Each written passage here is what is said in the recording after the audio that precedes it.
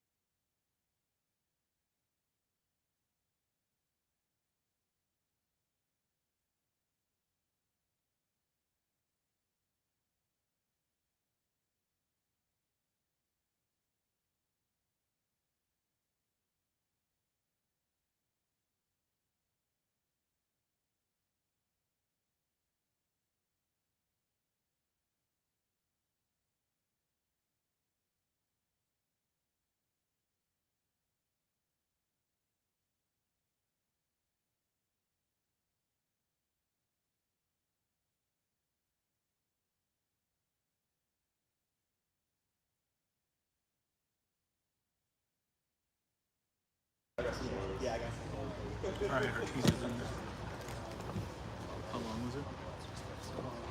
Oh, you sent it already? Yes. Okay, next time I'll do that.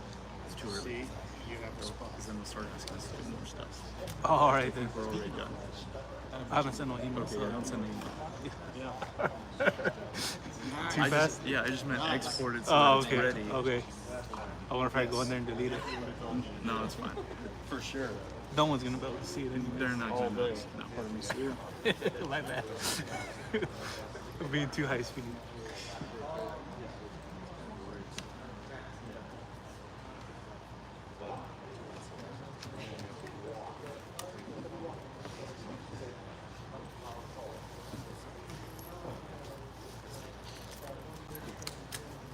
Main thing. As long as you got a good shot. How long is it?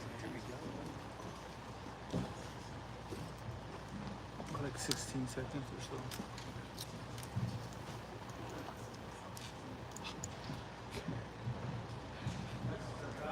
Yeah, 16 seconds. Hello everyone.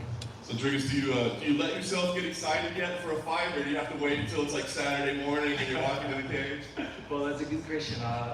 When we arrived on the airport, I think as we walked in, I was like, oh, here we go again. This is awesome. I looked at my teammate traveling with me, and I just said, no, I'm not getting excited. I'll give it to like Tuesday, around Tuesday. If we're still fighting on Tuesday, we're most probably going to have ourselves a fight. But it's really hard to get that excited and knowing what happened in the last few times. Yeah. Talk to me about, I guess, April, the last time. I mean, just how frustrating was that whole experience for you? And I mean, I don't know. Is it just, do you just deal with it, or is it really hard in your career to think you kind of been stalled a little bit? Yeah, I mean, but I'm fighting number 12 in the world right now, so we're good. I mean, my first fight was Chris Curtis, who wasn't really ranked, but that wasn't a big fight. He's taken out some very, very good opponents, and then getting Anthony Hernandez, who's ranked quite a bit further back. But I mean, it was only my third fight, so I was happy to go out there, put on an amazing performance, and then getting my big shot. And then, of course, the Calvin Gastelum opportunity coming in. And I mean, I felt ready to fight the number one in the world for April 9th. I was ready to fight anyway. That opportunity came, and I was immediately ready for it.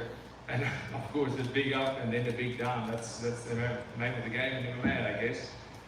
But I mean, it was frustrating in the sense that I was so ready to go out and perform. It wasn't the fact that I would have been number 8, which was obviously a great jump for me. It was the fact that I felt so ready to go out and perform, and I was in great shape. All the hard work already started cutting weight. I mean, if you get your fight cancelled 4 weeks or 3 weeks or 2 weeks out, that's one thing, but one fight week, it stings a little. But I mean, I had my 2 days of sulking and I had to get over it. Went to Sanford, spent 4 or 5 weeks there. Got some amazing training in, so good to be back there. Went back home with my team in South Africa, and we started camping for this fight. So, I mean, everything will work out the way it should, like it always does, and the stars align once again, and here I am, International Fight Week. Yes, we've been delayed a little, but I mean, with COVID, all that being done now, hopefully no more delays will come, and this is going to be massive. This is the biggest fight of the year. Once again, I'm fighting on, and I can't be more excited. What are your thoughts on Brad as an opponent? You're a guy that's obviously been around for a long time. He's been in the rankings for a long time. What do you think about him as an opponent?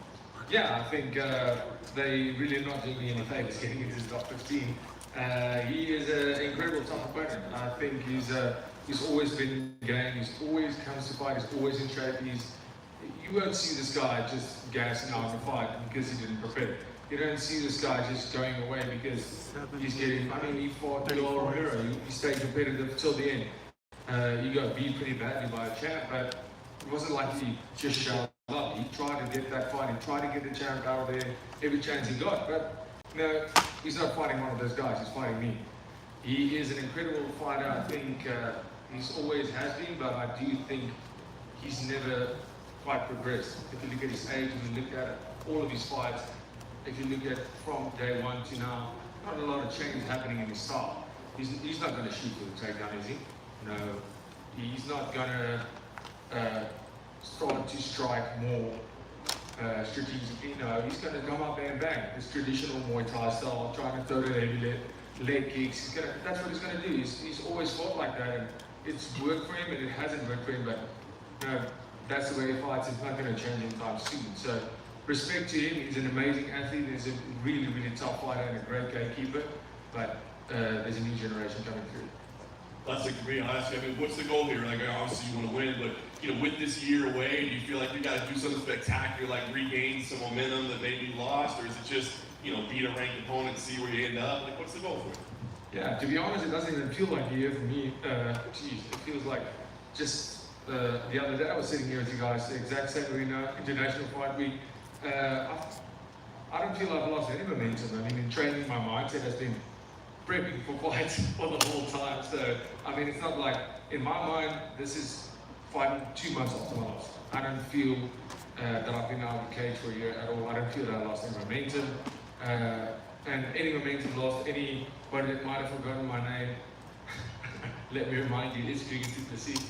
And everybody will be reminded again on Saturday night. Jericho's back here. All the way back here. Oh, That's okay. about it. The one good thing about being out for a year is it gives you a lot of time to evolve and improve in a lot of ways. So how do you feel like you have evolved the most over this last year while you're waiting to get back in the octagon?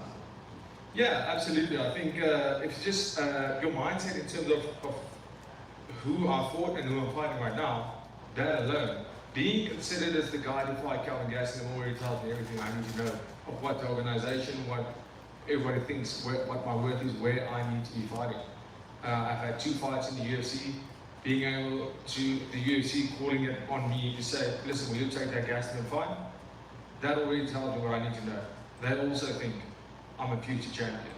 And that mental battle, the mental battles I had to go through, by fights getting cancelled, getting surgery, injuries, 3 opponents cancelled, all that, can only make me strong.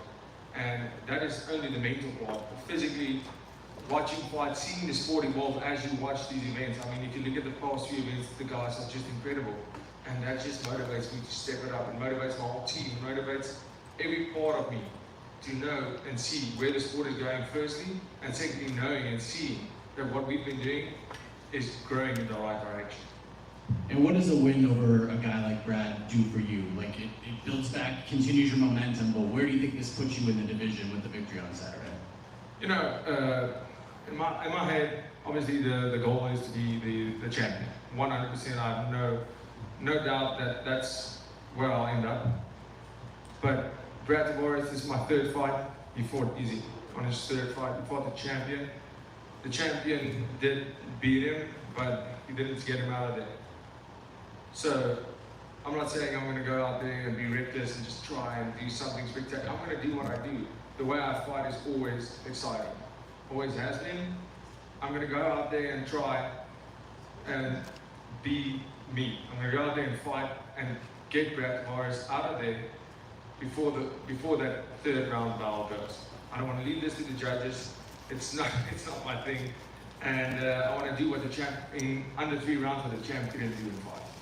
And then last thing for me, your goal is to get to the title, and the main event of this card is for the title in your division, Assani versus Jericho. Curious to get your thoughts on the fight and who you think will come out of that one with the belt. Yeah, absolutely. Amazing fight. Both guys are incredible in their own way. Jericho going from heavyweight, a big heavyweight, to light heavy, 185. Incredible shape. He's just a beast of a man. He is really, it's inspiring, his story, the way the things he's done, and working his way up, especially if you look at his age, working his way up against all these youngsters, all these guys that are young and hungry, and he just keeps that hunger inside of him. It's amazing. And then of course the champion, there's no denying how great he is. I think it's an amazing matchup. I honestly just see Izzy being too slick, being too quick, and Cannonier is a great striker. He hits hard, and listen, anything can happen. If he catches you, you're in big trouble. But I don't believe he has a wrestling to neutralize the stand-up of the champ. And I think the champ is going to be too long, too slick, and just too calculated. Hey, Jericho's over here. Just to piggyback off that question, Israel is about a 4-1 betting favorite going into this fight. Do you think the odds are a bit off there? Because Jared obviously has some serious knockout power. anytime in MMA, when the odds are 4-1, there's something wrong there. Okay. And you trained with Shavkat Rakhmonov. He had a really big win last week over Neil Magny. What did you make of his performance? Just how dominant he was. Wow, I mean, the guy is unbeaten and an incredible fighter. He's, going and finishing Neil Magny, that doesn't happen every day. He is an incredible wrestler. He's an incredible grinder, and he just sinks that guillotine in. It wasn't that his opponent was tired or shooting desperately. He just took that guillotine. He didn't wait for it. Definitely somebody to watch. And speaking of someone to watch, what's been the support from the South African fans going into this fight? It's one thing to fight on a UFC card, but to be on an international fight with the spotlight's even bigger, how much does that sort of, give you a nice boost going into this fight? Absolutely. I mean, after the 2 fights, it just grows and grows and grows. And South Africa couldn't be more excited. It feels on the same way that we're fighting.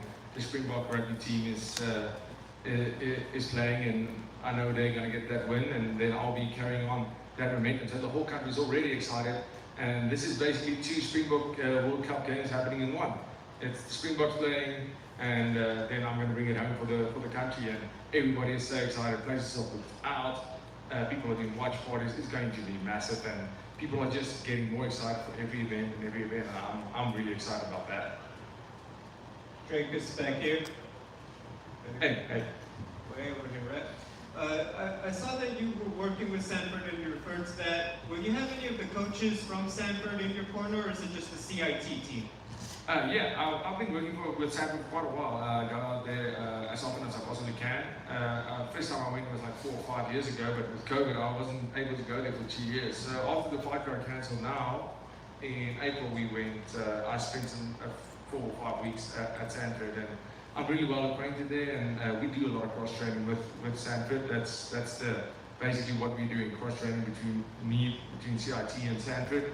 But my team that got me ready that I camp with is CIT, and will be in my corner. Following you on social media, how many times did you go back and forth from the States to South Africa and back in this camp? Oh, luckily I just, after the fight I stayed for a couple of weeks, like I said, and then went back to South Africa, camped there, and now we're back here. So it's basically, I just went back, did my camp, flew back in. And then my final question, referred to it, we have an African-born champion in Assani headlining the card. You've talked about it, your own hopes to see UFC Africa and being a part of it. I mean, does it feel more motivating when you see, the impact of Ngannou and Usman and being on the undercard now, one of those champions?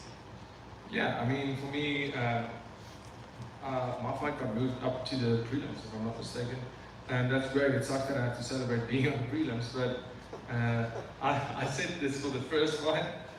My first fight was on the main card, but it was a much smaller card. Second fight, prelims, great. Conor McGregor, Poirier 3. And here I come, massive fight card, early prelims, enjoy that. And I was like, well, if I get a non-knockout, will they put me on for a pre-prelim fight? But, well, moved up to the prelims, and I guess if they want to keep me there, go for it. I mean, I'm getting the exposure I need. Fighting on the big cards is what I want, and I'm just going to keep on performing. And at the end of the day, that performance is going to get me to the main card. And I mean, I don't know what else I can do, but I'll just keep on performing. That's my job: to get in there, fight, get a performance, and perform the way I know I can, and like I have been doing. Motivating me, they don't motivate me. I motivate me. Fighting for my country, fighting for myself. Coming from South Africa, that motivates me. Seeing that African-born champions is a thing in the UFC motivates me 100%. But I'm self-motivated. I'm motivated by carrying my country's flag, knowing that I live in that country, knowing that that is the country I represent. 100% I am part of that country every single day of my life. And I'm coming over here and I'm representing them, carrying that flag, and it's an absolutely massive honor. It's a big responsibility, and with that responsibility is just so big that it makes me feel big. It makes me understand the magnitude of the situation and how important it is for me to perform. And I love that because that makes me perform.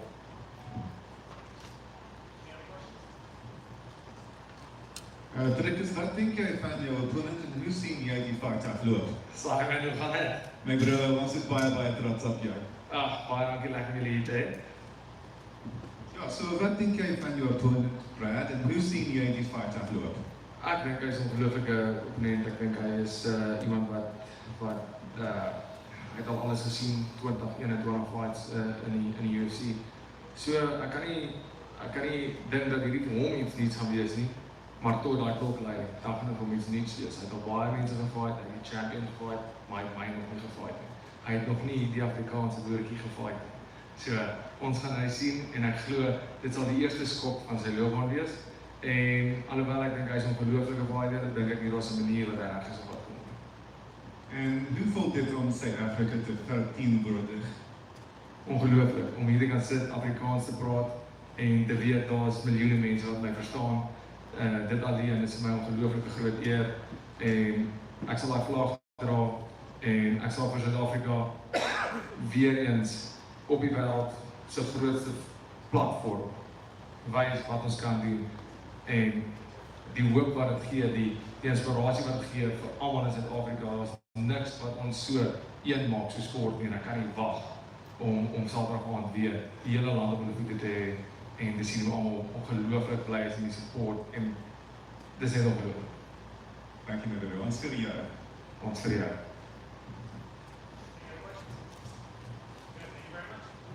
Thank you guys.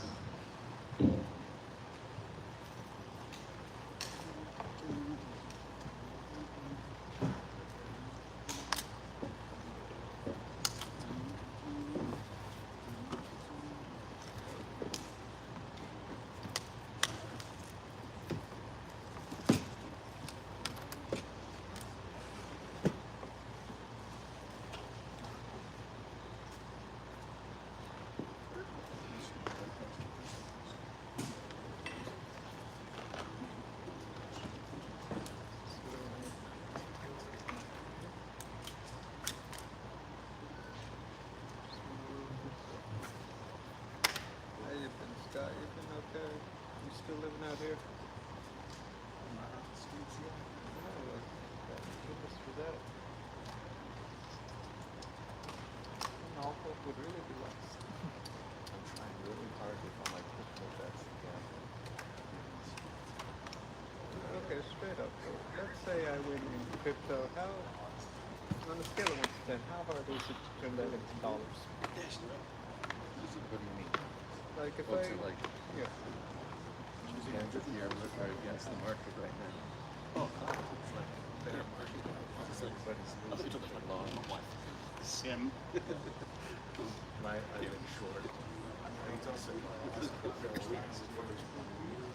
That's been doing short trades.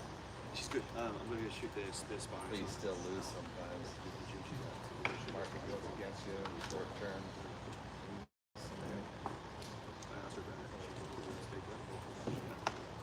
You gotta have the stomach for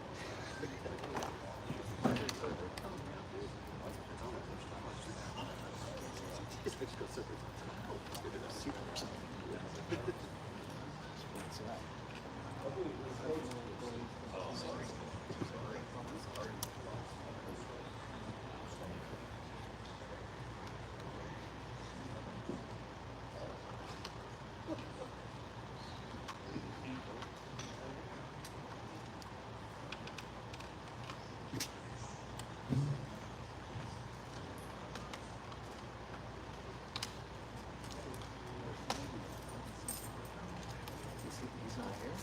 No. I'm surprised he didn't show up.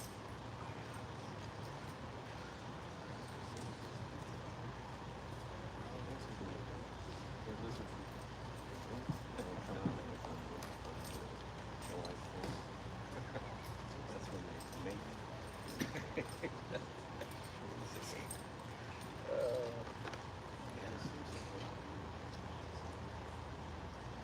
changes, doesn't it? COVID probably locked down.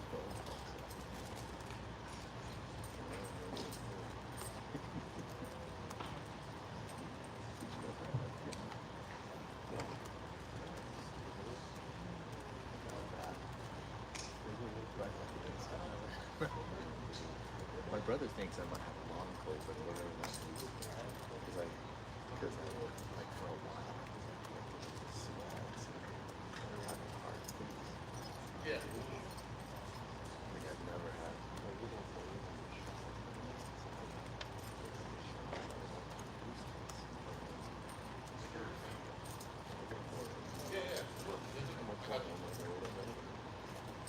I'll say, well, maybe in 30 years.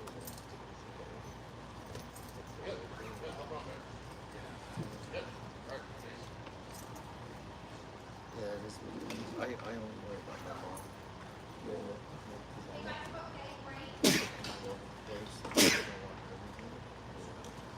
Thank you.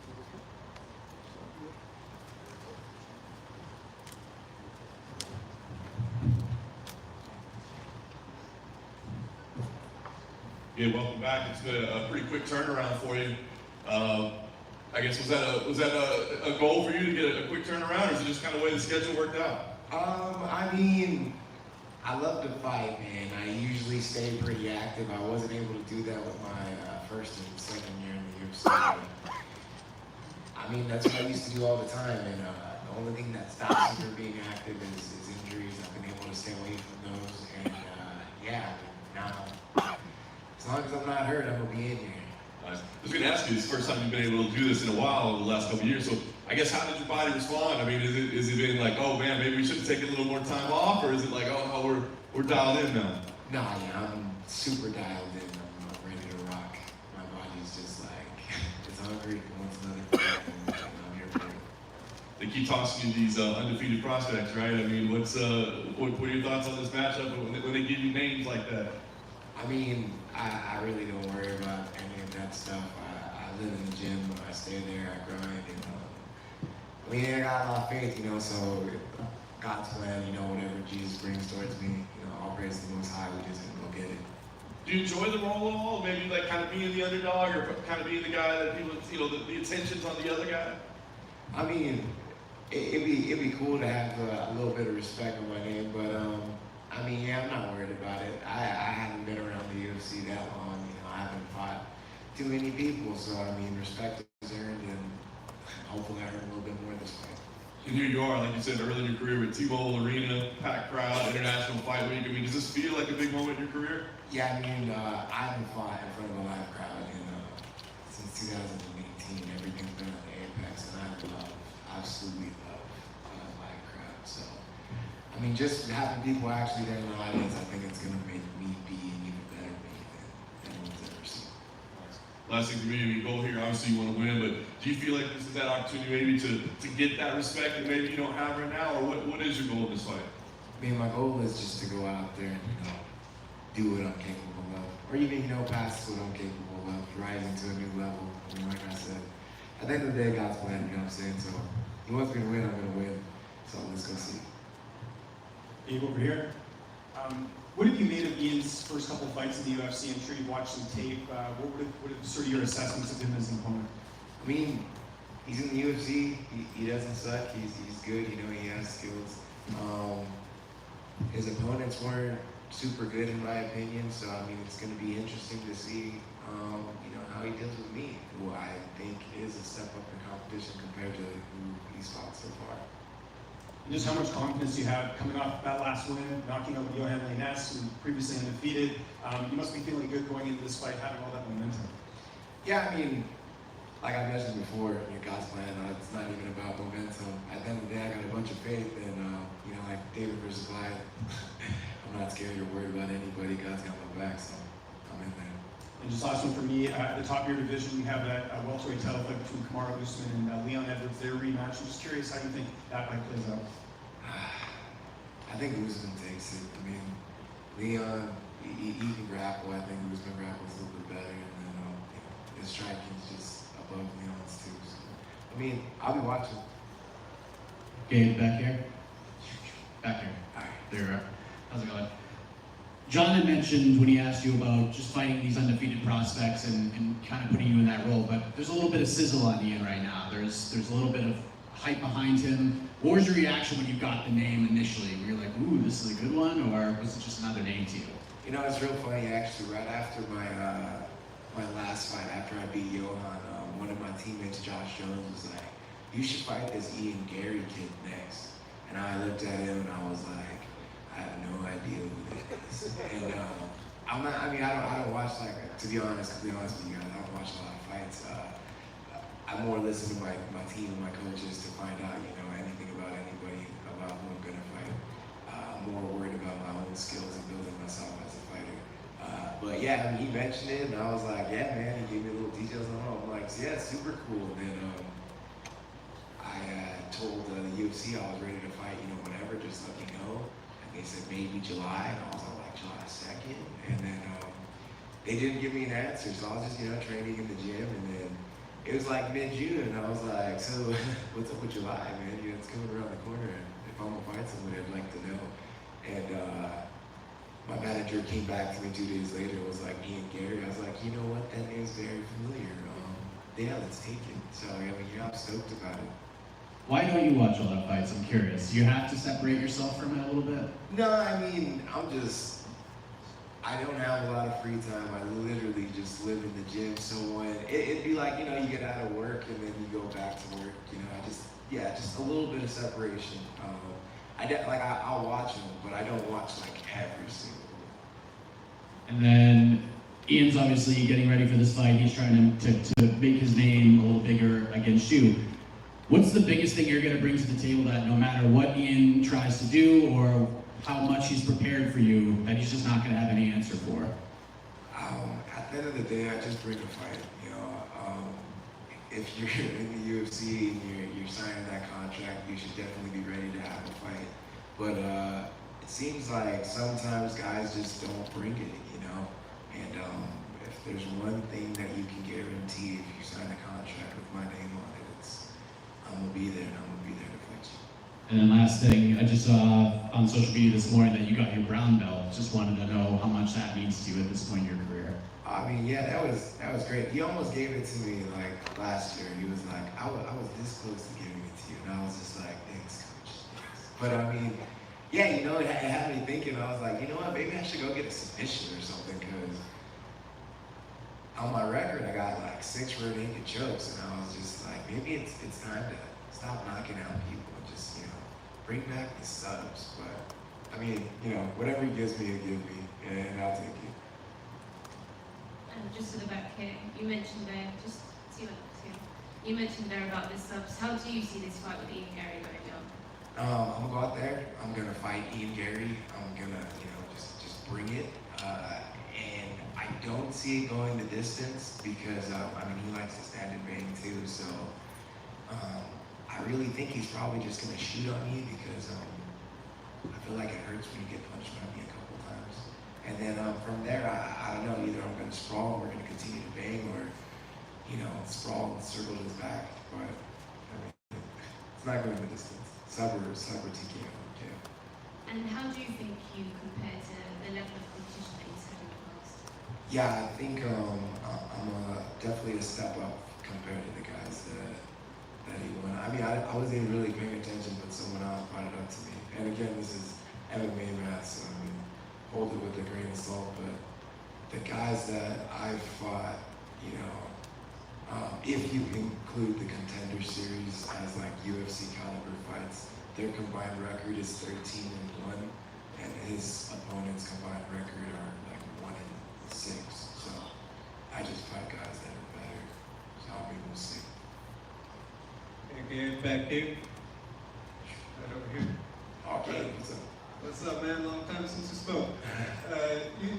You talked about it. You feel like Ian is not as good as he thinks he is. Is it safe to say that you think that he's kind of buying into his own hype a little bit since he's been in the UFC?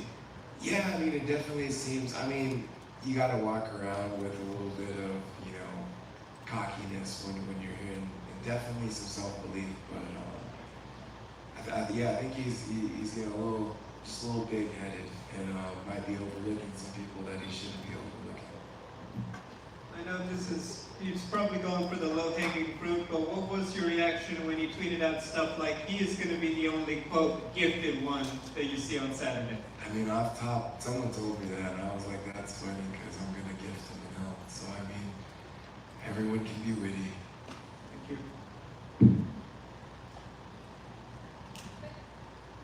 Thank you, guys.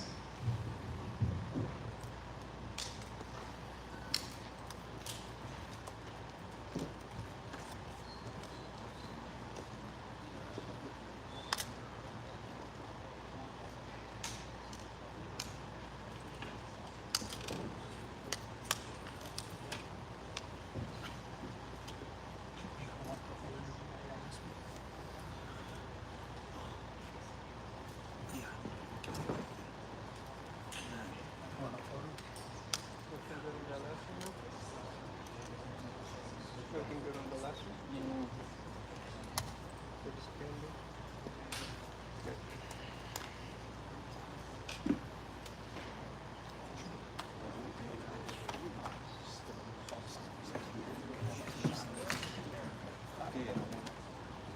I mean, I need to go see what's going on here. Well, I mean, when you're not looking in there, you're standing right here. I'm shooting right between you two. Okay. So when you kind of, you're not in my shot if you're looking through there, but when you stand away from there, you're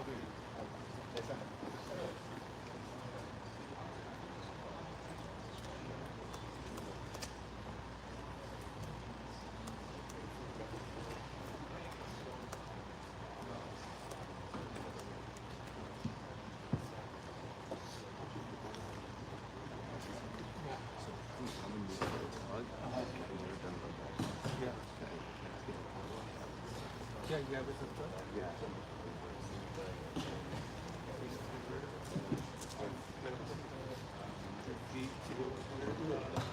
What channel is that?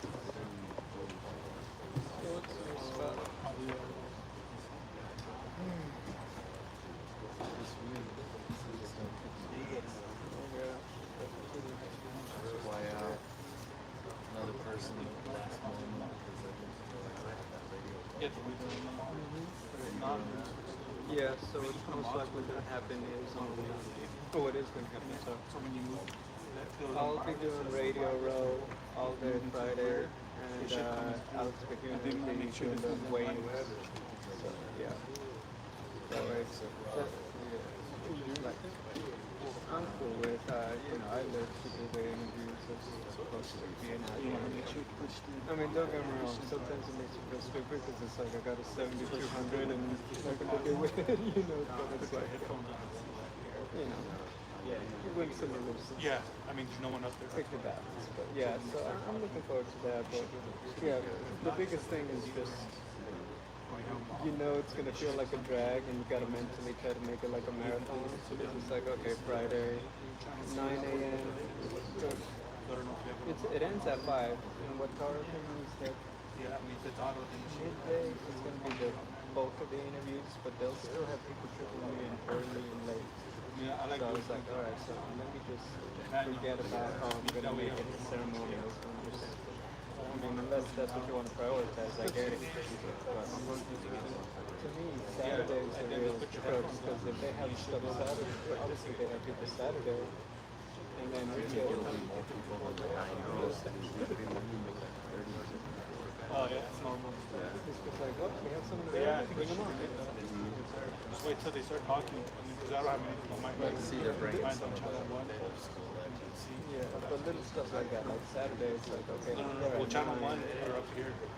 Channel 1 is usually your shop. Like, mentally, I'm preparing for, like, I'm not even going to go home. I'm just going to go straight from convention center to You have everything. 10 hours. And 11 hours. Get here at 2. Or sorry, get there at 2, get out at 12. Because usually we have on ours, channel 2, Everyone gets slept. there's a shotgun mic. Okay, just 14-hour day, let's go. Eat, hydrate, eye drops, that's all I could do. I think it should be good. Yeah, I'm flying Jim in today.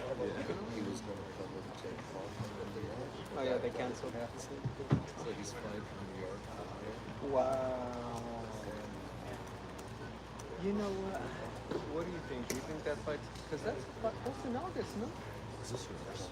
No. I want to say Jake Paul was supposed to fight him in August, and they're just doing like a big conference, big camp. And I was like, See if you can move it upwards a little bit so I can get out. I don't know.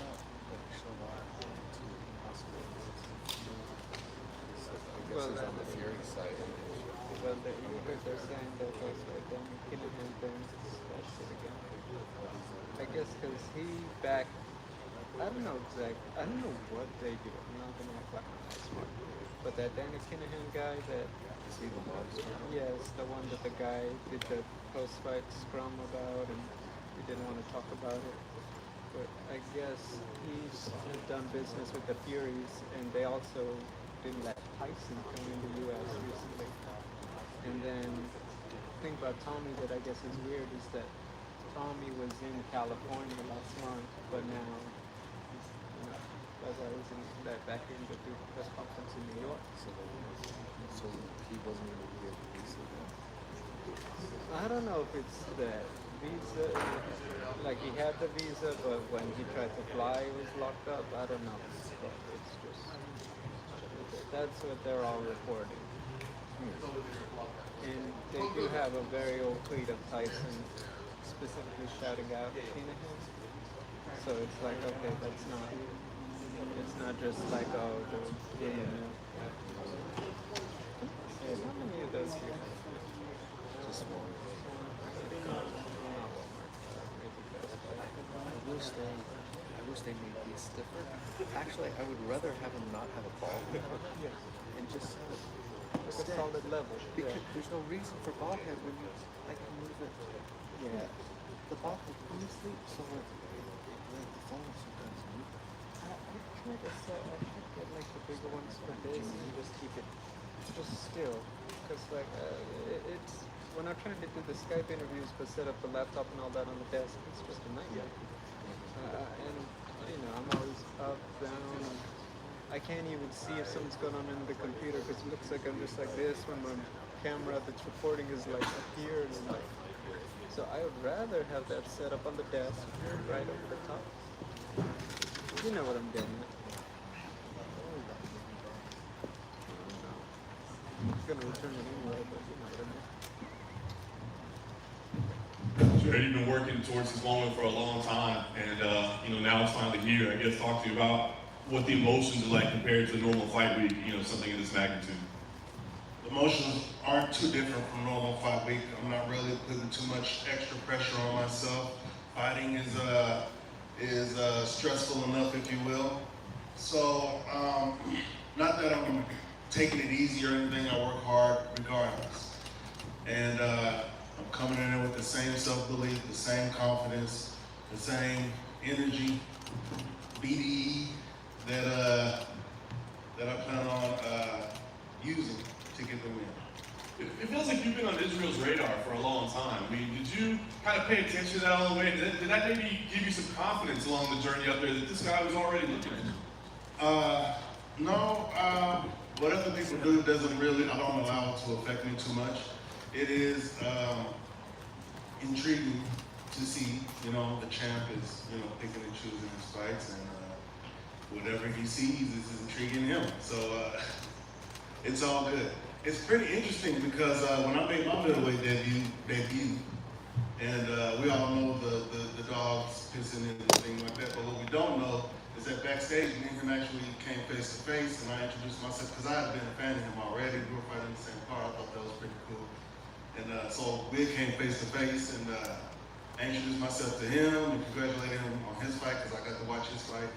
And it was kind of interesting, you know what I'm saying? Because he was respectful, you know what I'm saying? But it felt like he was kind of sizing me up at the same time. And he even said that, yeah, we'll see each other. And I was like, oh, well, shit, if we do, I plan on let's have a good ass fight. And he said, oh yeah, he pretty much reaffirmed or, reasserted that the fact that we'll fight again. So it was pretty interesting that here we are now. We even took a picture with Mike, the post-fight ops guy, so we might be able to find that somewhere out there. So, this thing has been brewing for quite a long time, way before the videos that we've seen out there and all that stuff. So, it is what it is. I'm happy to be in this position. I'm happy to have the challenge that Israel is going to bring. I expect it's going to bring a different level out of me. And I plan on bringing a different level, anyway. So I'm excited, but I'm more prepared than excited. That initial meeting, were you sizing him up too? No. I was just giving my energy. You know what I'm saying? Giving him the energy that reciprocating the energy. From watching his fights, I learned a lot. I get entertainment, so it's reciprocating. You know how fans do. But I wasn't like fanning out or anything. But you know, it is what it is. I think a lot of people feel to beat Israel, it's got to be a dogfight, right? You can't necessarily try to go out technique him in there. Do you feel that way? Does it have to be a dogfight, you know, a dirty fight for you to get the win here?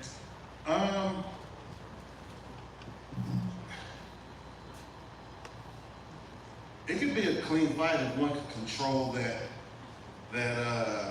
torrential ocean of techniques that he's throwing at you.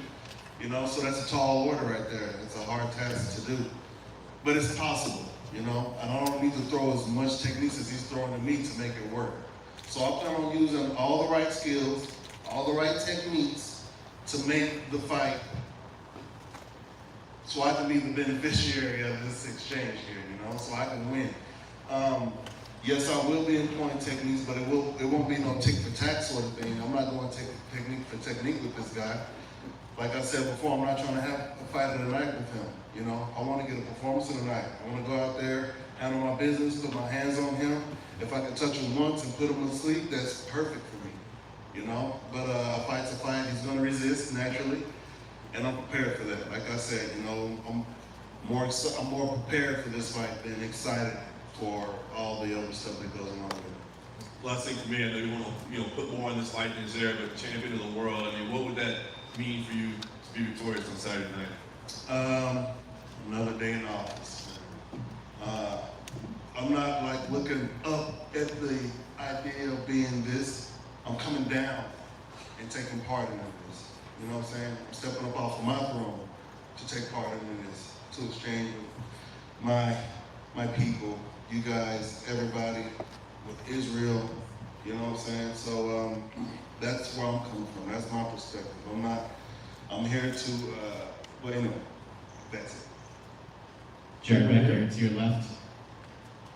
Jared back here, sorry. Back here. How you doing, sir?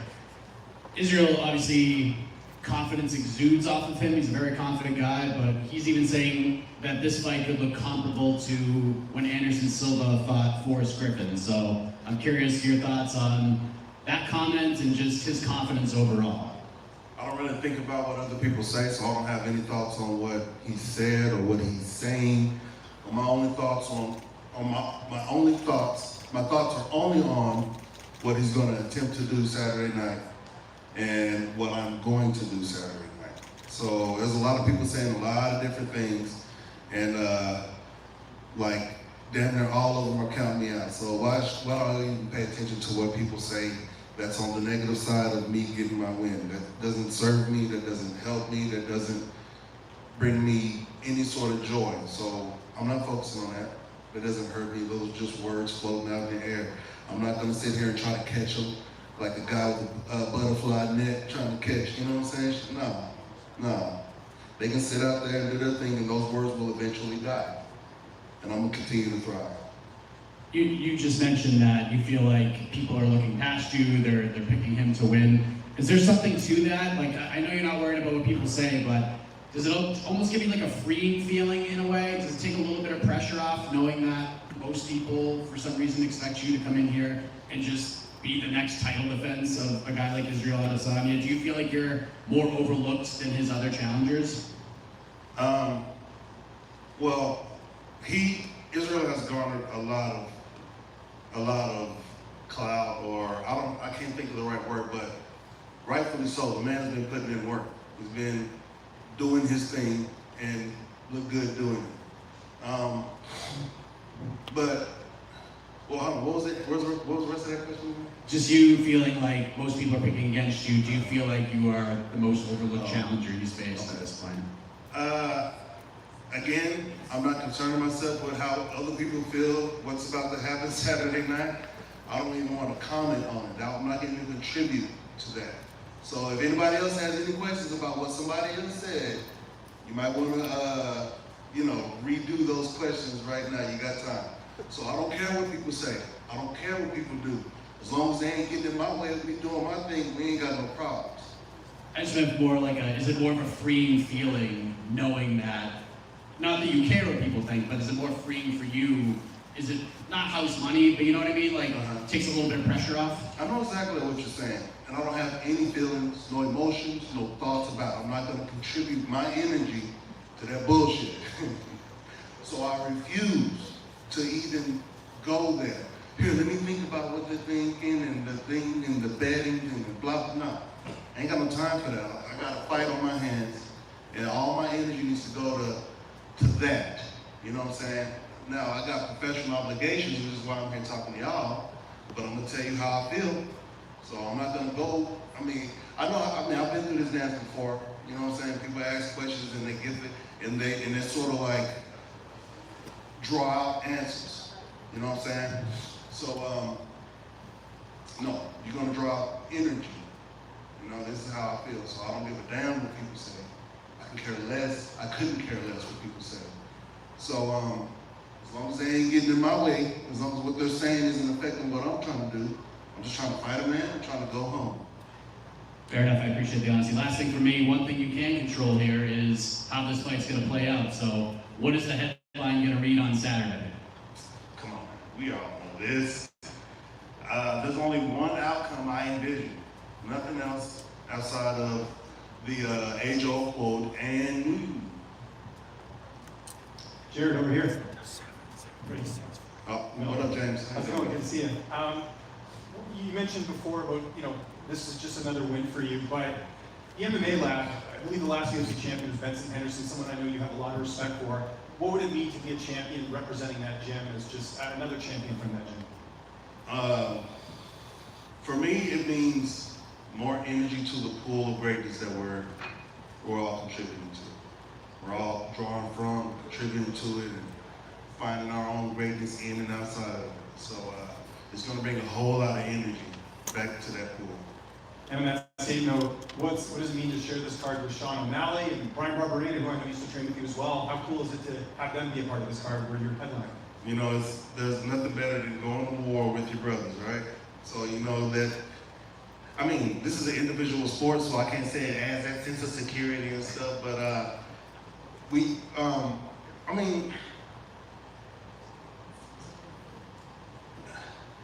it's pretty superficial at this point because I don't train with Suge, right?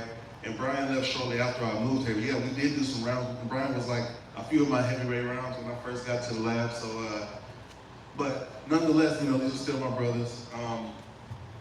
But again, my focus is me fighting. They can't get in there and help me fight. They're not even fighting like me or fighting somebody like my opponent, so I can't really pull anything from them. Only I can really pull from it is the martial arts aspect, and the entertainment aspect. And this last one for me, I know you got to work a bit with Trayshawn on board this camp. I know he came out and trained with you guys for a bit. What did that add to this camp, getting to work with him? It was good to have a very fresh look. And Trayshawn, of course, as we all know, is a part of the UFC roster now. He damn near won the Ultimate Fighter, and he's just a young kid, man, who's in here trying to learn as much as he can. He's a big dude. It's like, again, I feel like these guys are the same size as me, but I feel like I'm smaller than when I see these guys with all these fucking muscles and stuff like that. But it was good working with him. He was very encouraging, you know what I'm saying? Nothing but good energy from him. I'm very appreciative to have him contribute to this camp. Jared, just in the back here. Israel's only loss in the UFC was to Jan Rakovic. Obviously, that was a division up, but do you pay much attention to his performance in that fight? Well, yeah, who wouldn't, right? The man is undefeated and only has one loss on his record. That was kind of contradictory. But we all know the situation. Well, absolutely, yes, I did watch that. That among these other fights, stuff to be taken from each and every one of those fights. I'm not gonna sit here and say he can be wrestled. You know, John proved it. You know, I don't need John to tell me that this man can be wrestled. He's a man, and wrestling is attuned to wrestling other men. So yeah, he can be wrestled. He can be punched too. He can be kicked. He can be, you know, he can get it. Does that help you with your strategy going into this fight this Saturday? You know, to a certain degree, we all watch film and study and try to get as much as we can out of it. But it's nothing I'm gonna lean on big time to go in there and be like, yes, I saw this in the video, so this has to happen in the fight. I'm approaching this fight like I approach everything else. I'm not gonna adopt somebody else's technique for the first time ever and then try to do it in the world championship fight. That's not what we do as martial artists. We hone the skills that we already have. We are always trying to ingrain more, incorporate more. But as far as the sport of mixed martial arts, you know, we have camps and we focus in on what we're gonna do. And we've done that with great success this time. Right? I know it's gonna be enough. And of course you've fought at, bigger weight classes before. Do you think that translates at all in terms of your strength advantage, perhaps, in this fight? It could possibly, but there's smaller guys in my gym who are hard to wrestle, hard to punch, hard to kick, like flyweight guys, these guys are hard to get a hold of, and these guys are, and I'm not trying to like knock them out, so there is some sort of a little bit of a pull there, if you will, but I train with high intensity, I can train with high intensity, yet have a low impact, so there's no pussyfoot in there, even though I'm not trying to incapacitate my training partner. So, Jared, ready?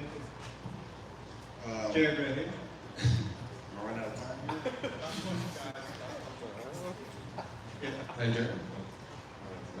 Hey there, how's it going? Just two very quick one, whatever we got time for. After the second Winter Card Assani fight, there's a bit of a sentiment from some people that the division is starting to figure out Izzy. There's so much case study. I'm sure you're very confident in your game plan, but how much do you believe at all that the entire division is going to start narrowing this gap on Israel Adesanya? I don't know. I'm not concerned myself with everybody else. And then second one, the last time I think we heard people talk about the knockout threat against Izzy was Paulo Costa. Obviously, that turned out to be a very one-sided fight. What do you think when you kind of study that was the fatal flaw that cost him in that fight? I don't know. Did you say he drank some wine the night before or something like that? I don't know. Dead sober, please. Huh? Gonna be dead sober then? Yeah, as sober as I can be. I'm definitely not drinking wine. Thank you for your time today.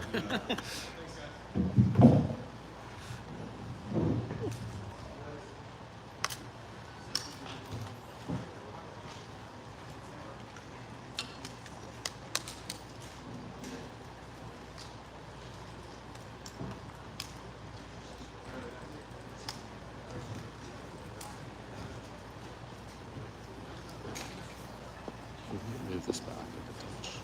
Yeah. Just maybe pull the track a little closer. We can start with higher.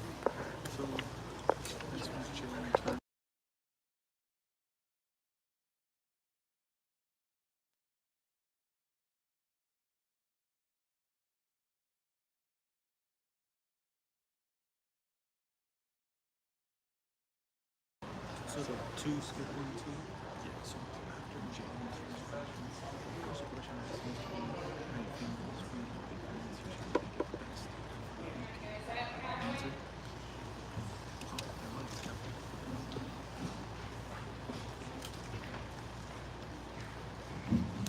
Welcome to Groundhog Day, everybody. I was gonna say, what a weird couple of weeks, months. I mean, it's been a crazy stretch for you, man. What's this whole experience been like for you? You know, the night before a fight is the absolute worst. You don't get any sleep, so all this was doing is just practice, just going through the motions, getting ready, but then not, and getting ready, but then not. And then it's funny, after the joke thing 2 weeks ago, Dana was like, nah, go. have a weekend, you know, go enjoy the full family.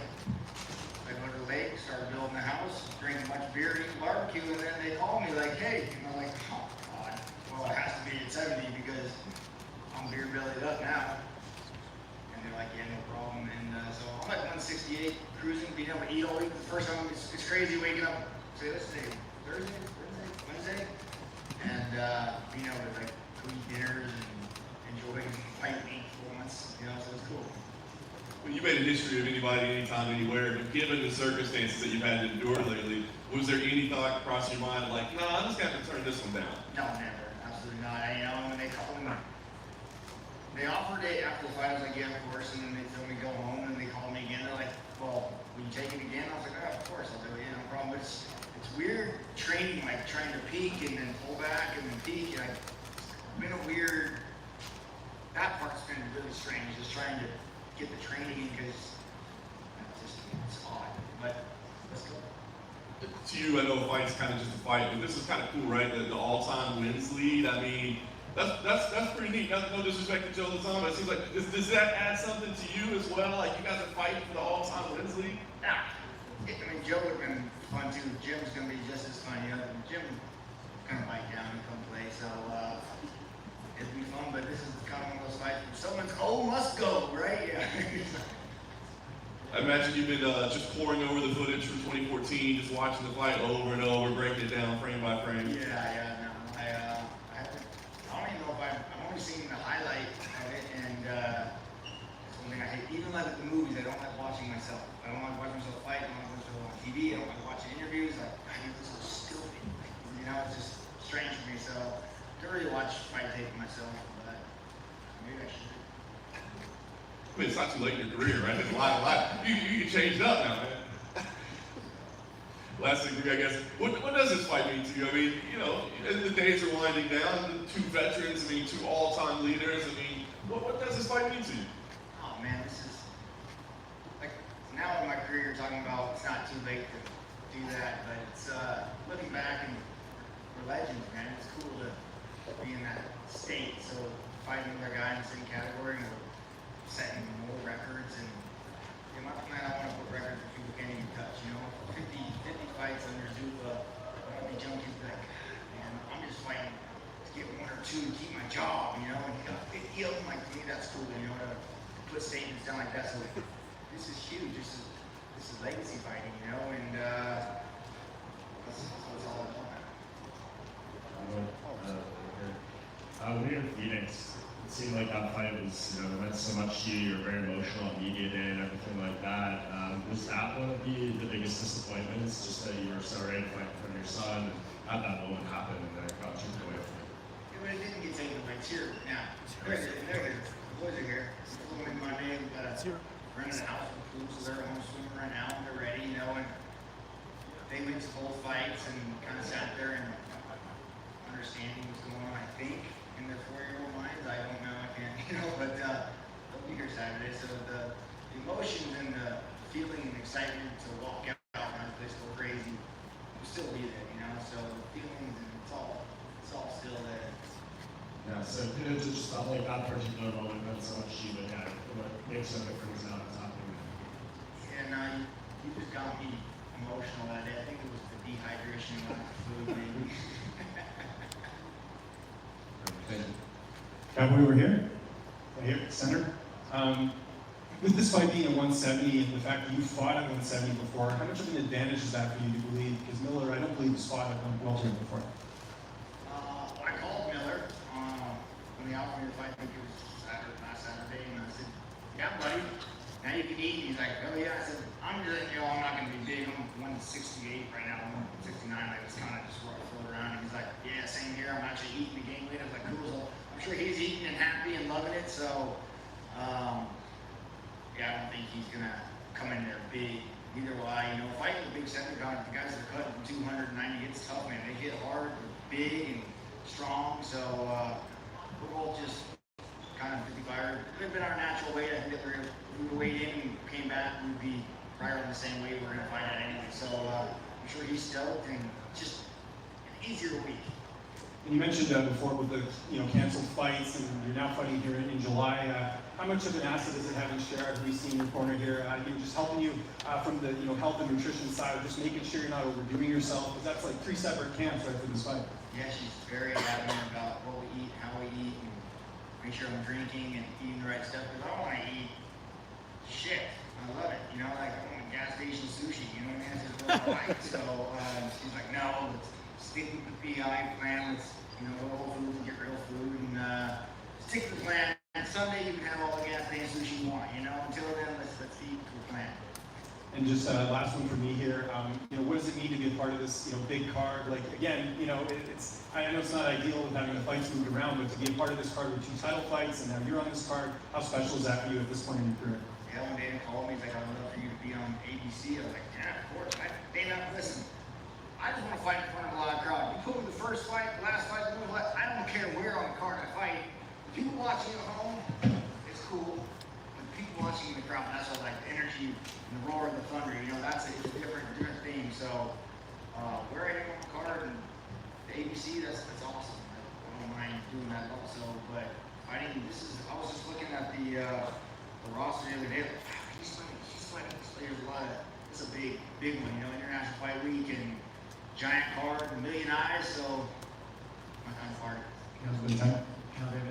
Is it funny that you're at the stage of your career now where you can text and call all of your opponents as soon as you get signed to fight them? Yeah, I mean, most of the guys I call in touch are cool anyways, so yeah, but I was like, what's up? He's like, have you ever let someone go to dance? I said, let's go, he said. So, but yes, it is cool to be friendly with everybody. So I enjoy it. I'd rather be on that relationship and go in there and do work. And the other way, I guess if I hate them, I can still just send them a little middle finger emojis every day to get out. Are you planning on, after the last couple of times, you're going to text him on fight day and be like, you are okay? Yeah, I do call me. Everything good? I'm good. You good? Cowboy back here. Thank you, sir. What have you made of Jim's recent run? 2 finishes in a row against a couple of up-and-comers. The guy's still doing the damn thing all these years later. What have you made of his resurgence, if you will? God, that would mean I had to watch fights, so I have no idea, to be honest. I apologize, Jim. I just have no idea. But good for him. I'm glad. It's awesome. I have so much shit going on in my life that following other people what they're doing, I don't focus on any of that. You want to hit that magic number of 5-0. That's the number, that's the one you keep mentioning. So I'm curious, if we get to that point and the phone rings after 49, and the UFC calls you and says, hey, this is number 50, you get to fight whoever you want. Who's that going to be? I thought you were going to ask me if they call me for 51, and I'm going to say, all right, I'll be there. Probably. Oh, I don't care. It doesn't matter. I never gave much for the opponent, but just whoever wants to have some fun, and hopefully it's a big New Year's card or another 4th of July card, a big 50, a nice blowout, a nice goodbye. And with the opponent, whoever wants to fight down and have some fun. Is that 5-0, is that like the last accomplishment that you have? Is that the last box essentially that you need to check, or is there something else you feel that you haven't done at this point, which is kind of weird to even ask or think about?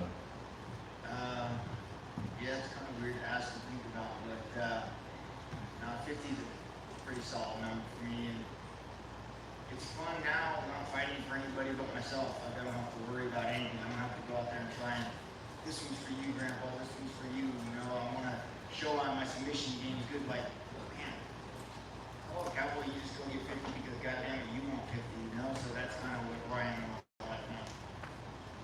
And Cowboy back here. Obviously, with all that rescheduling, I have to imagine, the after party, all of that other stuff, that's twice that you didn't get to follow them. Has it stayed the same through all the changes, and is it still the same for Saturday? For after party? Yeah. Oh, yeah.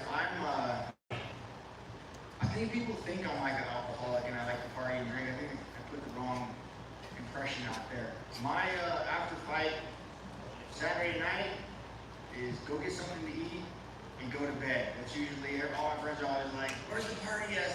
I don't know where you're going, but I'm going to bed. So, yeah, there's not really an after party. Sunday I'll drive home. Monday I'll go back to the lake and I'll be at the lake. So that's kind of my after party is the lake. And no, I went to the lake after last and nothing changed. So, but as far as going out and partying and chasing women, I got them all at home and I got 2 boys that want to go swimming. So we'll probably just go do that. When you first had your son, everything was, you talked about the new motivation and everything else. Is the motivation any different fighting knowing you have 2 kids as opposed to 1? I got 3 now, 1 on the way.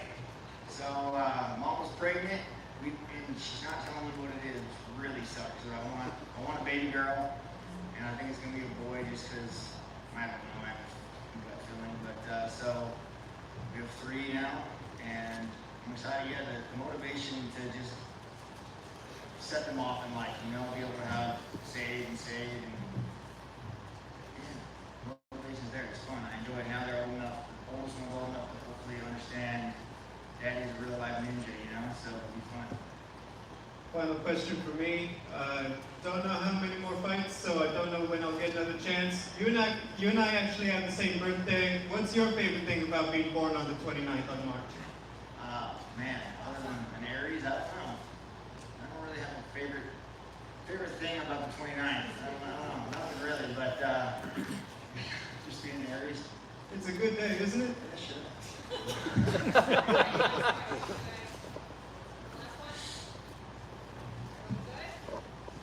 You got it. I know you. Thank you guys.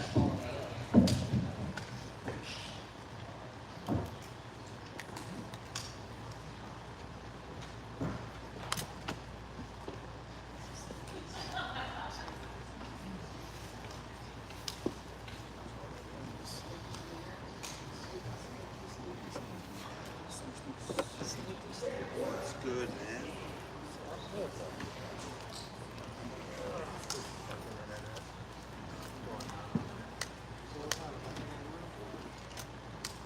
What's this?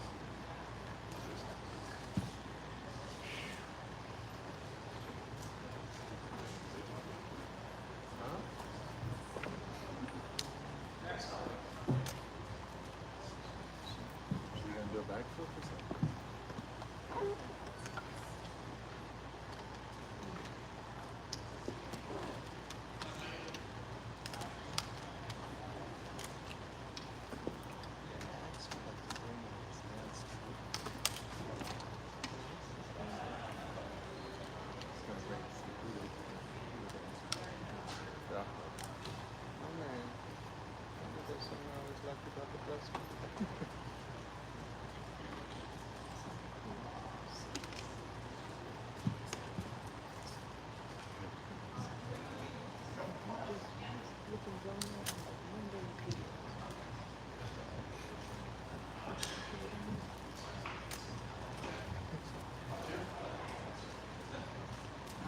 Morning, everybody. Jeff Nowitzki and Donna Marcolini. Together, we oversee the UFC's anti-doping program. And we're very excited today to recognize Max Holloway for achieving his 50-time perfect test history. July 1st, Friday, is the 7th year anniversary of this program. So I was doing the math on the way over here. Max has been under this program for over 2,500 consecutive days. Every one of those days, he's made conscious decisions to be compliant with the program. He's never missed one test, never not been where he's supposed to be tested. He's made conscious decisions of everything that goes into his body, everything that goes onto his body, medications, supplements, etc., and it's been perfect. You don't see that level of affirmation anywhere else in professional sports, I believe. Add to that the sport he's competing in, probably the most difficult sport physically and mentally on the planet. And then add to that he is as much of a leader and role model in clean sport as it gets. So we're very proud of Max achieving a 50-time perfect test sister jacket. He's got the embroidery here going. Max wanted Daddest Man on the pin. So that's cool, but thank you very much, buddy. Appreciate everything you did.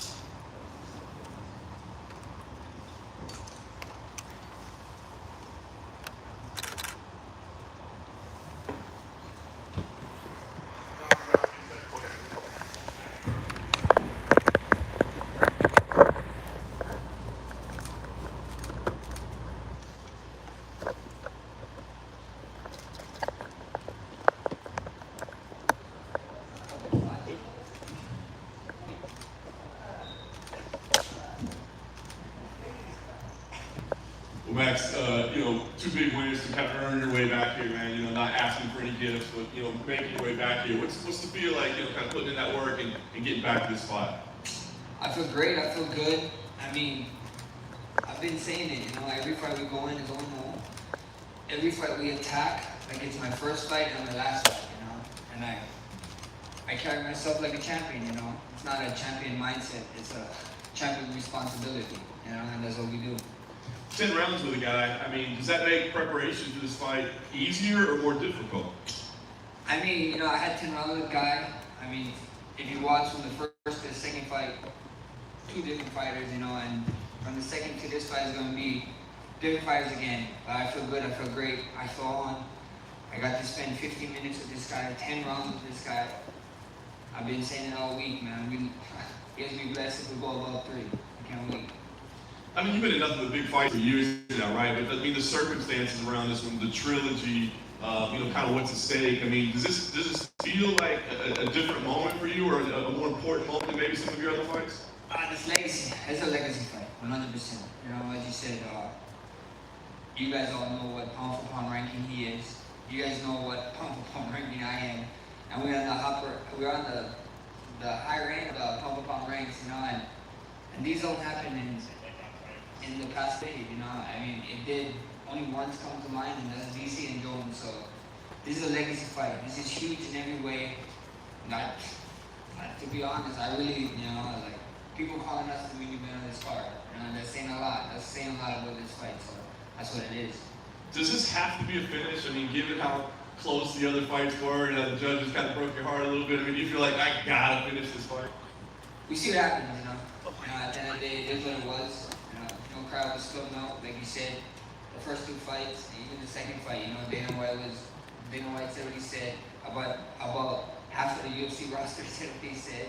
So at the end of the day, you know, I wasn't trying to add no fuel to the fire. You know, you let it go, you move on, and we did what we did, we're here now. Last thing for me, I know you got to focus on Saturday night and getting that win, but where does this rivalry go? I mean, do we go 4? Do we go 5? Like, what has to do to put an end to this? We see what happens, you know. First things first is getting the job done on Saturday. My name ain't Dana White, as you know. It ain't Sean Shelby, McMahon, Hunter Campbell. I don't meet with these guys on Tuesdays, so that's their job. You know, I'm no matchmaker. I'm a fighter. Whatever they want to do, we want to do. You know, there's a lot of history in the weight class above me that I have, you know, and I got a history with the guy who I consider stood the champ there. You know, I'm a short list for Connor, you know, and there's a bunch of dream matchups that fans want to see at 55 for me. So we see what happens. But first thing first, ask them for attention, and I can't wait to go out there and show what I'm one of the best to ever do this and to ever be in this game. Max, back here to your left. There's been a lot of talk about fire, like Khabib Nurmagomedov saying he thinks Volkanovski has more fire than you heading into that. What do you think he means by that? Because you seem pretty fired up right now, and you've certainly shown a lot of fire in your last 2 performances. I mean, what I think Khabib means, I think actually happy. He got a fan watching his cooking shows. That's probably the fire you're talking about, you know. So at the end of the day, I'm playing video games, so I guess you can't really see the fire. I mean, I scream when my guys and my teammates screw up, or when I screw up, and that's pretty fire to me. But Khabib actually probably sees literally fire on the grill that Alex is using to cook, so that's probably where it got from. Personally, I feel that your second fight with Alex is one of the most criminally underrated fights of all time. Just you know, what you were able to learn from the first fight, what he was able to learn from the first fight, and vice versa. I know you like to separate yourself from the sport a little bit, but have you gone back recently and watched that second fight? And if so, what stands out to you about it? Not recently, but I did watch it.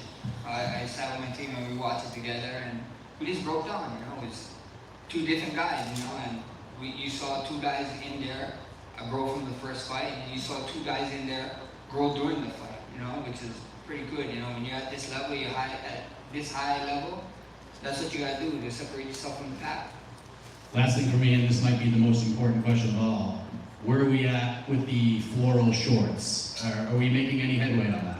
With the floor shorts, I checked in yesterday, I didn't have no floor shorts, but don't worry guys, I got all you guys, shopmaxhollywood.com. We have our own floor shorts that we drop. I better see all you guys in them. Max, just over here. And nice and high.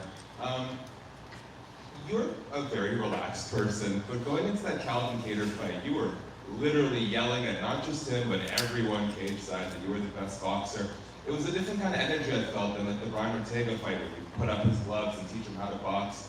How much emotion were you carrying into that fight from the second Volkanovski fight? None, zero. I mean, all that emotion was from that fight. You know, you're only as good as your last fight. A lot of people forgot about, like, you only get judged off your last fight. So, you know, it is what it is. Kidder is new blood. He was older than me. He's calling me a freshman. You know what I mean? He said, people were saying, told him that he was the best boxer in UFC. And there's level to this game, you know, and I wanted to show it, you know, and I went out there and I did. And I believe with the Kattar fight, I think so we had some fans. We had some fans in attendance, so that fired me up a little bit, you know. So you think I was screaming then, you know, wait Saturday night, and what it be. This is the 9th island. A bunch of Hawaiians it's gonna be a Hawaiian pro crowd in there. It's gonna be insane. I would be surprised if people stay after my fight for that main event because it's gonna be so pro Hawaiian, it's gonna be ridiculous. What's the biggest difference between the Holloway now versus the first or the second Volkanovski fight? I whoop both of their asses, you know, like plain and simple, you know, and you get better. You need to get better in this game. If you stay the same, you do the same stuff, then you're not gonna ruin anything you do, you know, even what you guys do, you know, so I'm way better, I feel great, I look great, I just can't wait to go out there and do it. Last thing, I'll let you go here.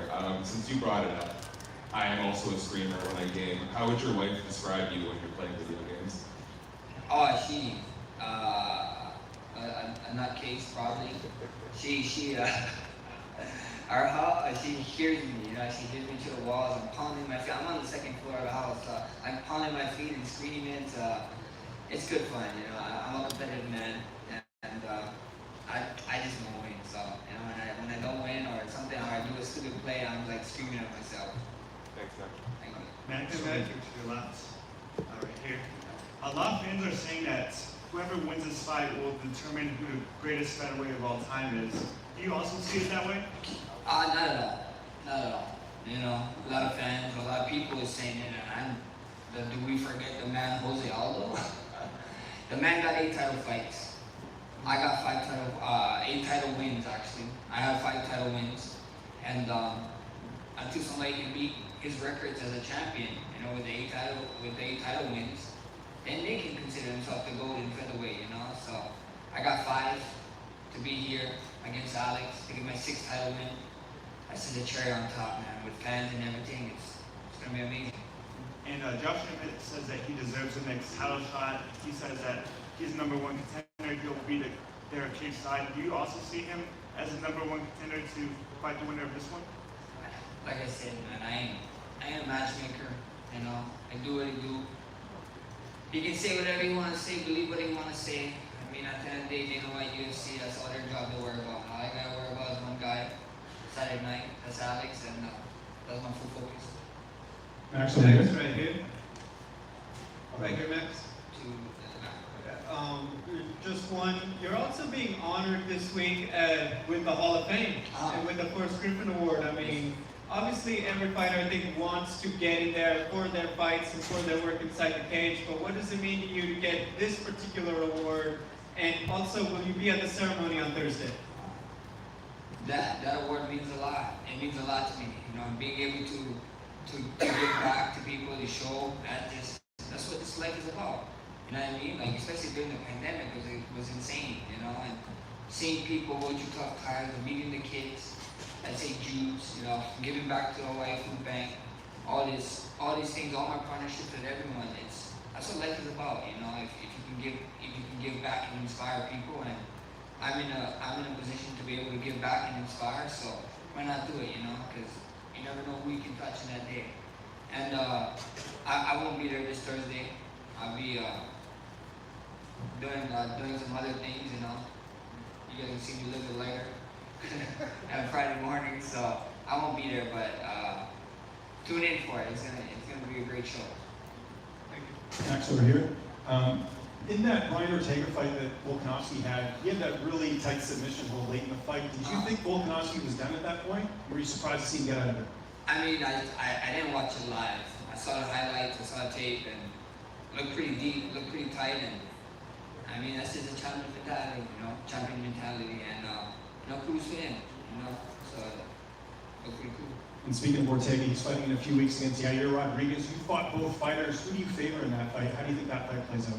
I will see what happens. Yair's a dog, man. A lot of people sleep on Yair, and he's really good. He's really good at mixing up and figuring things out. So, I mean, you look at my last fight with him.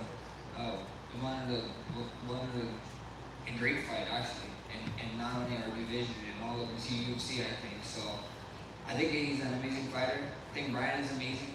I think it'd be an action-packed fight, and get a better man win. And someone you almost fought, Khabib Nurmagomedov, is going into the Hall of Fame. Where do you rank him on the greatest of all time in this from your perspective? Because obviously he never lost, and maybe didn't have the title defenses in some of the others. I mean, I don't know. You know, that's not my job to rank. And congrats to Khabib, being in the Hall of Fame. And I don't know the rankings. Like I have favorite fighters. And GSP and Anderson Silva is like 1 and 2. So they're like right there. So after that, I couldn't tell you. Max, just curious off the bat your comments about all those still being the GOAT. I guess maybe the contrarian could say he came into the UFC and was the title holder right away. You had to put together a 10-fight winning streak just to get an interim title fight, and you beat a lot of the guys who defended his title against. So do you not think that does more for your resume, even though the wins are there, but maybe not the title wins? I mean, it's cool. I got the wins, but the title defenses, that is the actual record. I mean, he got 8 title wins, I got 5. Yeah, like I said, we're not that far behind him, so hopefully I can catch him. We see what happens, but he's the goal, bro. You can't take it away. Just because he got gifted it because he came from another event that UFC brought out, and he was a champion. It wasn't like a gift. Like, hey, bro, you're a champion. I'm pretty sure if they told him, hey, you gotta fight for the belt, he'd be like, I'll fight for the belt. That's just the kind of guy Aldo is. He's a stand-up guy, hard worker, hard fighter, and the goal. And just your thoughts on receiving that USADA jacket and kind of what the importance of representing yourself as a clean athlete is. I mean, it means a lot. It means a lot. It means a lot getting the 50. I want to get the 100 times.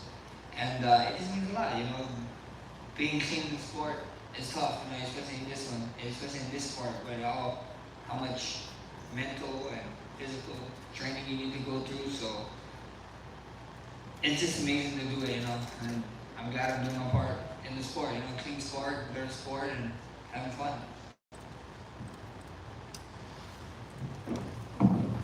Thank you guys.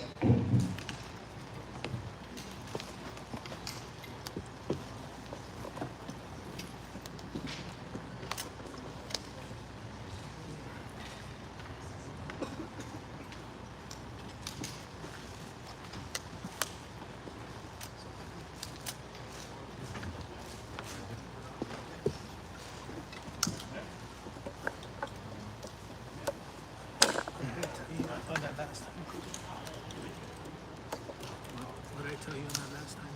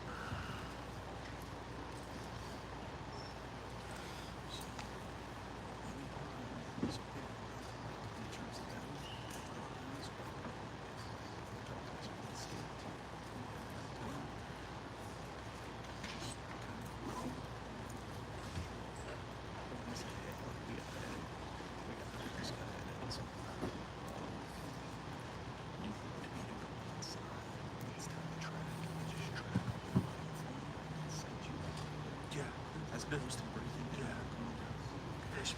Yeah, I've done it a couple of times. And you can just email it to my work. Yeah. I'll do that. And then again, once you have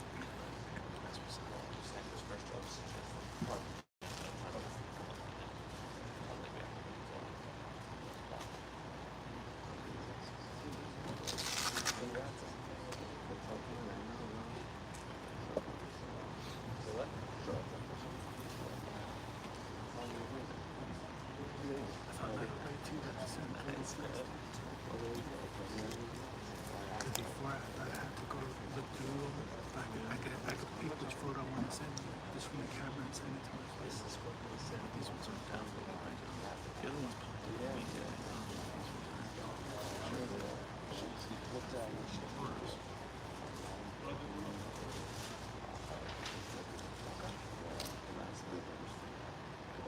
So I'm seeing around a lot more like probably working on this bit. Yeah, so you know what's his name? Cool. So it's good.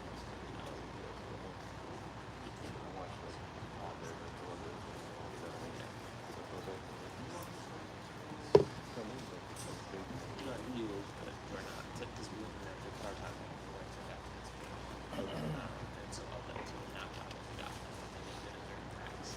I rolled them off of Max. I rolled them up a bit of a couple guys who didn't computer stuff. I don't know about I rolled them up.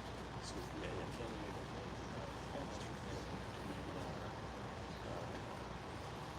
Let's see these pictures fail to send. Are we sending them? How do we send them?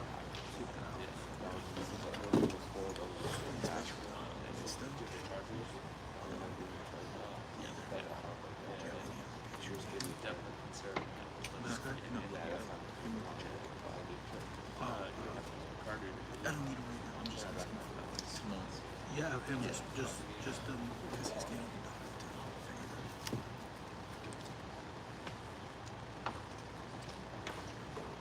What's that one? Let's go. I'll use it for a while.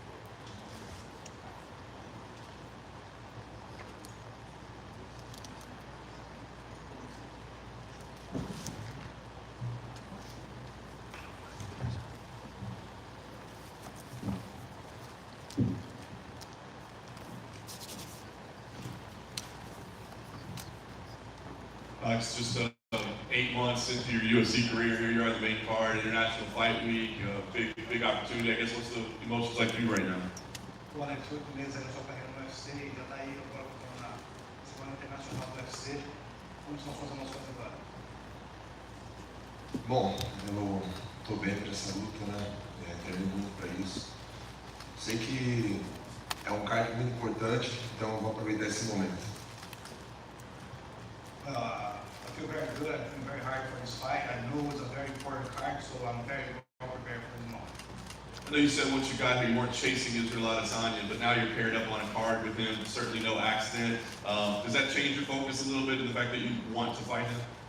Bom, a gente sabe que você falou que não estava focado no desenho, mas agora você poderia estar no card junto com ele. Isso aí influencia alguma coisa em você? Não, para mim não muda nada. Eu tinha outra data, né?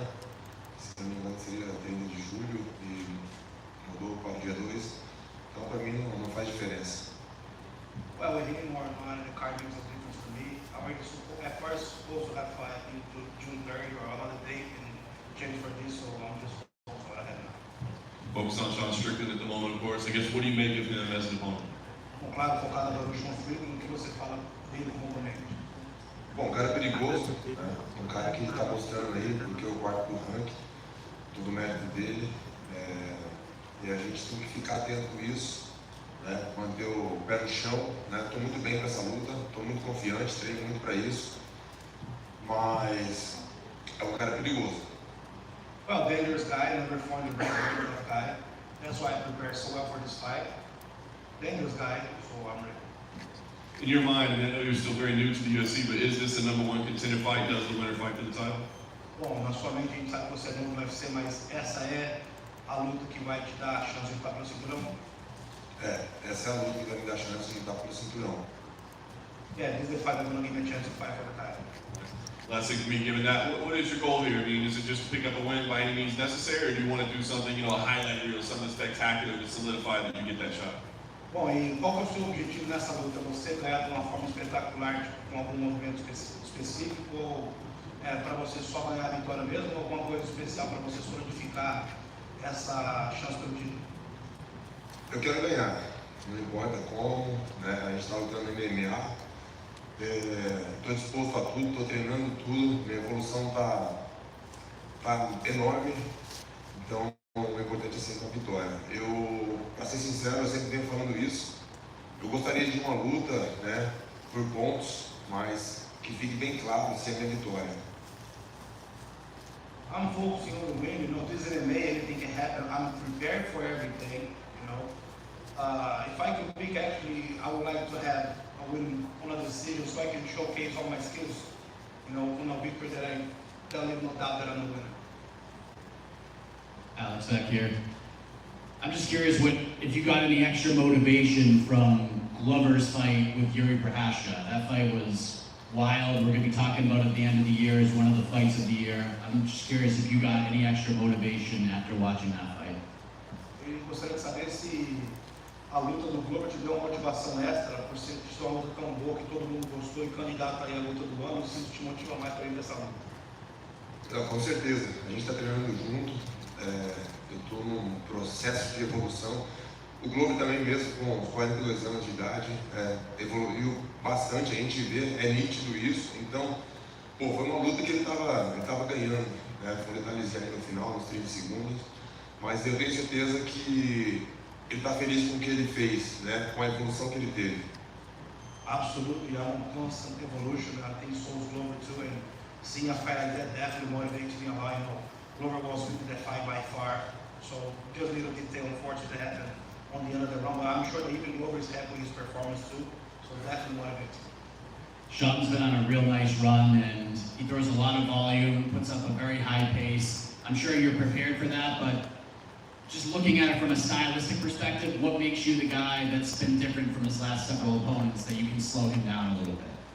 Bom, o Sean está vindo em uma sequência de vitória muito boa, entendeu? Ele é um cara que bota muito ritmo na luta, põe muito volume nas suas combinações e em tudo. O que faz você acreditar que você é o cara para parar essa sequência de vitórias?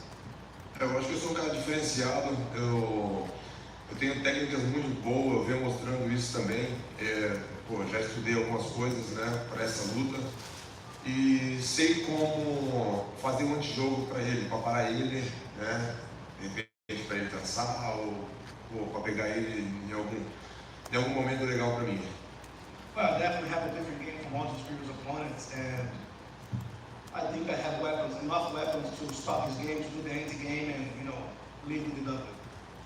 You're certainly on the champion's radar right now. Israel was talking about you heading into this fight.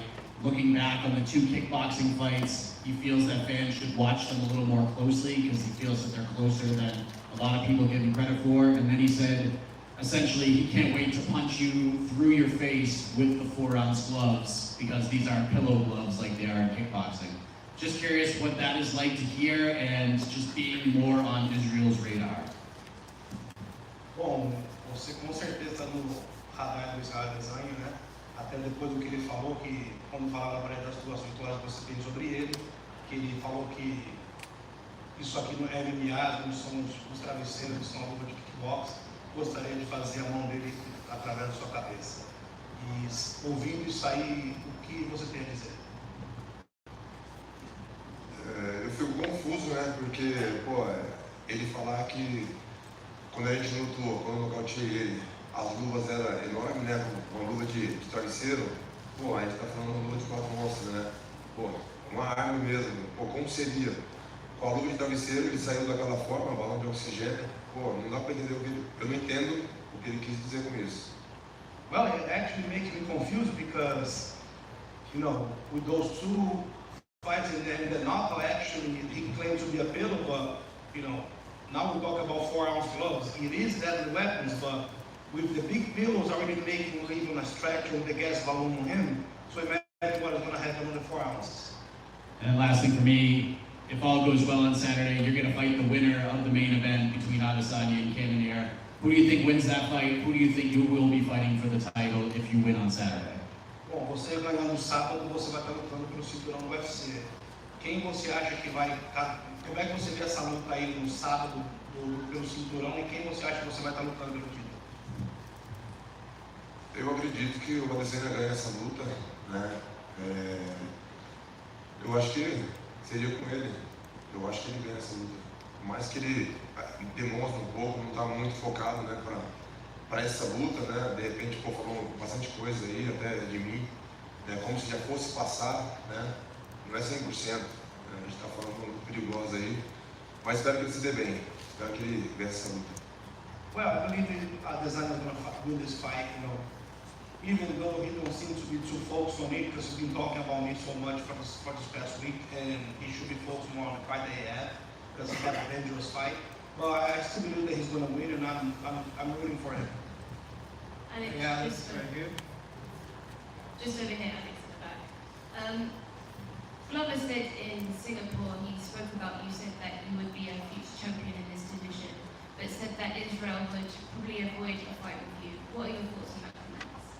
Bom, o Glover lá em Singapura falou que você com certeza vai ser o futuro campeão dessa divisão, mas que o Adesanya está correndo dessa luta. O que você tem para dizer? Eu também acho que ele não tem interesse nessa luta. Acho que qualquer pessoa fazer as contas aí, né? Pô, já ganhei dele 2 vezes, né? Na segunda vez, pô, de uma forma aí bem complicada, né? Mexendo com o psicológico dele. Eu acho que eu também estou junto com o Glover e eu acho que ele não tem interesse nenhum. Porque se ele tivesse interesse, quando eu entrei para a organização, ele já teria, pô, na empolgação que ele fala que ele estava, ele poderia falar: não, esse cara está entrando agora, não, eu quero descontar as lutas que eu perdi para ele, coloca para lutar comigo. Se ele aceitar, eu luto com ele. Isso é até empolgado para lutar. Então, pô, daqui 4 lutas a gente vai se encontrar. E outra, vai ser a 3ª luta, né? Mas como ele já sabe que já está acordado isso com a organização, não tem pra onde correr.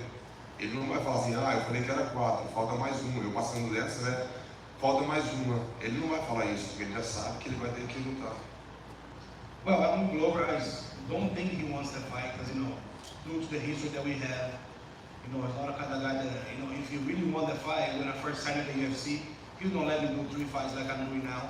He'll just go into the organization and say, look, if he agrees, I want to do a rubber match right now and I want to, get back those losses. And but you know, after my win with the Garden, he said that I still had 4 more wins before I reached to him.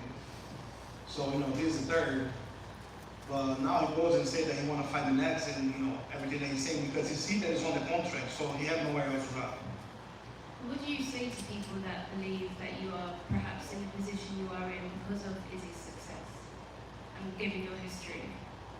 O que você quer dizer para o pessoal que fala que você está na posição que você está devido ao sucesso do design?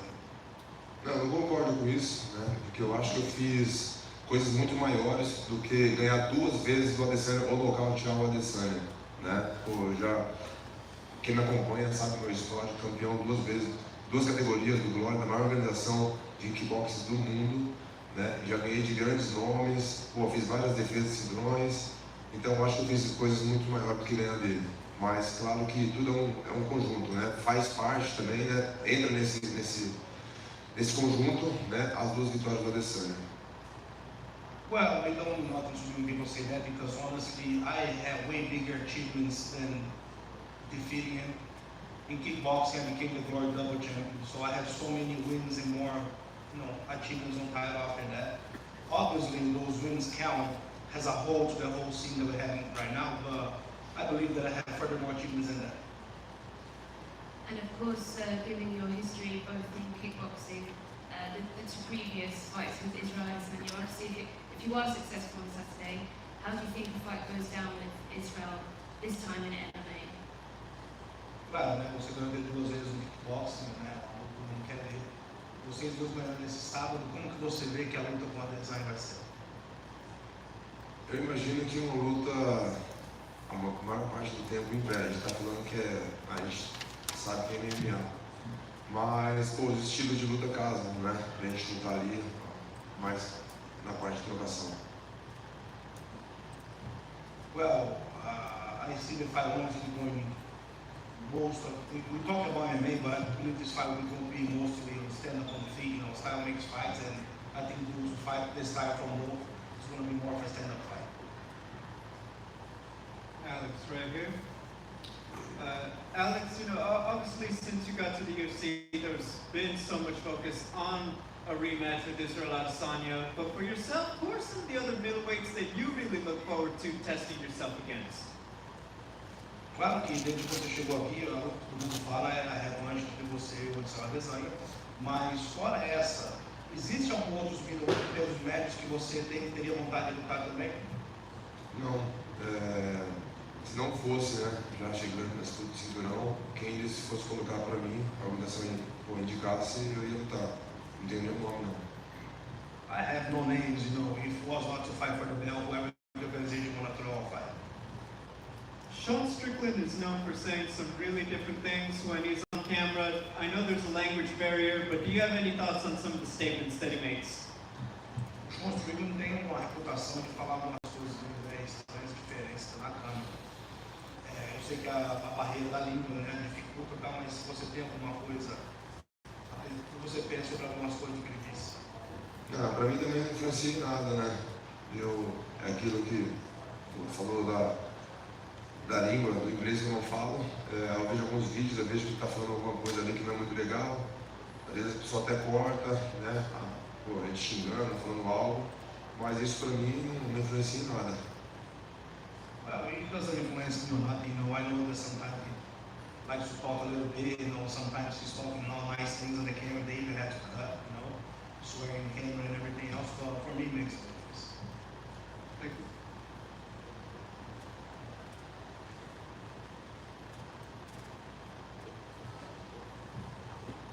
Obrigado.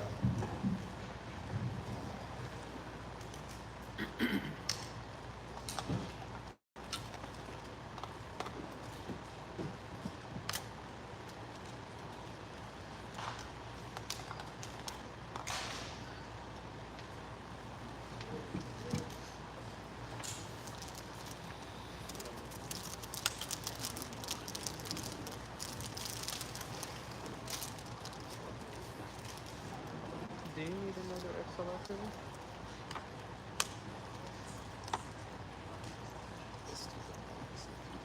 Oh, for cast cam?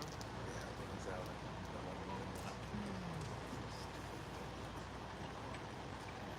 Do you need an hopefully, can you hook up a 3.5mm adapter into this one? Just right into the camera?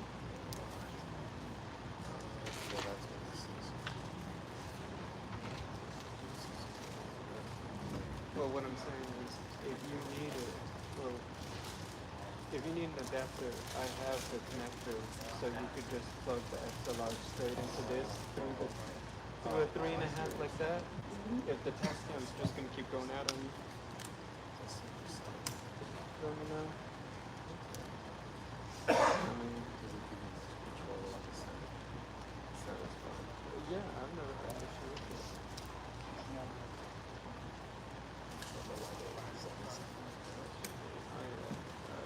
What's her name? Amy Pine?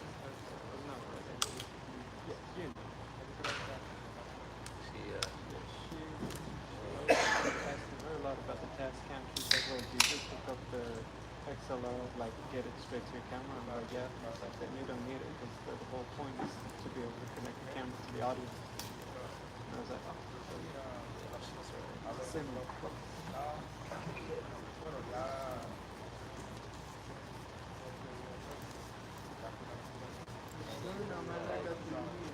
Thanks, buddy.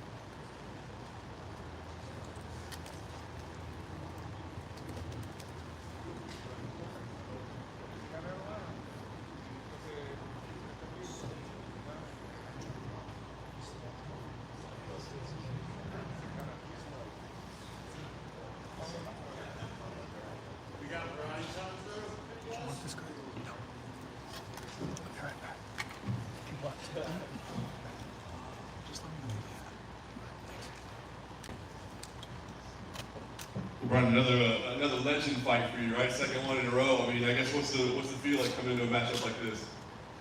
It doesn't get much better than this. Come on, this is everything I wanted. You know, the other one was a dream fight. This is the dream fight. This is the #1 slot fight that I wanted. So it's right there. It's huge.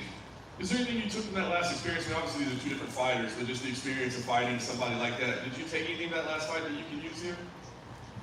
I don't know. Like, it's just exciting. You know, for me, you know, it solidifies exactly what I believed it was going to be and what I wanted to be. And I think this fight's going to be the same. I mean, for us on paper, obviously, we look at it and we feel like this is going to be an absolute war, right? But can you let yourself go into a fight thinking like that, or do you have to think like, no, I'm going to go in there and I'm not going to get hit. This is going to be clean. I'm going to execute like that. Yes and no. I mean, I'm going to get hit. He's going to hit me, and it's probably going to be as hard as he can. That's awesome. I love it, and he's probably going to try to take my head off, and I love that too, because I'm going to try to take his head off and give it right back just as hard, if not harder. You know, I look to go out there. I'm going to go out there and put on a performance. You know, that's my goal for this fight, is to go out there and put on a performance, put a real stamp on it, and put a performance. If not, it's definitely going to be fight of the night. I mean, come on, it's crazy. You can count on my end. I'm going to come and bring it.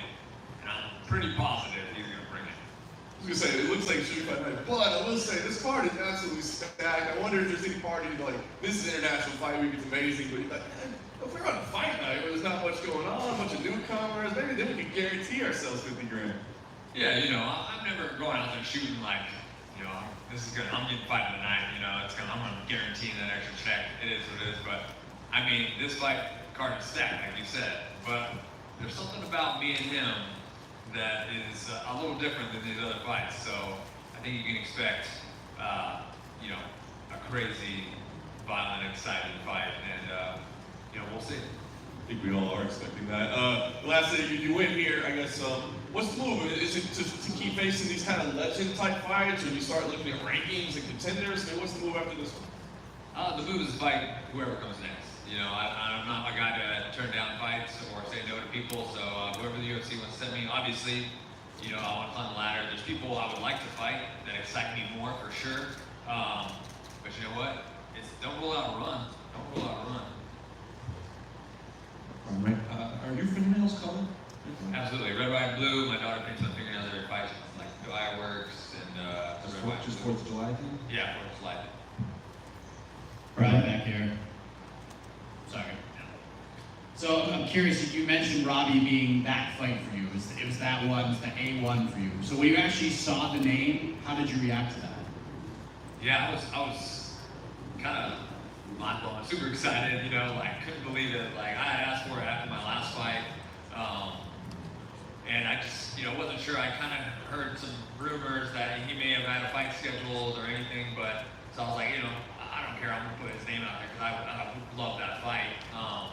And when it came through on email and I saw it, I was in the car with my kids and my wife, and I was like, she was walking out of the store, and I rolled down the window. I was like, you're not gonna believe it, you're not gonna believe it. And she's like, what? I was like, I got Robbie Lawler. She's like, no way. And we freaked out, and but we were super excited. I feel like the Matt Brown fight did a lot for you. It got you on a lot of people's radars. You got a new deal out of everything, and now you get this Robbie Lawler fight. How much has life changed for you since the fight with Matt Brown? Has it changed a lot? Are you noticing sort of an uptick in your popularity and people being interested in you? You know, I don't really pay too much attention to that at all. You know, I'm on social media, but I'm not on it a lot. My focus after the fight completely goes into my family and what we're doing on the outside. It's awesome to see people, you know, if people love to watch me fight, that's great, because I'm gonna come and bring it every single time and, you know, put on a show for them while enjoying myself at the same time. So hopefully people love to watch me fight. The new deal was awesome, you know, I'm glad I got a new deal, and breaking in with Robbie Lawler makes it that much sweeter. So yeah, hopefully I continue, you know, people continue to love to watch me fight, because I'm gonna come and put on a show for them. And lastly, you're obviously a fan of Robbie. You've watched all of his great wars over the years, and I spoke with him last week and I asked him which fight stood out to him more, the fight with Rory McDonald or the fight with Carlos Condit, because they were 7 months apart. So as a guy from the outside looking in, as a fan who probably consumed both of those fights, which one stands out to you more? Is it the Rory fight or is it the Carlos Condit fight? To me, it's the Rory fight. Like, that's the one that comes to mind every time. But I hope to take that slot in his mind. You know, I hope to when we're done with this fight, I hope he thinks, you know, that was the toughest guy. That was the best war I've ever had. You know, we went at it, gave it right back and forth, and so I hope I take that #1 slot. Brian, right in the center here. How's it going? You told me previously that you had actually met Robbie years ago at International Fight Week, interestingly enough. How much have you thought about that as Fight Week's getting closer to the actual fight? You know, it's a meant to be moment. It's full circle. You know, it's crazy how it all lined up, and you know, it's meant to be. You know, yeah, I met Robbie at International Fight Week. You know, a couple months before my very first amateur fight, and so when I met him, he asked if I fought. You know, it was me, my dad, and my wife, and you know, I was like, oh, I'm about to have my first fight and stuff like that.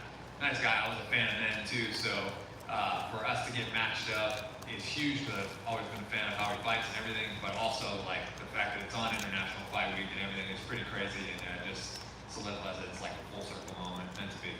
And when you talked about the Rory fight, people look at that fight and say Robbie, you know, hasn't been the same since that fight in terms of just how much damage he took in that. What's your assessment of his fight since then? Because I'm sure you watched some tape ahead of this fight. Yeah, I mean, he's still very good, very dangerous. You know, like I've said in interviews and stuff that I don't feel like people are calling out Robbie. You know, he's a dangerous guy. He's still very, very skilled, and he's still very, very dangerous. So what I'd say from it is just I need to put a whole lot of damage on. And just last question, I've seen any of your other former MMA lab teammates this week, Jericho or Sean O'Malley. Have you seen them at all? And if so, what was that like to, you know, again, be a part of this card with them? I've seen Sean. I've seen him a couple times actually. It was cool to kind of reunite and see him. I heard Jared and kind of glanced, saw him walk by, but I saw Rob Emerson, who's also from the lab. He's here with Jared, so it's really cool to see those guys and great to be on the card with them. Bummed that Lauren Murphy's not on the card anymore. You know, she's a good friend of mine as well. But it's great to have, you know, those guys here, and you know, they're like family as well. So it's a good opportunity to get together. Thanks, Brian. Hey, Brian, back here. Hey, back here. There you go. Just one. I saw that you obviously have your pet pig, Macho Man. Do you have any other pets named after pro wrestlers? No. He's the only one after pro wrestlers. You know, we're looking at some other names too. But we have another boy pig. His name's Big Boss Hoss, and I was wanting to name him like Hulkamania or something like that. But you know, my wife was like, oh no, you know. But she fell in love with Macho Man when I threw that one out. So. Thank you. Anyone else?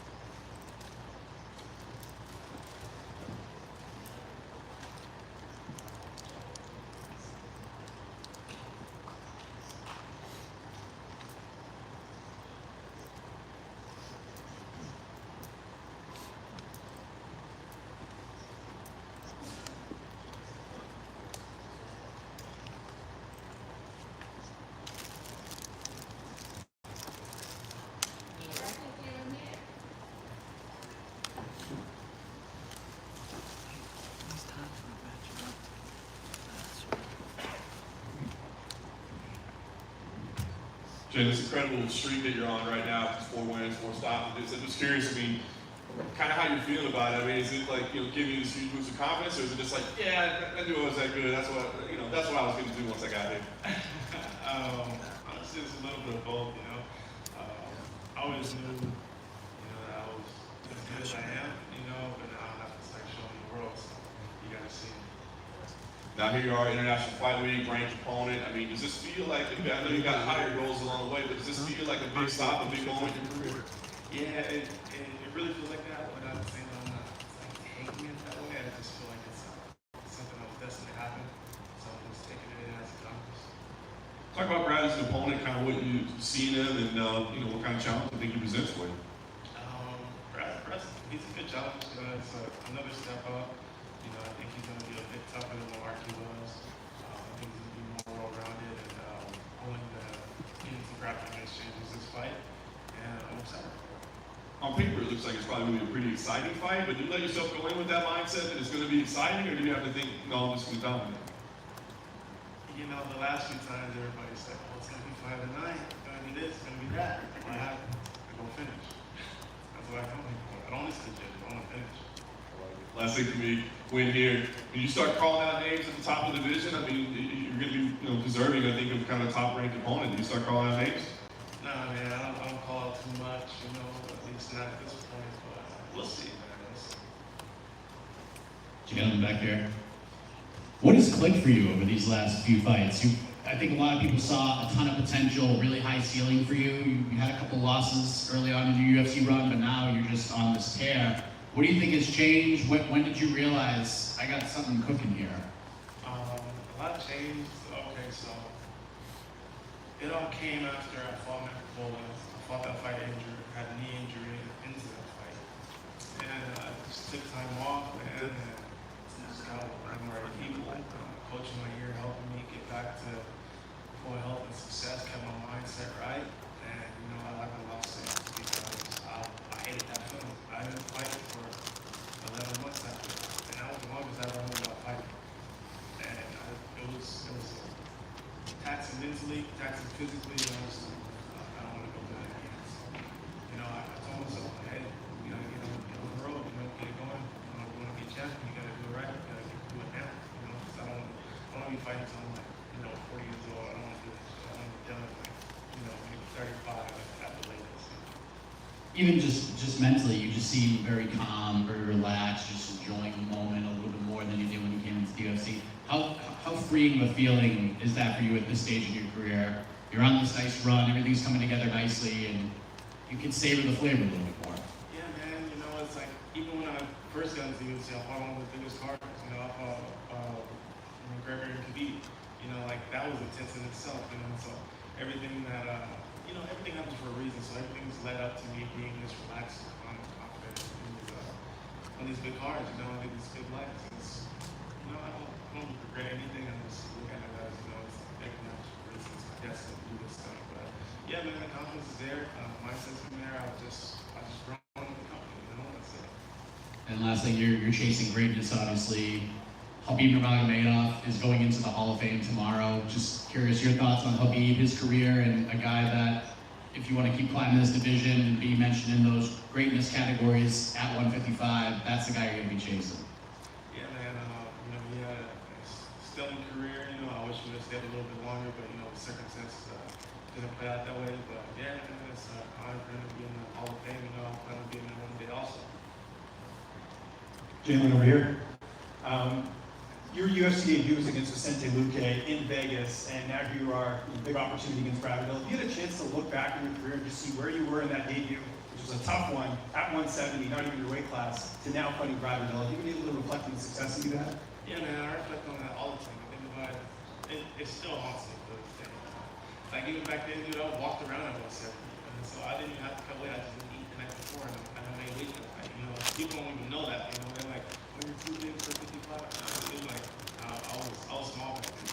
Now I got a little bit of weight on me, so now I'm like, you know, I wonder how it would be if, you know, we fought. Like now I got a little more size on me, you know, so it just plays in my head, you know, it's in the back of my head. I'm not thinking and stuff like that, but yeah, dude, I've grown leaps and bounds. I've come a long way, you know, like this streak has been a blessing, you know, and I just want to keep it going.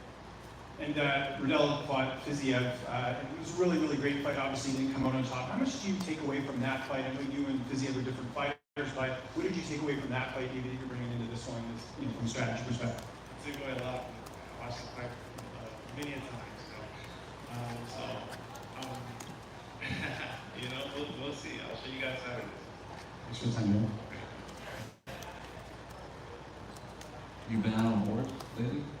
Nah, man, I've been skating this camp, dude. That's too big of a fight to even risk, you know. I've been off the board. Right after I get out of this background,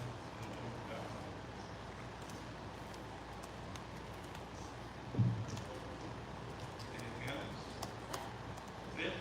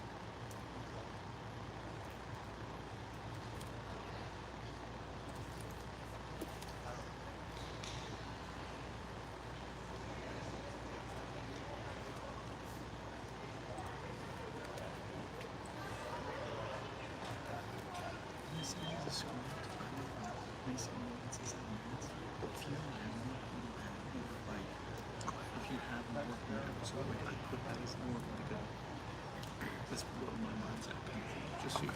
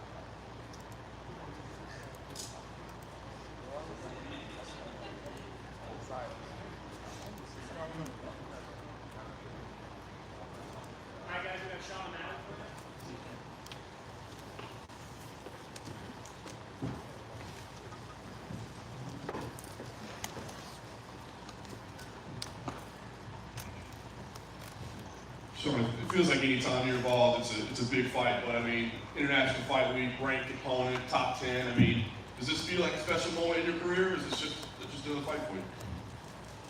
It definitely feels like I feel calm. I always feel pretty calm going into my fights. Never really get like nervous or not up at night thinking about bad shit like most people. I feel more calm going into this fight than I ever have. You know, I fought on the Connor, a couple Connor cards or one or whatever. Those ones felt, you know, it feels like a big fight, but every time I fight, I feel like I'm the main event, so they all feel pretty similar. I know eventually you will be the main event of a pay-per-view, but for now, this kind of slide of, you know, kicking it off, getting things, setting the tone, is that like the perfect spot for you? Yeah, that's where I prefer to be. You know, 7 p.m. I know what time I'm fighting. I get about an hour media after, so I get to go watch the, you know, last couple fights. So it's actually really nice. I like it. I'd rather either be, you know, opening up the main card or the main event. So I don't see any other position to be in. That calmness that you feel ahead of this one, do you know what to attribute that to? I'm confident. I'm prepared. I had a great camp. That last camp, I went into that fight with like hurt ribs, and I was like, well, hopefully he doesn't grab me. That's literally like last 3 weeks I wasn't letting anybody grab me, you know. So going into this fight, I feel very healthy, and I think that's probably plays a little bit into that. A lot of people are looking at this as kind of a milestone. This is Hat Strike, the first top 10 opponent for you. Are you looking at this as a milestone in your career or a chance to prove anything? Yeah, beating Pedro will be a big deal. I think he's only lost to former world champions, but not just beating Pedro, but finishing Pedro would be a massive deal. You know, he's, like I said, he's fought and lost to only former world champions. With that being said, I do believe I will be his toughest fight, and I think he's my toughest fight as well. Last thing for me, I mean, a big win here. You know, you've been patient up to this point, like not rushing things, right? But as you said, big deal over a top guy. Do you start to accelerate the run and look to the top of the division, or do you still kind of take the patient approach to moving up? You know, we'll have to see how this fight goes, and you know, maybe I'll spit out a name after, you know, Joe Rogan standing next to me, call someone out.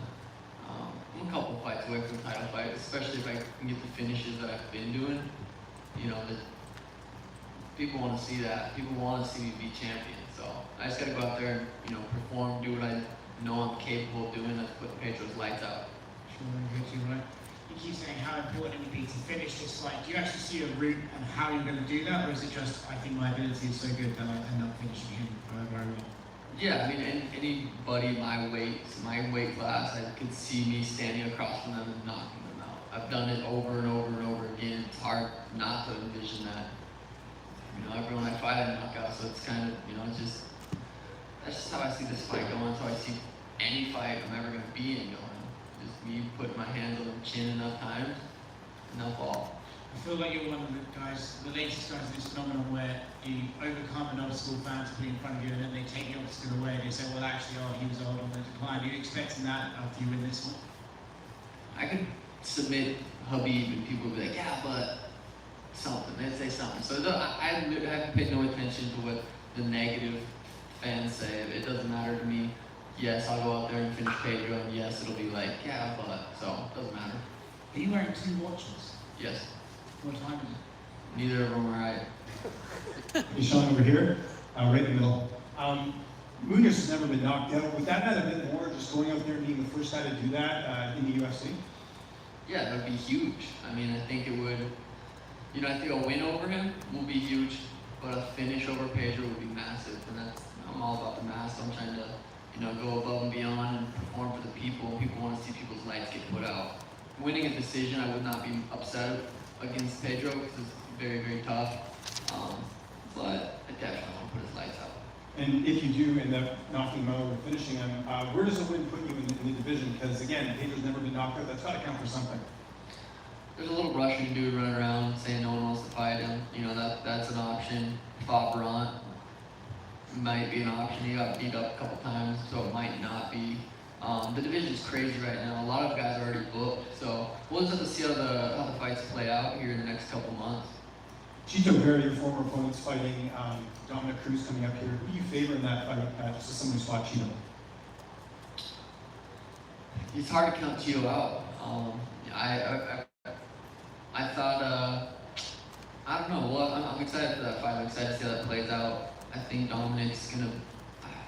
I predicted Dominic would win, and people think it's biased, but I also thought Chito was gonna be robbed. I thought Chito was gonna beat Frankie, and he kind of did. So we'll see. And just last one for me, what's it been like as a fighter in your career, you know, sort of transcending into the mainstream? I saw you on No Jumper a few months ago. Not every fighter's going to get an opportunity like that. How's that been for you, just being such a strong brand in the UFC and just promoting yourself in the proper way? Yeah, I mean, being a part of the UFC, whose platform is massive, and so I just go out there and put on performances, and they give me this platform to be able to expand my audience is huge. You know, so just super grateful to be able to work with the UFC, and they give you the platform to be able to go out there and put on these amazing performances. And being known for, being famous for fighting, not just fighting, knocking people out, there's nothing cooler. It's not, being a rapper is cool, but being able to knock people out, being known for that, that's it. That's the number one thing everyone wants to be known for. Sean, back here to your left. I know the resume of Pedro Munoz is one of the things that stands out here because of the guys that he has beat and the guys he hasn't. But from a stylistic perspective, what stands out about this matchup? What's the most challenging thing about Pedro's game that gets you excited? His durability is you know, I fought guys like Chris who was durable. We saw how durable he was. I just lit him up for 14 and a half minutes. So I've proved that I'm capable of doing that. His durability is going to be, you know, that's where I think is toughest for him. But you know, obviously he's going to come out there, try to kick my legs. That's everyone's game plan.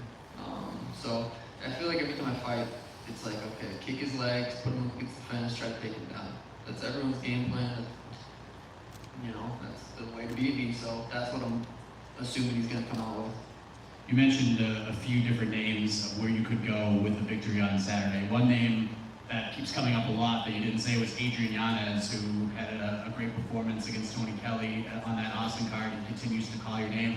Is that something that you think could happen sooner rather than later? Or is that something because I feel like fans are excited, we could build this thing up for a while until you guys actually get in there. So how do you view your paths at this point? Yeah, that was a super impressive performance. Super slick boxer, very well rounded. I was actually calling him out before I got this fight book, trying to fight him. And there was, I mean, you guys So you can go back and look on Twitter. He didn't really seem like he was too into that fight. So, you know, he got some confidence now. He beat someone. Yeah, that's definitely a fight that's gonna. He's obviously we're both growing. He needs to win a couple more fights. I'm gonna win a couple more fights, and if we're in the, you know, I'm the champ. Even before that, yeah, I can see that fight happening. I think he needs a couple more performances, and he'll be up in there, up in the talks with who's next. Last thing, you are excited to fight in this spot because you can do your media and then you can go back to watch the 2 title fights at the end of the night. So how do you break those 2 down? Who do you think comes out of those 2 fights? I don't know. I honestly, it's like, I don't really think about any other fights on the card. I'm excited. You know, I think Max and Alexander are both, you know, top 45ers to ever do it. You know, we watched them fight already twice. Excited for that. I don't know how it's gonna play out. My guess is as good as yours. Izzy versus Jared. Jared's a teammate of mine. Izzy's one of my favorite fighters. I'm gonna just sit back and enjoy and watch how that fight plays out. You know, really good card. I'm excited to watch. Sean, just a few here. You've been very mindful, excuse me, you've been very mindful in your ascent of the UFC about matchmaking, dollars, position on cards. In a sport where we see so many young guys saying, I'm going to fight anyone, anywhere, anytime, where did you sort of get this mindfulness from for managing your career? I've always kind of looked at it as I didn't just get into the UFC as a fighter. It was like a businessman / fighter. I felt like getting into the UFC was like, okay, I want to make as much money as possible. I'm not going to take a fight on 2 weeks' notice and then my stock goes down because I, you know, lost 3 fights in a row. So I've thought about it for a while. I definitely feel like since day one, since I've always kind of wanted my career to play out a certain way, and here we are. As we talk about moving up the division and you say, you know, a couple fights away from a title, are you now happy with how much you're making, and are you ready for the title fight, or is there still kind of another round of negotiations that has to happen? Yeah, I think, you know, renegotiate, talk with UFC. I feel like we're good, we're partners, you know. The more money I can make them, the more money they're willing to pay me. So I want to go out there and put on beautiful performances and earn my paycheck. I don't want to just tell them, hey, you owe me this much. So I'm going to go out there and continue to earn my paychecks. Right now, I'm happy with what I'm getting paid. I think I knocked the next guy out, and then before the title fight, yeah, I'd like to sit back down and say, hey, is this fair? Do you guys agree that this is a fair amount to pay me for this title fight? You know, they have statistics, they have analytics, they know I'm bringing in eyeballs. So I think at the end of the day, they're fair. You know, if you're not going to bring in eyeballs, they're not going to pay you. And last thing, I know sort of managing family time and training camp was really important for you. How are we going to celebrate with the family post-fight? Elena will be sleeping probably at that time. Danny's mom's going to be watching her at the hotel, so I'll probably sneak up, give her a couple kisses, tell her daddy did it, and then we'll get buzzed up with the boys, drink some happy dads, and hang out. Thank you. Sean, just over here at the back. Aljamain Sterling and TJ Dillashaw is being targeted for UFC 279. What are your thoughts on that matchup, and how do you see that going down? I recently rewatched Corey versus TJ. And TJ impressed me a lot, you know, coming back from his layoff from cheating, and Aldo really impressed me against his rematch against Peter.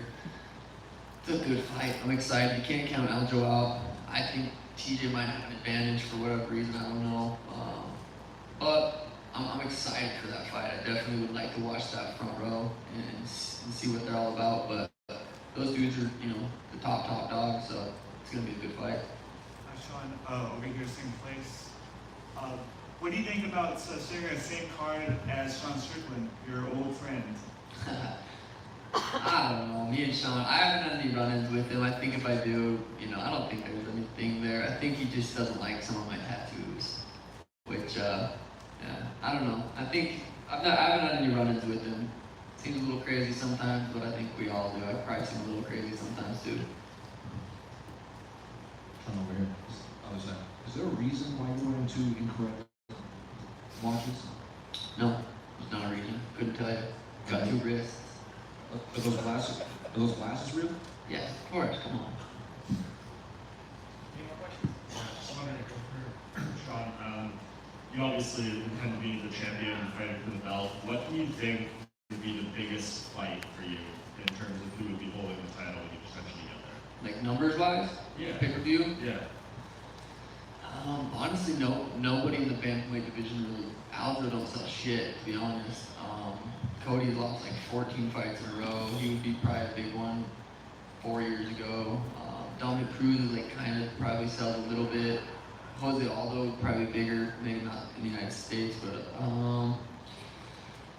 don't know. Maybe TJ could probably sell pretty well. I think the Mia versus Cheeto rematch would be big, just because of the drama that's been behind that. I think me versus anybody can be a big fight, but who's that other guy on the other side that's gonna help really, really do like a million? I don't think there's really anybody in the division right now. You think Henry Cejudo fits it all in this mix? Is he coming back? We don't know. It seems like he wants to. Yeah.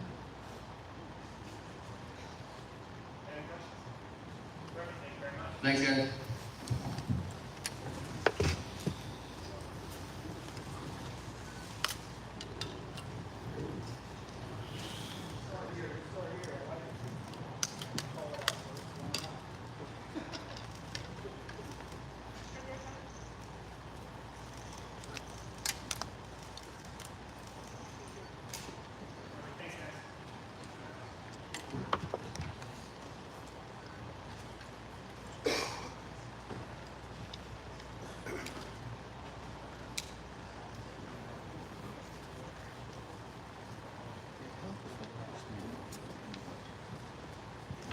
Just have an open, correct?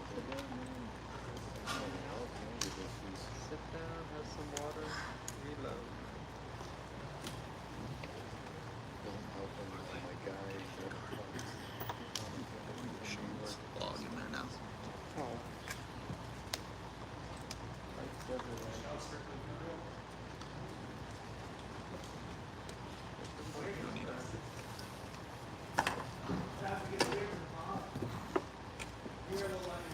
He's funny.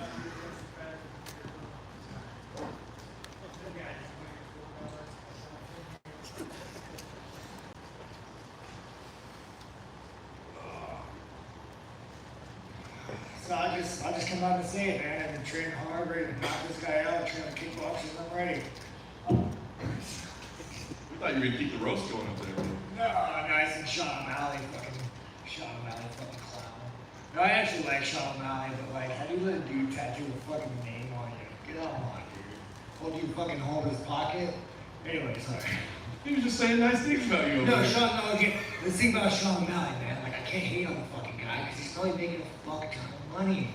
And like he just fucking gets a face tattoo, you know, he hangs out with fucking losers. He's probably making more than I'm making. It's fucked up, but his life.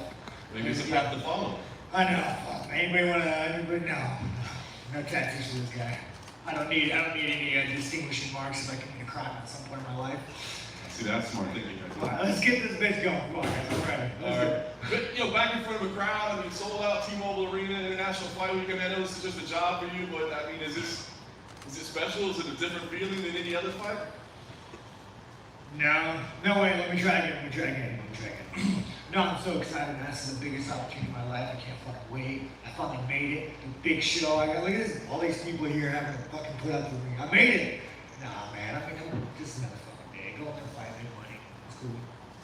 Alex, obviously a dangerous guy, proven in kickboxing, but not necessarily track record in MMA. Did you feel like he was big, scary Brazilian, man? We all say it. That guy's massive. I walked up and like, fuck, man, I should have a right again.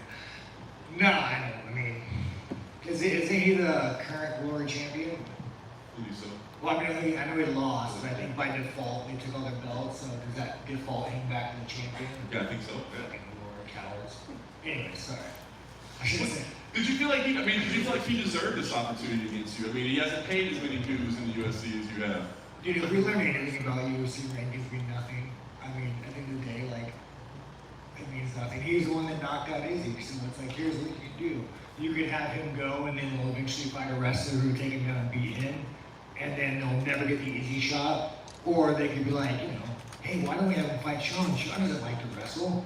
Maybe if he beats him, then we can float to the top. So this is literally purely just a ploy by the UFC, be putting him against someone who likes to strike, to potentially get him an easy shot. So UFC, I applaud you, but I might fucking wrestle.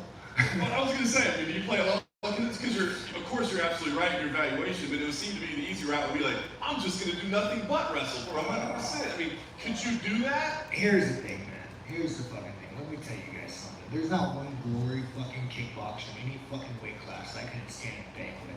So don't fucking tell me just because you're some big fucking Brazilian you knocked out Izzy 20 years ago that fucking I can't stand with you. Come on, motherfucker. Get out of here. You know the storyline of them trying to put it together, that Assani rematch, but you win. I mean, #1 contender fight for you as well? Fucking Izzy's probably in some right now watching fucking anime. Oh, what is this next anime? No, but yeah, of course. They're like fucking, yeah, let's go. By the way, I think I'm gonna be at the press conference, and I can't curse, so I need to try to tone my shit down. You know, I can't say fuck. Can I say fuck here? I can say here, but not the press conference. I mean, it's kind of the same thing. All right, let's be fucking better, Sean. Be a fucking professional. Let's get sponsored. Let's get some endorsements. Come on, fucking Nike. What do you want me to do? You want me to go for fucking Biden? I got you. Let's continue. Well, I guess last thing for me, I mean, your thoughts on this fight as far as how it plays out. I mean, as you said, it looks like it could potentially be a banger, but maybe not such an exciting fight would be the smarter route. So what kind of fight do you think we see? You know, man, I don't know what the fuck I'm gonna do. I never walk into a plan. I'm gonna go in there, oh man, that's a serious fucking cowboy hat that man has. Can we just acknowledge this guy's big fucking cowboy hat? That's interesting. Anyway, sorry. I'm distracted. But no, man, I mean, we'll find out. I don't really go on a game plan. I mean, obviously if I go in there and he starts fucking hurting me, yeah, I'm gonna take the coward's way out and try to wrestle. But like, you know, hopefully I can stand and bang with this gigantic, scary fucking Brazilian. Sure. So, man, just curious, who came to you and said you shouldn't swear at the press conference? You know, man, like, here's the thing about, like, when you're owned by Disney, because ESPN's owned by Disney, right? At the end of the day, dude, I want to get taken in front of it. Like, I want to walk the line, bro. Like, where's my LGBTQTZ honor shirt? Like, you know, like, I mean, do we have any more letters after this fucking thing? Like, I don't want to get banned. Dude, I want some sponsors, Nike. Give me a fucking flag, you guys. I'll carry this motherfucker around. Let's go. But yeah, no, I mean, I say offensive shit, dude. I can't help it, you know. At the end of the day, you guys know I love the gays. You guys know I love the fucking gays. You want to fucking, you know, you want to, yeah, I fucking love my one. They're the best thing ever. Greatest thing, you guys don't fucking love it. Anyways, I'm not racist. I don't have anything against fucking trannies or I don't know if you can say. I don't have anything against anybody. You want to cut your fucking dick off, call yourself Susie, and I'll call you Susie. I don't have anything against anybody. So if I say something that offends you, I'm fucking joking. Calm down. Relax your fucking panties. It's gonna be okay. Sean, over here. This fucking guy. I like this guy. Are you Canadian? I am, yes. That's fucking guy. I actually like Canadian women. They're very liberal in the best ways. You went to train at American Top Team. I was curious why you chose there of all places to go train. What was the connection? How did you end up training there? So Johnny he just beat Gegard and Saucy. I wanted to help him for Gegard, but I really went there for Artem Levin. He beat my opponent pretty decisively. And we used to train when I was a kid. Used to be kind of a bully when I was a kid, so I wanted to run that shit back. But yeah, I pretty much just went there to help Johnny, who fucking looked amazing, and then to train with Artem Levin. You met Kayla Harrison. What was that exchange like? Oh, dude, she's fucking insane. She's insane, man. Like she's fucking cool, but like, you know who she reminds me of? You guys ever watch Super Troopers? Officer Fargo. Like she just walks in the room like, hey, what up, fuckers? And me and the guys saying like, oh shit, that just happened.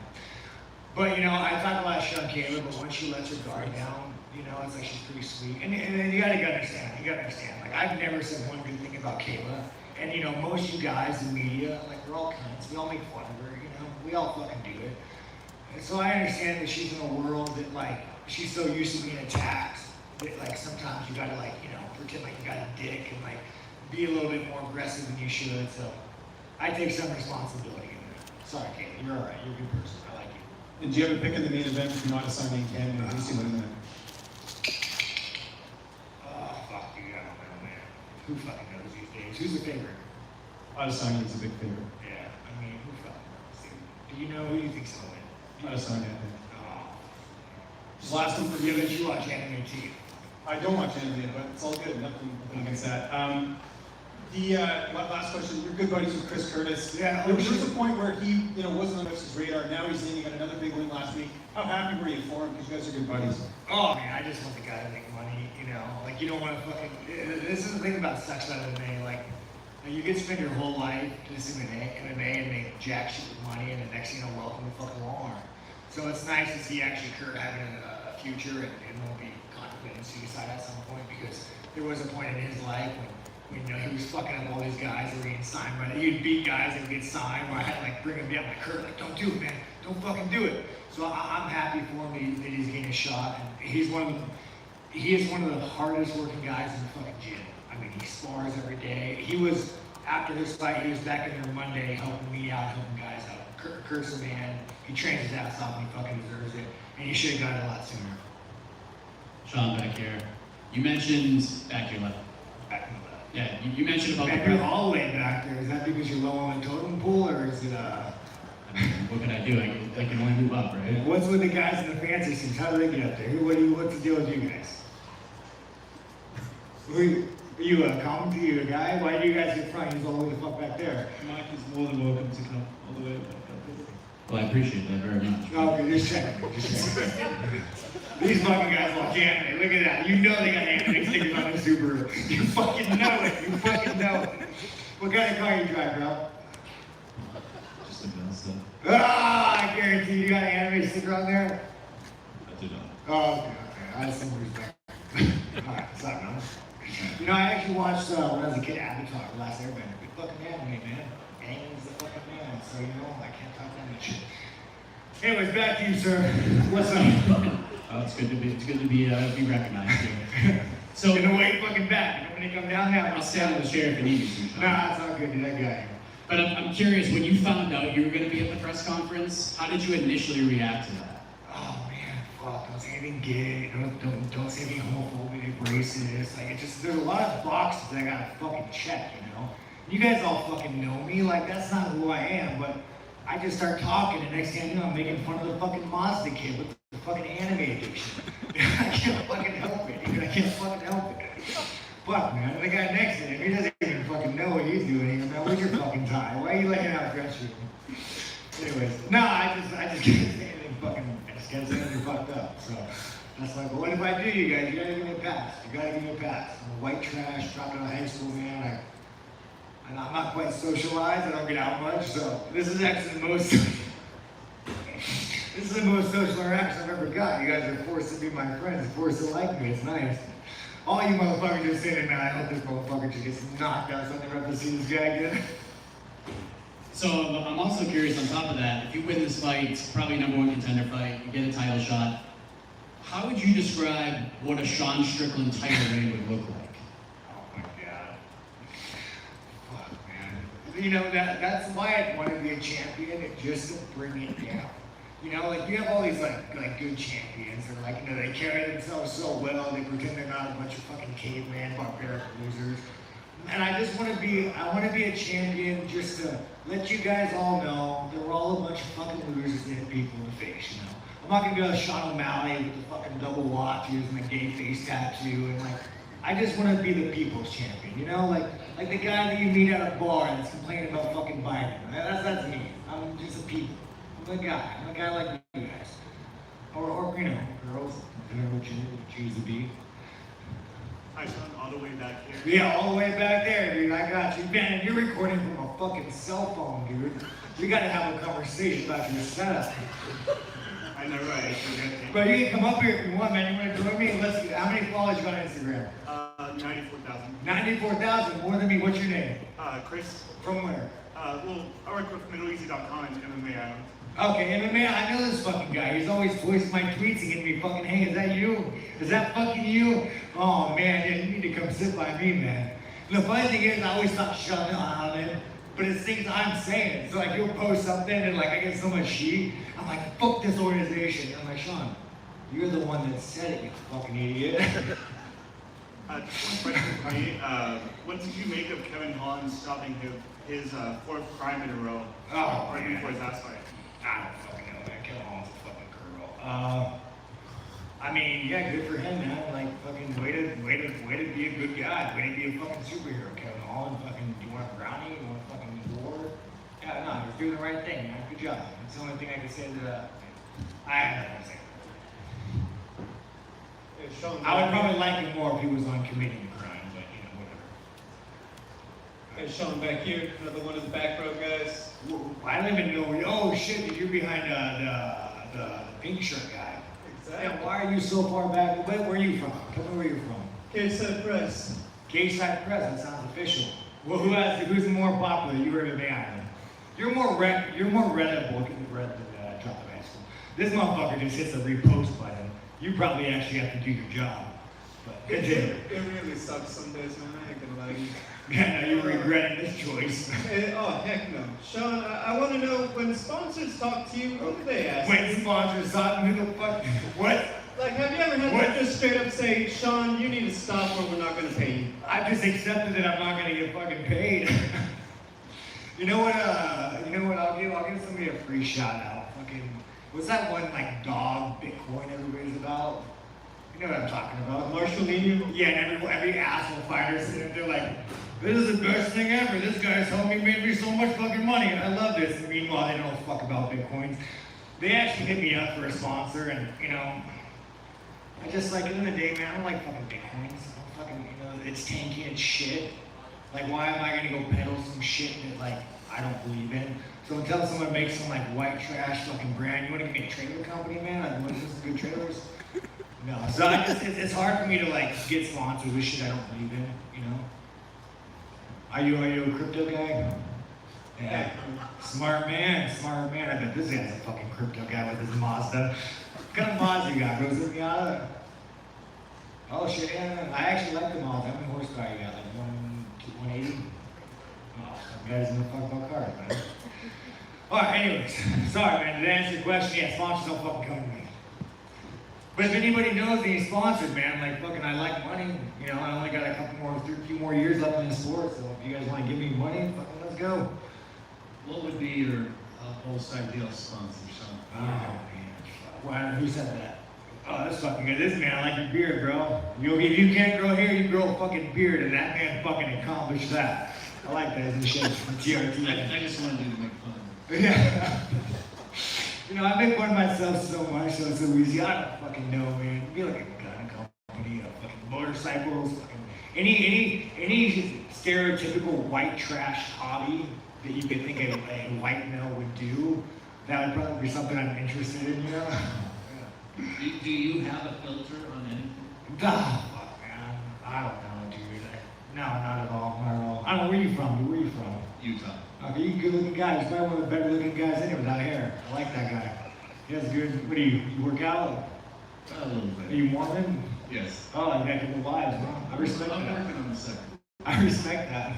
I really am Mormon, huh? Oh, you ready to get your own planet? Working on that too. Are there any red people in here? You know, the Christ come in, why are Indians red? Because isn't there some weird story? I'm not gonna make fun of it. You know you're not cool. I don't need to make fun of you. So one other question. What's the best thing Biden's doing right now for the country? Oh my God, Biden! Give me a fucking break. You know, let me go on a rant real fucking quick about America. That's why like I'm not a huge American fan, right? Like you asshole with all this inflation. Let's just say like, and this is why if you're trying to buy a house, fucking Mazda, man, you're about that time where you need to start trying to like, you know, get a fucking wife, have a couple kids. All this inflation does with Biden, you let people like me or other people money, they go and buy these fucking houses, so little Mazda kid can't do it. You're like, oh no, inflation. All inflation does is make their $1 million fucking loans that they get devalued, and they raise your fucking rent for that. Like, don't even start fucking Biden in America, man. I'm the most patriotic fucking guy there is, but I can't love America and I can't like America, because if I fucking liked America, I'd be a fucking rat and a fucking terrorist. I'd be running down there with the 1776 flag saying, let's fucking go. So it's easier just to be like, yeah, let's go Biden. Let's go Biden. Sean, just right here, just bring it back to actual fight talk. You said... Oh yeah, fight talk, that's what we're here for. You said you know, like after people say maybe you can't hang with the strength you know, from America to his background. What do you... He's not even a good striker, bro. Like, what is prayer? fuck, dude. The only reason to do that is you're fucking tall, man. You're genetically gifted. If you were a normal sized fucking human being, you wouldn't even fucking be here. Your style sucks. So what do you think your style, why is your style so much better? Because I'm not a fucking genetically gifted I'm a fat, fucking outishly fat, I got a fucking gut, man. I actually have to learn to fight. I just can't be like 80-inch reach, fucking 80-inch reach head kick. Like, fuck, dude. I actually learned how to fucking fight.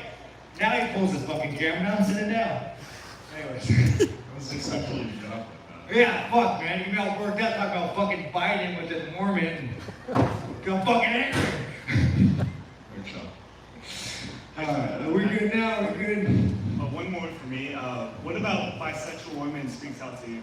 Wait, who said that? Over here. Can I get some... Oh, this fucking guy, dude. Don't you fucking start with me. I don't want to be on one of your fucking clips, dude. Get the fuck out of here. I'm not answering the MMA island. Thank you. Alright. Not your rope. Alright, guys. Anyways, it has been fun. You guys are all awesome. If I offended you, I'm sorry. Don't be such a pussy.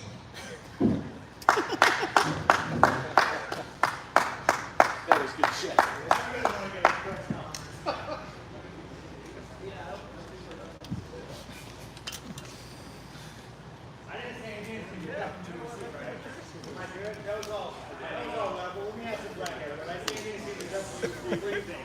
Am I in a bad place? No comment. Am I gonna get some fucking mornings?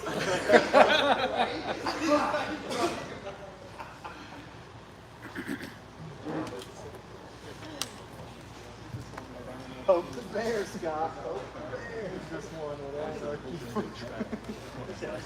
Don't we get the next step? I mean, we don't from the head, shoot it. Next quarter's all right. Assani's not going to make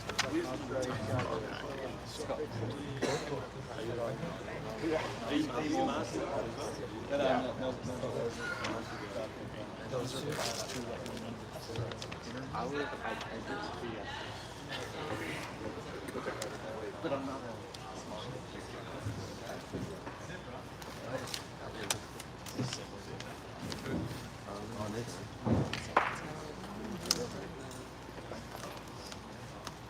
It's working? We're good. Division return. All right, well, a little bit of a frustrating result last time out. It didn't go the way you wanted. I guess, what was the process of kind of moving past that? Did it take you a while? Or? Yeah, I was obviously gutted. I was really enjoying that fight, and I think everybody else was enjoying that fight as well. And unfortunately, I just made a mistake against one of the best guys in the world, and I paid for it. So I learned a lesson, and I just took some time off, really. Just it's the first time I've had a decent amount of time off in my career, so it was like just a reset, and I kept training, and here I am again. Not for lack of trying. I was trying to fight earlier, but this is how it is. Yeah, I was going to ask you, the 7 months away, was that, so that wasn't by design, you want? Nah, I definitely don't want 7 months away, that was a while. I was trying to fight after about three to four, but there's only 15 guys in the ranking, two get matched up, 2 more get matched up, you're starting to lose some guys, and when you're 14, the guys at the front of the pack obviously are out of the question, so you get pretty limited about who you can fight, so that's why it was taking a while. So what do you think when the name Jalen Turner came across? Yeah, I just said that, if no one's available who's ranked, I'll fight anybody. Like, I want to fight, I come and fight as a fighter. And they sent me Jalen Turner's name, I said, cool, I signed it, no stress. What have you thought of his recent run? He's had a great little win streak going on. Yeah, he's doing really well. He's had some good wins, a couple of good stoppages. But I'm a different caliber of fighter. I believe I'm well above the skill level of him, and this is going to be a very, very hard test for him. Last thing for me, I mean, on paper it does appear that it could be an exciting fight, but are you saying, no, don't expect an exciting fight, like I'm going to go out there and dominate this guy? I'm going to go out there and show what I'm made of. Like, I just think I'm on another level, and being in the rankings, it's hard, and he's more than welcome to come and try it, but it's not going to happen this week.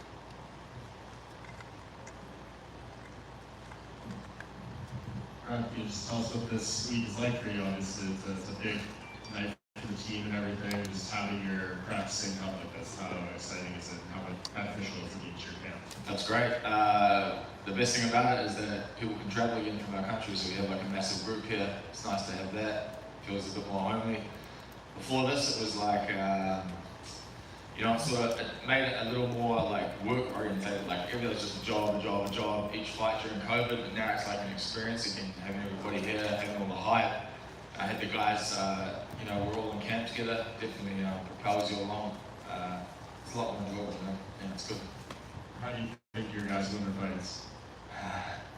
Well, like, you know, Israel tends to bring to fruition what he says, so he says he's going to shut Cannonier out. So yeah, I'm going to bet my money on that. And Volk's had some, you know, close fights with Max, but I think he's sick of having those close fights, and he's going to have an awesome shutout too. And having this on ABC, I don't know how much that means on your side of the world, but obviously here it's very significant.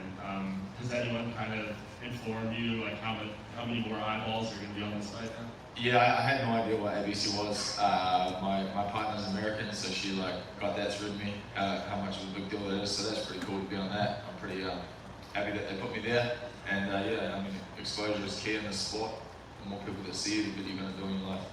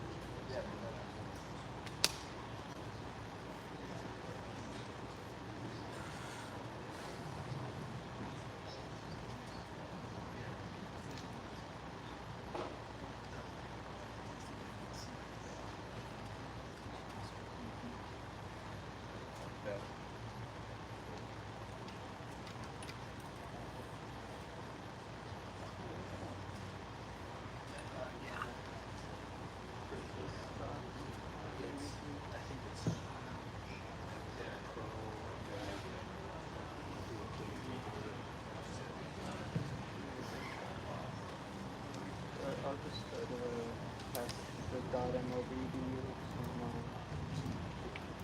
when I export it, yeah? Unless one of the other guys can get it to you faster. It might be, to be honest. I'll leave it up to you. Yeah.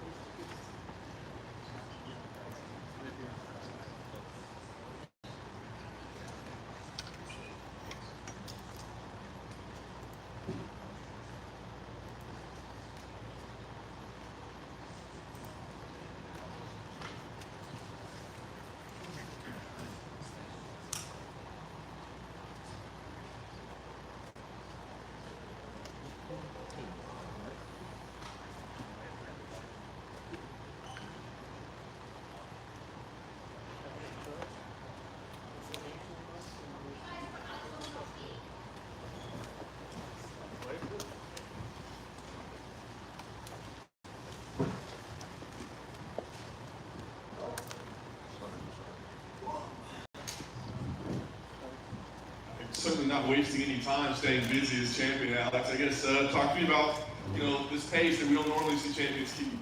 Yeah, man, it's I said it all year that I wanted to be active. I wasn't able to do that in previous years, obviously. So it's good, man. I'm not getting any younger, so I want to make as much money while I can. It's pretty simple. But when you talk about legacy and all that type of stuff, you need to be busy. You know what I mean? So I don't know how much time I've got left. Obviously, I feel like I've got another 7 years, but I just want to get work, make that money, get paid.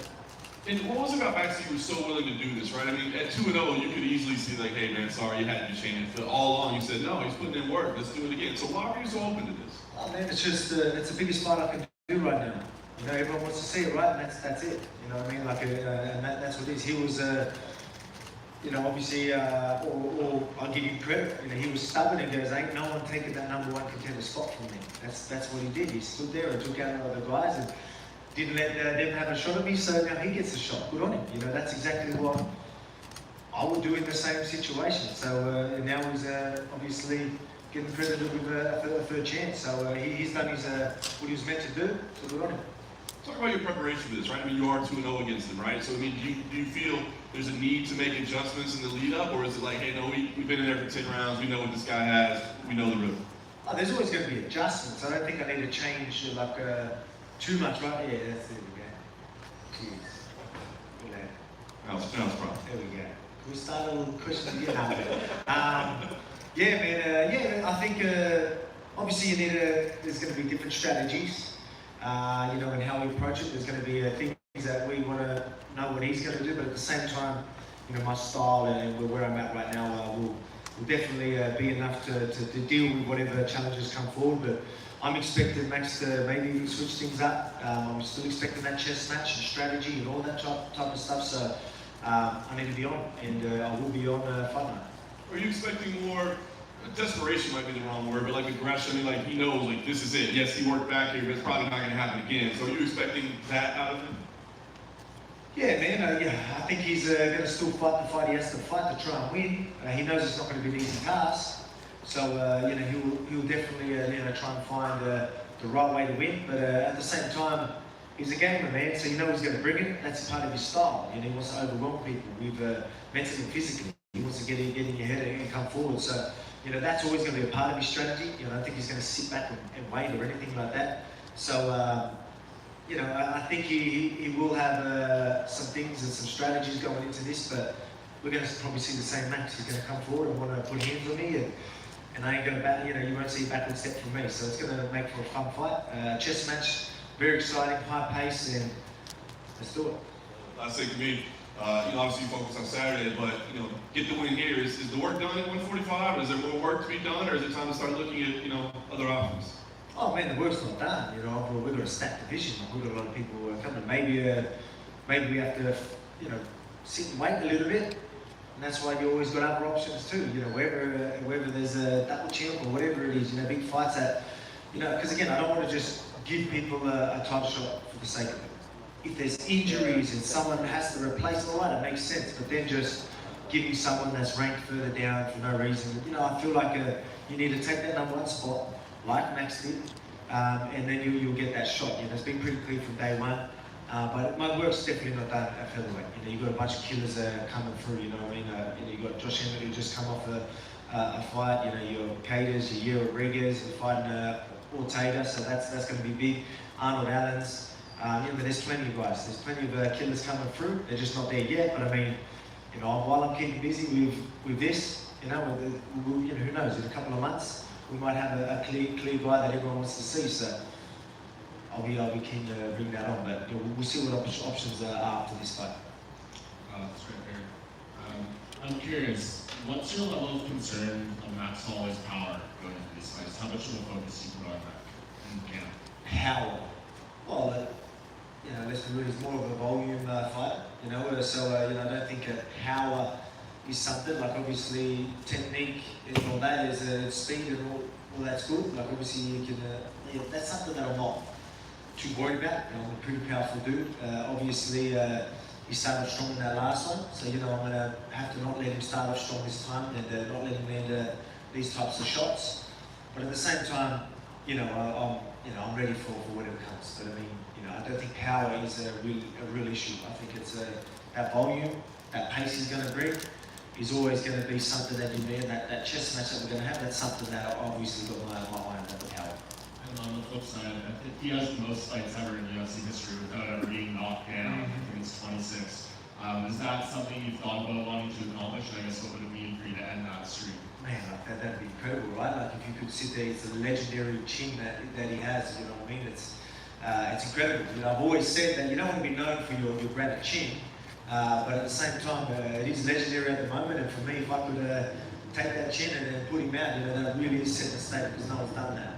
And but again, he obviously takes damage. I have touched on the fact that you can't hold it forever. Let's see if it holds up this one. Because I know I'm gonna land. I'm gonna land big. I'm gonna be definitely coming forward and landing some big shots. So let's see if that legendary chin holds up. And I know you've been asked a million times about if you feel you get the respect you deserve and all this stuff, but you're on such a remarkable winning streak right now, both overall in MMA and in the UFC. Do you think media, fans talk about this run that you're on enough in terms of the consecutive victories? Oh yeah, they do. Yeah, definitely. You know what I mean? It's obviously over the last couple as well. Like you've definitely seen everyone's a change of tone. Especially after Ortega. People really got to see something that you don't really get to see too often. Like when you look at people want to know like what's Volk about. You know what I mean? And then that was a good show. Like that. I always say that never give up attitude, that never die attitude. Like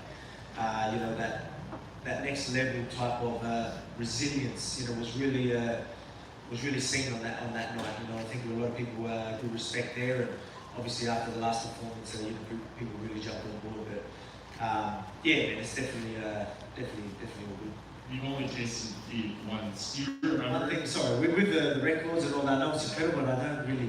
People ask me about the records and 21 fight win streak and all that. I really don't. I just go by each performance, and that's just how I am. Like I just look at that next task. People, I just go, it's all about it. People, I was asked, are you worried about losing that streak? No, I don't care about losing the streak. I care about losing. You know what I mean? I don't want to lose. Plain and simple. I'm a competitor, so I don't really care too much about that. So if people talk about it or not, it doesn't matter. But obviously, it's pretty impressive. So we'll get touched on here and there, but I don't know too much. Yeah, and it's only been one loss. Do you remember what it feels like to taste defeat, and how much does that resonate you and motivate you in each fight? Yeah, you're always going to remember it. You know what I mean? You're going to remember. And I'm like, I don't need to learn from losses. That's one thing that I've made clear. You know what I mean? Even in a good performance, even when you're winning, there's still a lot you can take out of them. Obviously, you do learn a lot from your losses, but you learn a lot from your wins too. And that's something that that I've always said, and that's just how I am. But obviously, I still feel that, and just losing is not an option in my mind. I refuse to lose. I've always said it. Well before I was in the UFC, refuse to lose. So that's something that I'm not thinking about what it feels like. You know what I mean? I'm thinking about winning and doing what I need to do. But obviously, the drive to not lose is always going to be there from a competitor. Alex, back here to your left. How's it going, champ? When Max was in here earlier, we asked what a win over you would mean to him, and he says it's a legacy fight. This is a legacy fight for him. What would a win over Max do for you? Do you feel the same way? Like this is a legacy fight, or do you think because you already have 2 wins over him, this just closes the book altogether on this run over him? Mate, this is still a legacy fight, 100%. You know what I mean? He showed that he's still the number 1 guy. People are saying he's gotten better. You know what I mean? So this is definitely a legacy fight. That's why we wanted this fight too. Like if I felt like this wouldn't put me in a better position moving forward, well, you wouldn't take it, but it does. You all want to see it, right? Everyone wants to see the trilogy. So that's a legacy fight. People want to see it. So I was open to it. I wanted it as well. So if that's going to move me forward, let's do it. Do you feel like your second fight with Max doesn't get the credit it deserves because there was all sorts of controversy about how it was scored and stuff that people actually forgot how great that fight actually was? Well, yeah, obviously people are going to miss that chess match that was happening, the adjustments he made in between the fights, the adjustments I made mid-fight, and all that type of stuff is pretty incredible. You know what I mean? It's very impressive, but that sometimes will be missed when you have close fights. And then last thing, Khabib Nurmagomedov, who's about to go to the Hall of Fame, was asked about this fight. He thinks you're going to win because you have more fire than Max. And Max, when asked about that, said, well, that's because he's been watching Cooking with Wolf videos and he sees the fire from the cooking show.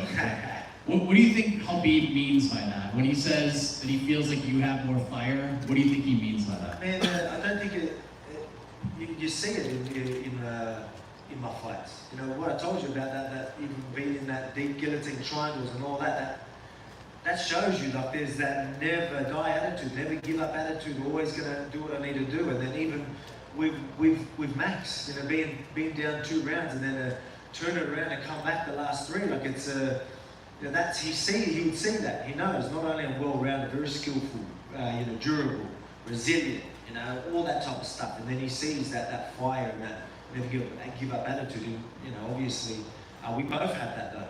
Max does have that, and I guarantee he's got the fire in the belly. And he's down, you know, he's the attitude. So he wants to get this belt back, you know what I mean? As he said, it's a legacy fight for him too. So I'll be a fool to think he's not going to turn up. Max is going to turn up, so will I. Alex, right here in the middle.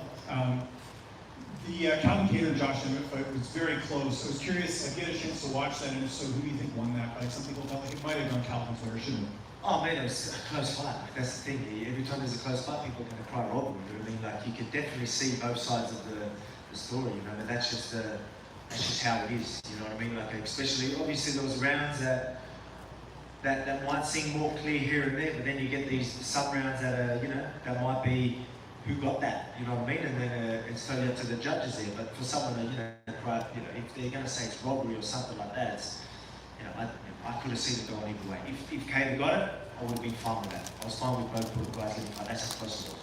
Who do you think wins Ortega and Yair Rodriguez in a couple of weeks? That's another big fight in your division. Yeah, man, that is big. Well, look, man, I like Ortega, but I mean, obviously, I want number 1 contender guys. You know, I think I've already fought Ortega, so I don't know if it will make sense if he wins. I'm not sure. I like to talk to my team at UFC if he was to win that, if that still makes sense, if they'll be happy with that. But I haven't faced Yair Rodriguez, so if he goes out and wins, I feel like that'll be a bigger fight. So, you know, again, doesn't matter who I like right now. I want these big fights, and you know, if I think winning would be better, just so it's a new blood, new blood, right? Well, what about Josh Emmett though? Because he's obviously new blood too. Yeah. Would you favor Yair over Josh if Yair was to win, or Yeah, the performance too, right? Yeah. I think so. I think he has a great time. Look, Josh Emmett is incredible. He's an incredible win streak and all that, and I've got respect for the dude, and I know I'll be facing him soon. But again, I want the big fights. I'm not, you know, is everyone screaming his name? I don't know. Like, you know, that's not a knock to him. That's what I was trying to say there. Like, but we'll see. We'll see what happens. You know, I want someone screaming that name. If not, let's look at something else. And last one for me, Oldberg winning last week. We saw the reaction that you guys had in the crowd. How much of a boost was that for the team leading into this big fight week for City Kickboxing? Well, yeah, like man, that's what we've been feeling that in camp as well. You know what I mean? The couple of weeks I spent at City Kickboxing was incredible. We're feeling that energy there. You know what I mean? I knew once we come back here, you know, we'll be feeling that energy all fight week and fight night, and you know, that just added to it. You know what I mean? Obviously, we want to clean sweep. You know what I mean? Like, you know, we were living together in a massive house playing basketball. I mean, the energy is so good. We're absolutely vibing off each other, and you know, I think we're going to really show out with you know, 4 zips. So that's what we're aiming for. Absolutely. We've seen a lot of trilogy fights in the UFC, but usually 1-1, and there's some sort of personal issue between fighters. So with this fight, obviously you're up 2-0, but in terms of just competitiveness and the fighting, do you think this is one of the better trilogy fights in UFC history, considering it's the 1 and 2 featherweights, and as Max said many times, you don't get many times a third fight between 2 guys in the top 10 just kind of out here. Yeah, man, that's right. That's exactly right. Obviously, I'm well respected. He's well respected, and to see two guys at their best at the top and facing each other, you know, people, especially for fans of the sport, absolutely loving it, lapping it up. You know what I mean? They know they're in store for a chess match and a great fight. So yeah, I think it is pretty incredible. You know what I mean? I know it is different. Like obviously me being 2-0 and things like that, but I still feel like that still adds to the story anyway. The fact that, you know, Max, was stubborn and made sure that no one took that spot and then gets another chance, I think that adds to the story because, you know, he's better now, you know, his performances, you know, all that type of stuff. So, you know, I think it all adds to the story. People are really enjoying it, and you can't wait to see what happens. Hey, Wolf, right back here. Oh, there you are. What's up? Volk, where do you get your inspiration when you're looking for a new dish for cooking with Volk? Man, I love doing my barbecues. I always want to do barbecue. But, man, I don't know, whatever it is, you know, I guess, you know, I like mixing it up as well. I like hitting different flavors and trying some new things as well, from different countries and whatnot. So, whatever, man, like whatever people want to see, I like to throw up there too. So I usually hit some guys up. People will hit me up on Instagram all the time and tell me, oh, what cooking show, you should do this, you should do that. And I usually am happy to do that as well because I like experiencing new cooking adventures as well. So, man, it's I just love cooking, man. It could be anything, you know. Even I've cooked a steak 1,000,000 times. I've probably recorded it 1,000,000 times, but I'll do another one, you know, 1,000,000 times. So it's actually good. I've got a new sponsor on board, Lotus, for caravan. So I can't wait to go out there and do adventures, catch my own fish, wherever I go hunt and catch my own food and cook it, you know, on the cold out there. And really, really, you know, the YouTube channel will love that. You know, and I think people will really appreciate that type of content. So I'm looking forward to that's my relation right there. So can't wait to get out there camping and cook some real food out there in the wild. Is there a dish that you just haven't been able to master quite yet? A dish that I haven't tried. Like it just doesn't come out right when you try to make it? Comes out right for me, I guess. But I mean, I don't know. Nope. I nail it all. And final question, Alex, if you were to move up to 155, does it have to be against Charles Oliveira, or is there so many guys right now? It has to be for the belt. You know, I think I deserve that. Obviously, you know, what's going to motivate me? Obviously, challenge as well, or a massive fight. You know, people take money fights, whatever it is. You know, the real big fights obviously would be motivated to be something I want to do, but. You know, I want to go for that double champ status, but you know, let's worry about Max this weekend. But yeah, I definitely see myself calling for whoever has that belt. Alex, just at the back here. Yeah. And just going off of that, obviously you said that you want the big fights. Do you think that moving up to 155 will give you that? Oh, yeah, it does definitely. There's so many big names there as well. You know, there's big names in that division. So yeah, for sure. You know, whoever has that belt will be a big fight. Purely just me fighting for another belt's going to be massive. But yeah, there's plenty of good fights there, and I'll love it. And like I said, I don't want to just move up and let that belt go. Like, oh, you see, I want to be active. I just fought a few months ago. You know, I don't know if one division can keep me busy enough. Give me two divisions there. So I'll keep them both busy. You know, I'll keep both belts busy, and again, I want to be active. And yeah, two divisions will definitely help with that. And what do you think of the landscape at lightweight at the moment? As in, yeah, man, it's again, big fights, massive fights. A lot happening, a lot of hype there. So yeah, I'd love to go and take some of that. Again, not only a new belt, a big fight, you know, the money fight, all that type of stuff, and all that hype too. Is that more of a legacy as well for you, holding two titles? Yeah, definitely. As I say, you know, I do all this for my family and all that type of stuff, and the legacy is going to help me look after my family forever. So let's take over all these goals. I want to get all these goals and all these achievements that are going to put me in a better position tomorrow. You know what I mean? That's just how I am every time moving forward. Alex, do you think Dana will let you defend two belts at the same time? Yeah, I do. Yeah, I think he might have even already touched on that. You know what I mean? I think he understands I'm in a position to at least call for that. You know, obviously we're going to find the right timing and how it's going to work, but I definitely think so. Yeah, well, I think he will let me fight for the title, so I don't know why he wouldn't let me defend it. You know what I mean? So, yeah, definitely. And Max has made a bit of talk a couple of times this week. He doesn't think he'll go further than 3 rounds. Do you just see that as 5-week talk, or do you look into that? Do you see something in that as to how we might fight this? Man. I think he probably doesn't believe it, you know what I mean? Like, whether it is that just trying to hype up the fight, or, you know, whether he believes it, I don't know. But, you know, whether it happens, it's a totally different story. But, you know, again, we're both pretty durable guys. We're both tough, and we both know how to pull ourselves out of a pretty shitty situation. So, yeah, you know, I want to end it and want to end it early, and I think I definitely can. And again, I feel like the chin's got to go soon again, and that's no disrespect to him, but that's got to go soon. And I know I'm landing on it, and I'm going to land on it big and many times.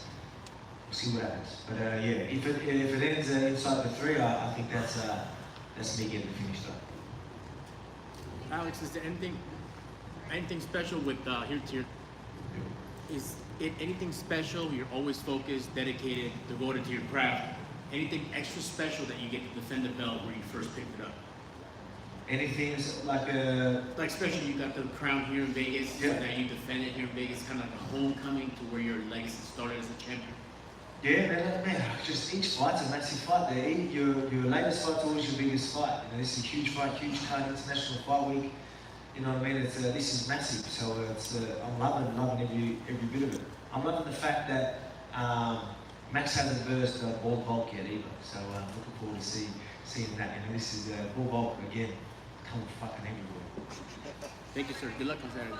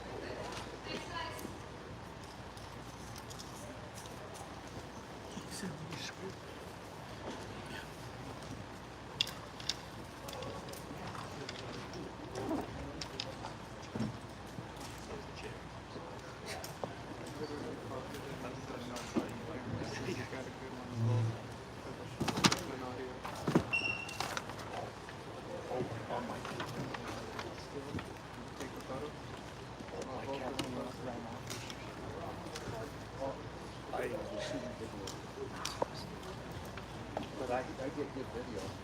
I can do good. Can you send me a screenshots. still? Yeah. Send me a still? I got you. Yeah.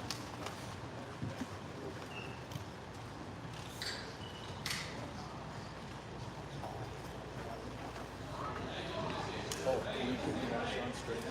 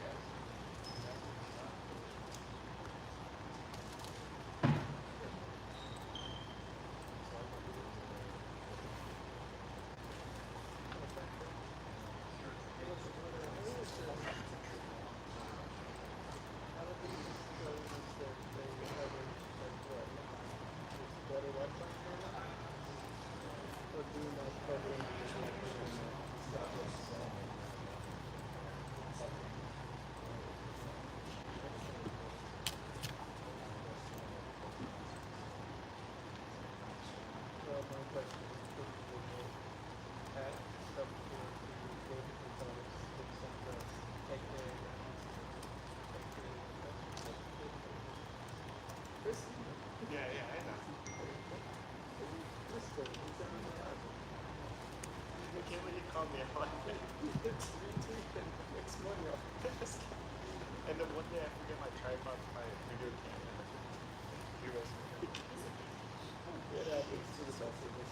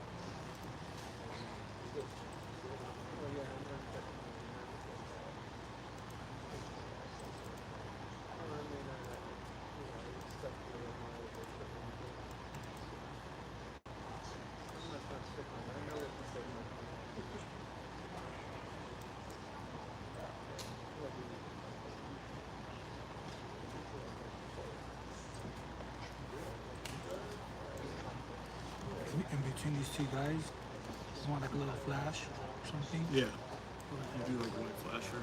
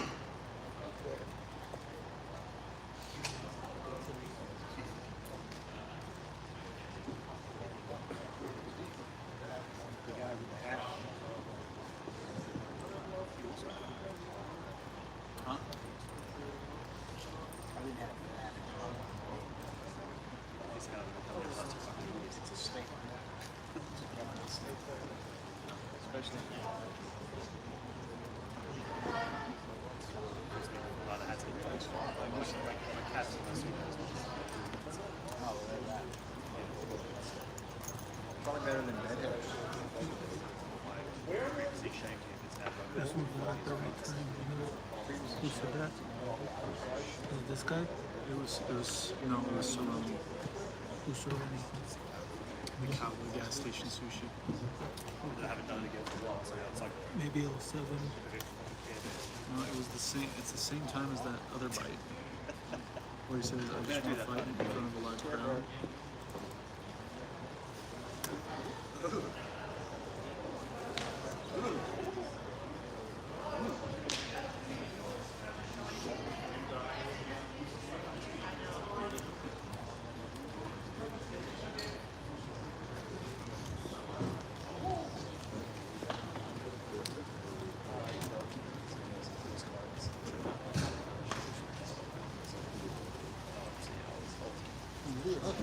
This guy? Ian, you're early in your career, 3 fights in, International Fight Week. I mean, the biggest event of the year. I guess what's the feel like for you right now? It's fucking awesome to be here. It's a pleasure. Obviously, it's exciting. I've always been a fan, and the fact that my dream has been to fight in Vegas.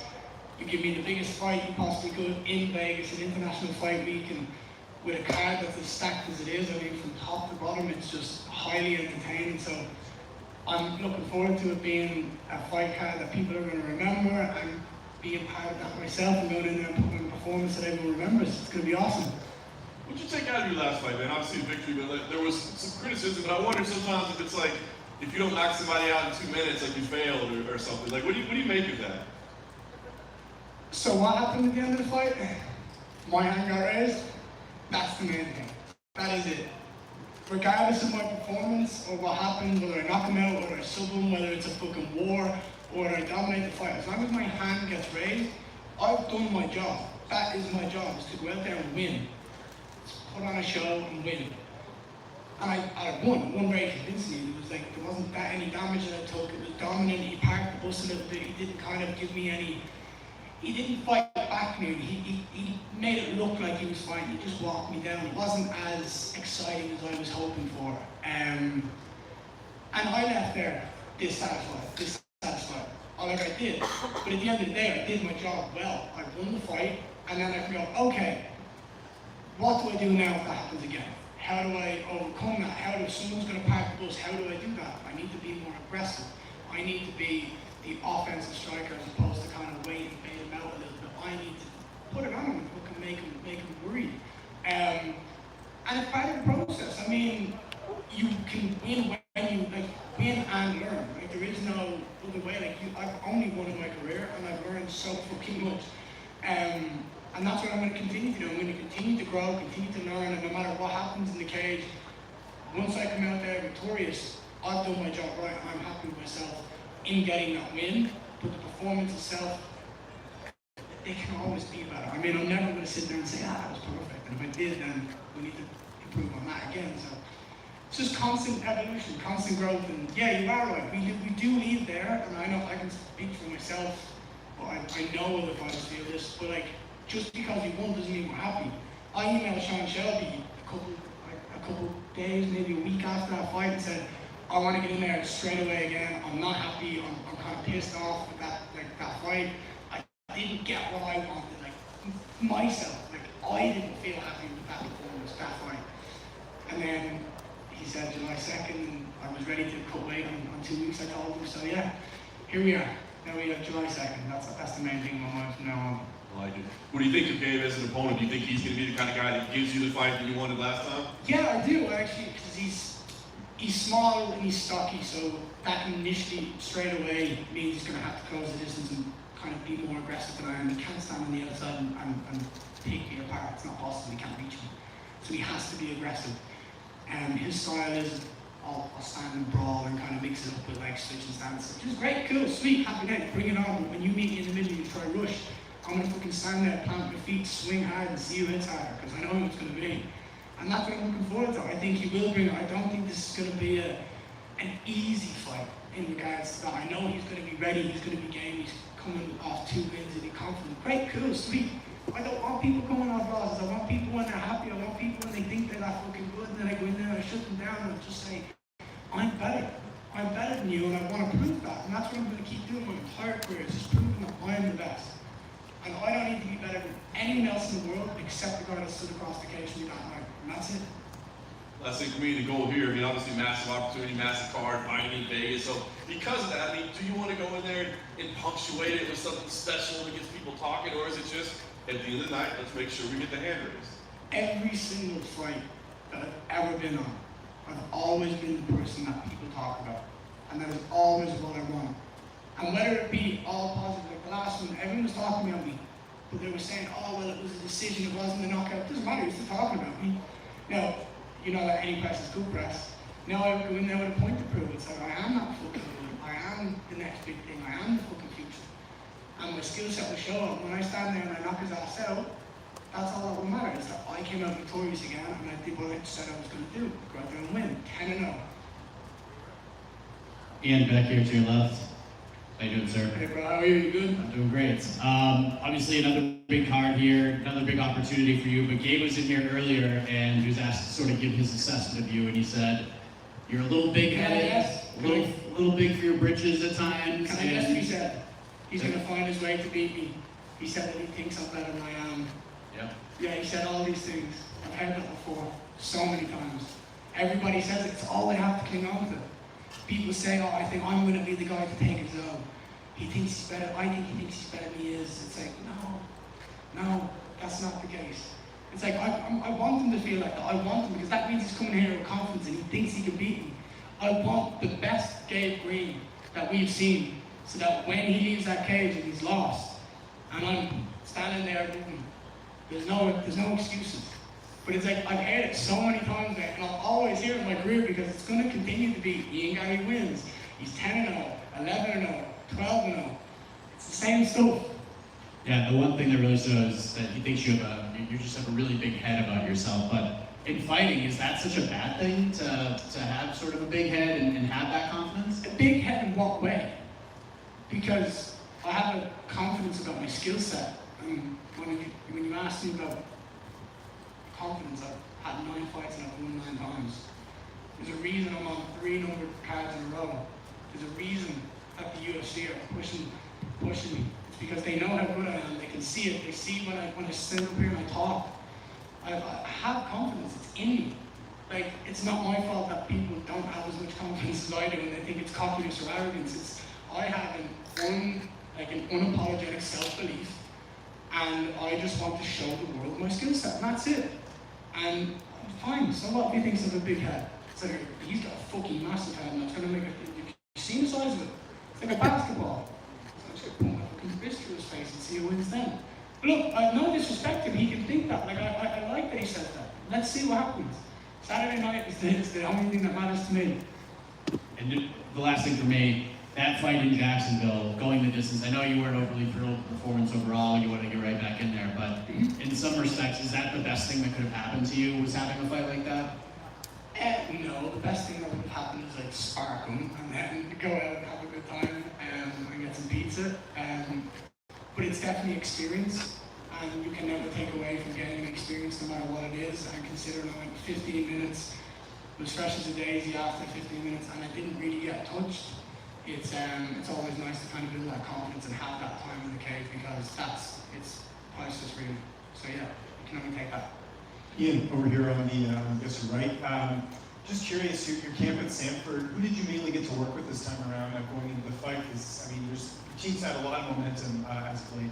Yeah, so there's obviously, look, you look at the guys in Sanford, it's absolutely ridiculous. Someone I did spend a lot of time with was Michael Johnson. My nutritionist pointed out that he's the exact same height and reach as Gabe. And MJ has got some of the fastest hands that we've seen. Like when that guy puts a combination together, it's blisteringly quick. And he's got he's a dog, he's ruthless, he's not afraid to come forward. He said to me recently, he said, if you hit me, I know you're open somewhere. He's like, so I'll take one to give 4 back. And I like that a lot. So I put a lot of work in with him. And Jason Jackson, he's an awesome fighter. I think he's one of the best welterweights in the world. I keep telling him to have the attitude of, you are literally the best welterweight in the world. Like, I say to him, I walk up to him and go, who's the best welterweight in the world? And he's like, you are. I'm like, fucking tell me you are. I'm like, because you are. I was like, I want to be like you. Like, me and my wife sit there and say, like, he is the best. Like, he's like a version of me in the future. Like, he's just so smart and calculated. He's awesome. So I'm just working with guys like that, and I enjoy every second of it. Jason's a pretty positive guy too in the gym. I don't think you ever see him break a smile. Just how important is that to have a guy like that in the gym when maybe you're not having a great day and they're putting you in a good mood? Yeah, both of them are they're funny. Like, watching those two spar is more entertaining than any fight you'll ever see, because they talk so much shit. They're such good friends, and they help each other, but it's a different feel, it's a different bond. So yeah, it's so valuable having teammates like that come in there and can always like pick you up and just bring good energy, and that's what it is. It's bringing knowledge and good energy, and everyone wants to grow together. So we all have the same goals at the end of the day. We all want to be victorious and have a legacy, and whether it's money, whether it's fame, whether it's just success, legacy, we all just want to get into the cage and fight and win. That's it. And last one for me, what did you make of Shavkat Rakhmon's win last week against Milani? Just a really dominant performance. Shavkat's a savage. He's just so well-rounded. Like, doing rounds up in the gym, it's obviously a pleasure. Like, he's so good. And yeah, he deserves all the hype. I mean, the only reason he isn't more hyped than he is because of his lack of English. That's it. If he could sit up here and talk like me, he'd be one of the top in the world, because he'd be able to hype himself up. But he doesn't. And I like the fact that he sits there and he just goes, I'm gonna let my performances do it. He's like, when you take media and like all this media obligations out of it, and you take it back to kind of like the purity of the sport or the purity of fighting, it's like, let your fighting talk. And he's going, well, I can't speak great English, so I'm just going to literally let my performances do it. And that's brilliant. The fact that he's garnered so much respect in the game because of that, it's so impressive. I can't wait to see what's next for him. Ian, right back here. Hey, how are you? Good? I'm doing pretty good. Can you see me? Yes, I can see you. Ian, I want to ask you, not just a married man, but going to be a family man, as you announced after your last fight. Are the motivations in training camp for these fights different, knowing it's not just about you or even just your wife, but that it is going to be, you know, for the next generation and for your son or daughter? Oh, so it's a boy, just to clarify, it's a little boy. But I wouldn't say motivation. I don't fight for my family. I fight for myself. I fight because I love fighting. I compete because I love competition. My family, I obviously want to have, like, my favorite thing about fighting is that I'm going to use it to travel the world. Like, when you look at Florida, when you look at New York, when you look at Vegas, it's like, I'm able to go to these amazing places and have like different cultures, different people, surround myself with some of the best in the world of what we do, and just enjoy the process, enjoy the travel, enjoy the freedom, and the fact that I get to do it with my family so close by my side is going to be awesome. So the motivation hasn't changed, but But my life will be different after this in regards to, like, I will have a little boy that's going to depend on me, that I have to feed and have to look after and help become his own man, and I'm just excited for that. I think that in and of itself is the coolest thing I think a man can do, is to help raise his son and bring him to be a successful, happy man himself. And I just want to be the best dad I can as well. So everything I do in life, I want to be the best at. I don't want to be average at anything. I don't want to not succeed in the best way I possibly can. Maybe that's why I come across as fucking too confident in it. It's because I want to be the best at everything I do. I want to be the best dad. I want to have the happiest family. I think that's a good way, a good attitude to have in life. I mean, we only have one ride on this trip. We might as well make it happen. To follow up on something that you just said, obviously with the UFC, especially in recent months now, traveling around the world and getting back out. But what would it mean to you personally to go back to Ireland under the UFC banner? So that's what I've been saying all week. People have been saying, what happens when you go 3-0 in the UFC? What happens when you remain 10-0 undefeated? What happens then? What's next? Obviously, I have a baby on the way, and that deserves every bit of attention and respect from my wife and for my baby, so I can make sure everything's good with them. But I don't see why we couldn't have a UFC Dublin. I don't see why we couldn't kind of light that fire behind the Irish MMA again. There's only me and Conor in UFC from Ireland that are active, and the return of him, whether it be late this year or early next year, I think it'd be nice to kind of just light that fire again and get everyone excited. So that's what I'd like. That'd be my dream now, as the UFC Dublin. My final question, just what kind of stuff did you pick up from working with Boss Rudin and Wonder Boy with the Karate Combat guys? Dude, Bass and Wonder Boy are unbelievable. Obviously, I'm a striker. I love striking. I love everything about it. It's like a chess game, and to be able to sit down and speak to one of the best strikers that have ever been in the UFC, and Stephen Wonder Boy Thompson, is phenomenal. To just even get a relationship with him, that we can now sit down, talk, and like potentially meet up and train together. I invited him to my house this week to see if he wanted to come over and train. He's a great energy. And the same with Baz. You're literally talking about a UFC Hall of Famer who has so much knowledge that he can pass through. And we sat there and he said, "Give me 1 week with you." He's like, "Give me 1 week, and we can add so many things to your game." And I said, "I'm in. Let me know. Let me know when you've moved house, and I'll come out to Texas and we'll do some stuff together." Ian, over here in the same spot. And good, you? Cool. So there's a thrilling bout over the weekend in Cage Warriors. Reese McKee won the welterweight title that you had vacated last year. Did you get a chance to see that fight, and what do you make of Reese's abilities? I did get a chance. I specifically sat in a taxi and didn't move until the fight was finished. It was a great fight. I like both lads. I think both lads are very good. I think Reese obviously had it hard when he got signed to the UFC on short notice and was put in there with Hamzat. It's not a nice debut to have, I would say, for someone, especially on short notice. Even if you got a camp, it would still be dirty. But I think Reese just has the attitude of, all right, it didn't go well the first time around. That doesn't mean it's not possible to kind of get back there and to improve. I mean, there's always going to be a second chance if you work hard enough for it. And I think he's obviously, he got dropped from the UFC, he's got back, he's learned, he's grown, and now he's got the Cage Warriors title, and I wish him nothing but success. You know, if we can add another Irishman to the UFC roster, that'd be fucking insane. And again, another reason for UFC Dublin, get more guys in the can. So yeah, it was a great fight, and it was a great performance and a great finish, so I'm happy for it. Thanks, Ian. Appreciate it, man. We good? Happy days. Appreciate the time as always. Have a great week, guys.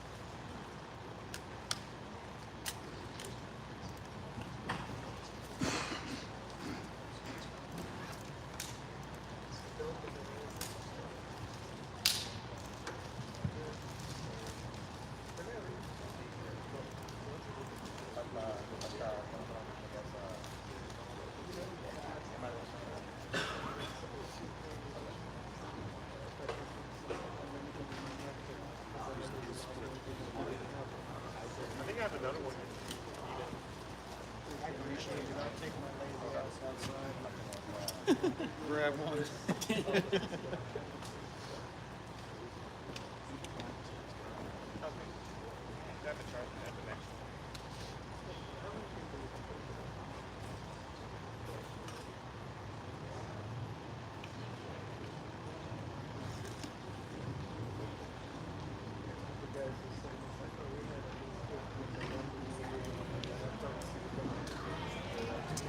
Actually can't do that. Yeah, I have a spare one. Yeah, I can't get into my car until I say My phone's my keys.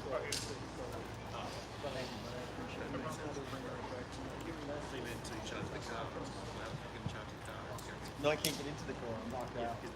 I get it now.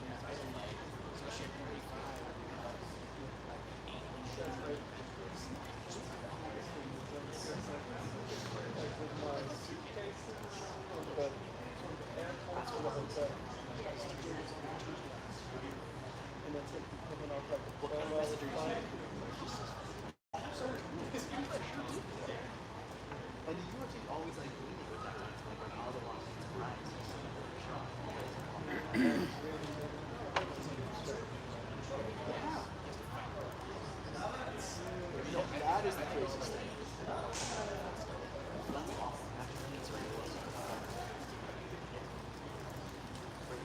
And then all those would have been the damn like champion. How great would that be for legacy?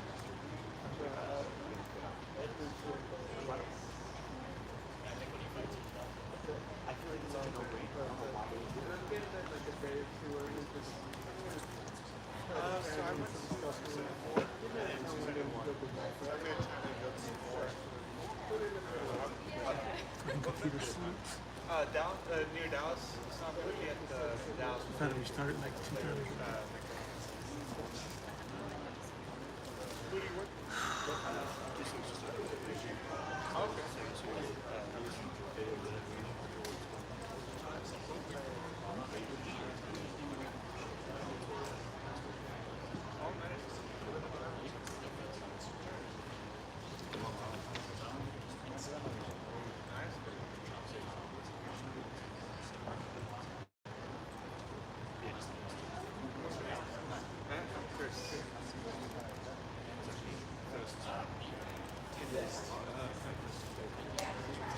How are they?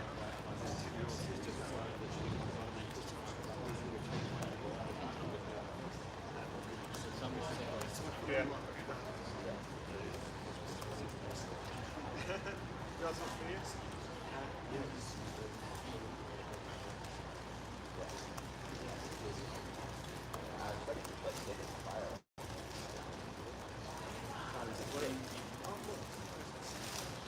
Oh, so you do PX as well? Yeah. I've seen a lot of your guys' photos on there, but it's highlight stuff. Yeah.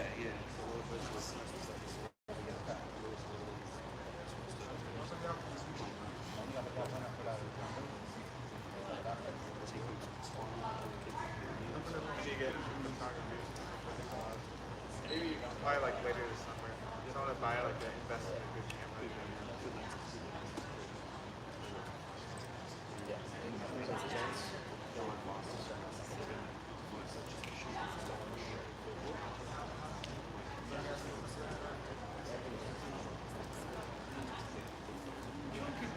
Yeah, also like, that's on top of it. Yeah.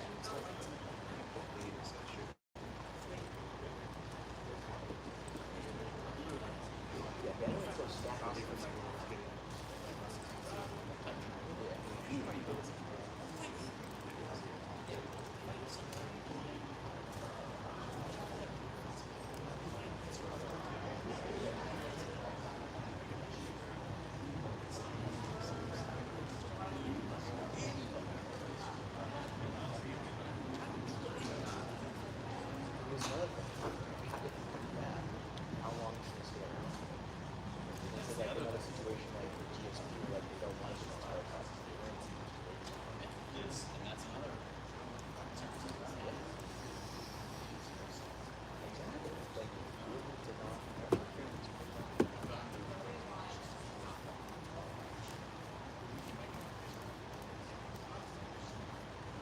You guys are rooting for Australia? Yeah.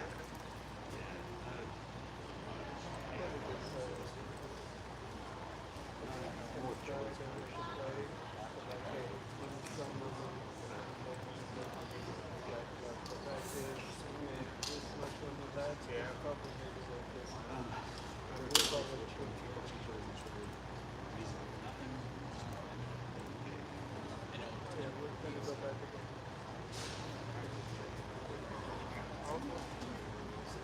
really?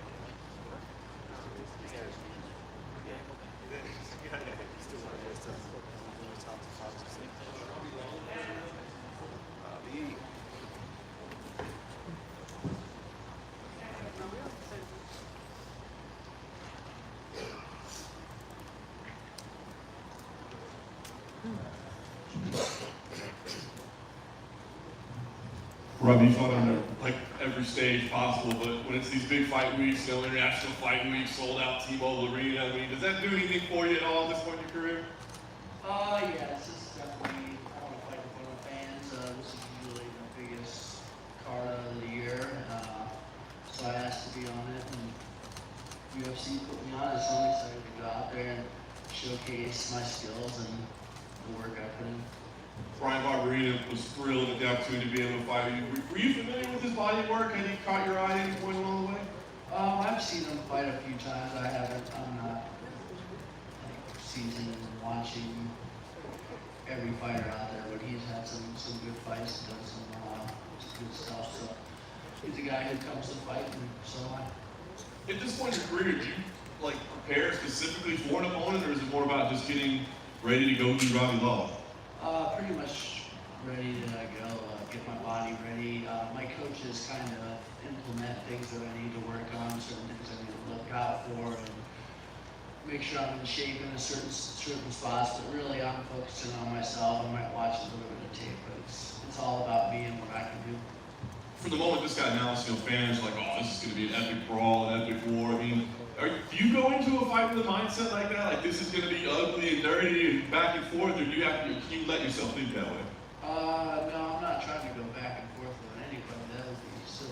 I'm looking to go out there and finish people and not take any damage, but sometimes guys don't go away, and sometimes I don't either. Last thing for me, you know, big win here. What's the plan moving forward? I mean, do you want to be more active than you have? Are you okay with the pace that you're kind of fighting at now? What's the plan moving forward? We'll see after Saturday, see how my body feels, but it'd be nice to fight again this year, but you never know how that works out and who's available for me to fight and what kind of cards, where those cards are, those types of things. And I'll let my management in the UFC kind of figure that out, but if I can get one in again this year, I will. Robbie, over here, just on the right. Brian talked on stage about meeting you when he was an amateur fighter at International Fight Week. Do you remember that at all? No, I've met a lot of people. Yeah, it's crazy. I wonder when that was. Did he say? I think he said it was years ago. It would have been a while ago because he said when he was an amateur fighter. Obviously, he's been in the UFC for a while. So this would have been ages ago. Because he had told that story just before during media day today. Yeah, I think I've only been to one other. Actually, never been to like one of these conference or whatever they call these international fight weeks. Because we usually don't fight on them. But I think I went to one a long time ago. So I don't remember it. But so it was might have been at Mandalay Bay or something. That long ago. Training camp at Sanford. I know it's been a while now that Rory McDonald's been there. What's that been like? Because you guys have had this epic fight, and now he's one of your main training partners and somebody you get to work with. How's that been? Just sharing the cage with him, and now you guys are on the same team. Yeah, no, he came in for a couple training camps. I haven't seen him for a bit, but no, it's good. If he needs my help, I'll help him. He's obviously been in this game for a while, has a lot of skills that he can help guys at SevereMMA get ready for fights. It's nice having a guy who's fought at the highest level and who was as technical as he was. Who did you mainly get to work with for this camp? Pretty much whoever they told me, but Jason Jackson did a great job of pushing me, trying to beat me up and making me be on my toes and not take any punishment. He wakes me up and lets me know like this isn't a game, let's go out there and fight. So it's always fun to get in there with that. Michael Johnson helped me out a little bit too. So a lot of guys there. And And just last one for me, we just had Ian Gary up here, who's obviously very confident, very outspoken. You're kind of the opposite. You sort of just go in there and do your thing. What's it been like getting to work with him and someone who's an up-and-comer, and I'm sure seeing a bit of yourself and him in terms of the fight style? No, it's really good. I mean, he's an exciting guy. He likes to be out here in front of you guys and talk and put on a show. But he can fight too. I think he enjoys himself. And if he asks me for help, I help him. I'm learning from these young guys. Try to teach them as much as possible. But it's nice having these up-and-comers to make sure I'm off my toes and get better too. So after we talked last week about you being on the prelims and you were saying a bit surprised, there was a lot of fan outrage saying Robbie's being disrespected and all that stuff. And I know that wasn't like your message, you weren't upset about it necessarily. But did you see that feedback at all, and that make work your heart at all to see how much the fans have your back? No, that's nice, but I don't really follow what the fans are doing or who's talking, and I didn't even know anything about it until I got something from Movie as far as my new PR stuff, so I don't really pay attention to those things. But it's nice that fans are out there supporting me still, and I've been doing this a while. I'm excited to go out there and put on a show for everyone. That you can't fly home now on the day of the event. Yeah, well, I'd rather be fighting on the main card anyways, but yeah, it would have been nice to get in there, get my fights, and get out there, but when you're fighting on the same card with all these studs, that energy in that arena is going to be awesome, so I'm looking to feed off that, put on a great performance. Thanks, Robbie.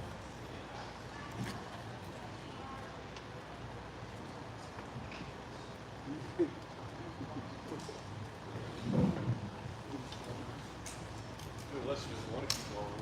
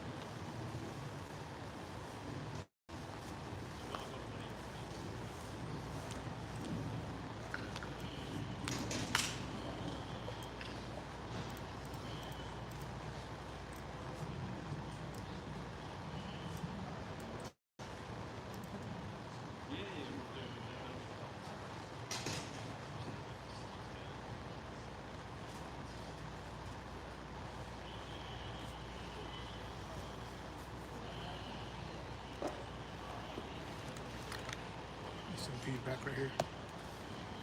So for during this part, I don't know if you want to hear it, but I have it. It's kind of a long thing because you talk about him getting the jacket, but you also say that that's not what he's looking forward to. You wanted to just let that video keep running, or should we use some? No, use the footage that we downloaded. Yeah. Okay. Of them fighting. Okay. Talking about the trilogy and the two of them fighting. And the same thing for this guy. Afterwards, for him. Yeah. Just show the highlights of between him. It's him and Assani. Okay. I'll let you know when I pull it up. Why it's the right one.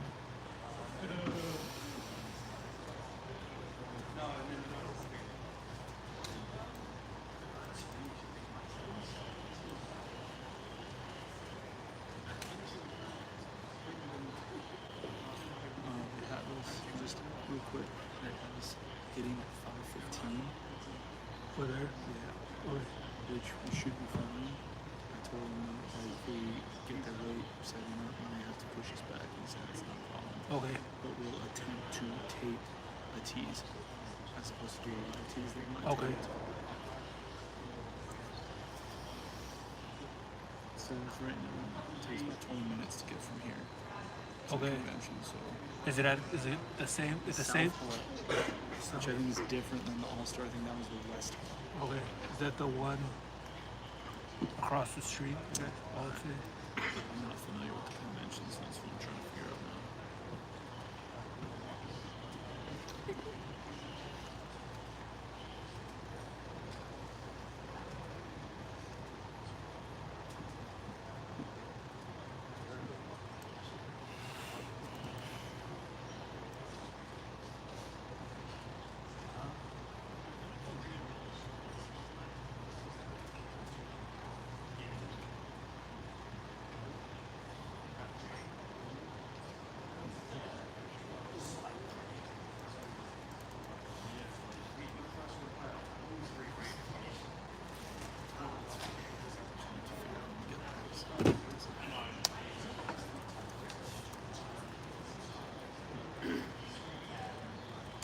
Also, real quick, I don't know if you downloaded the right one after I really looked at it, but I sent you.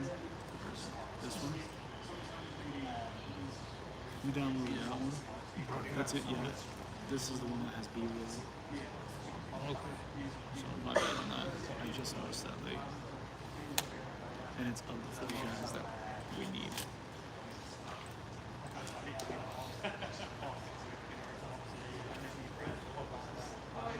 The one you said Yeah, yesterday? the event materials, the top one. That one, yeah. Scroll down, scroll down, scroll down, that one. Yeah.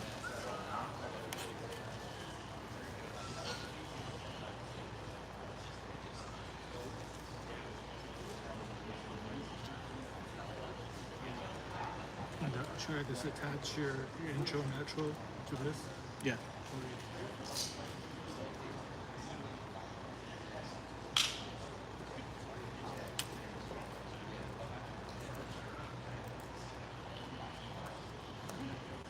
Which one it is?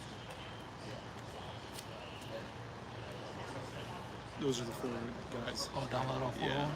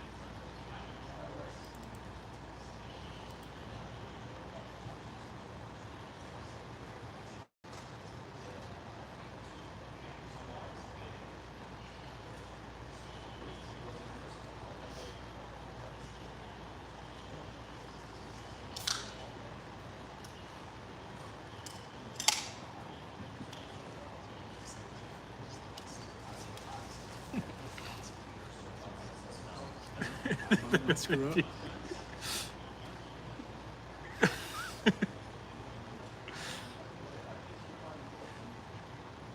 Robbie usually has quite a bit of fun with my What's gag. that? Robbie usually has quite a bit of fun with my gag rules.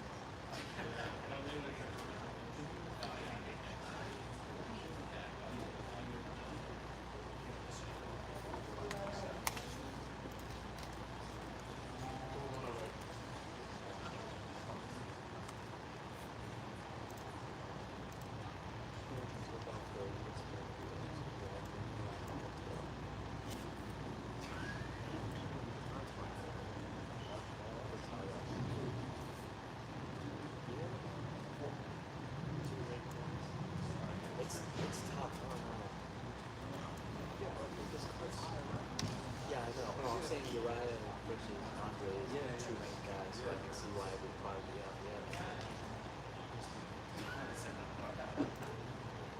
I thought they would kind of want to stack the ones because ABC. They have so many. I wish they would like let it.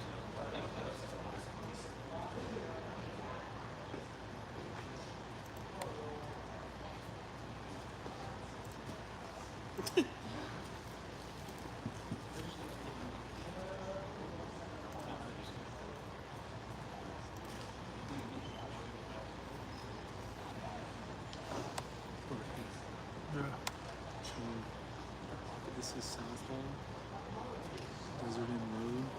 So Boulevard is over here. Desert Inn Road, where you go underneath. This is the South Hall.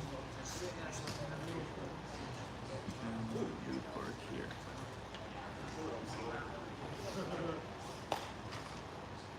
Bronze lot. Bronze lot.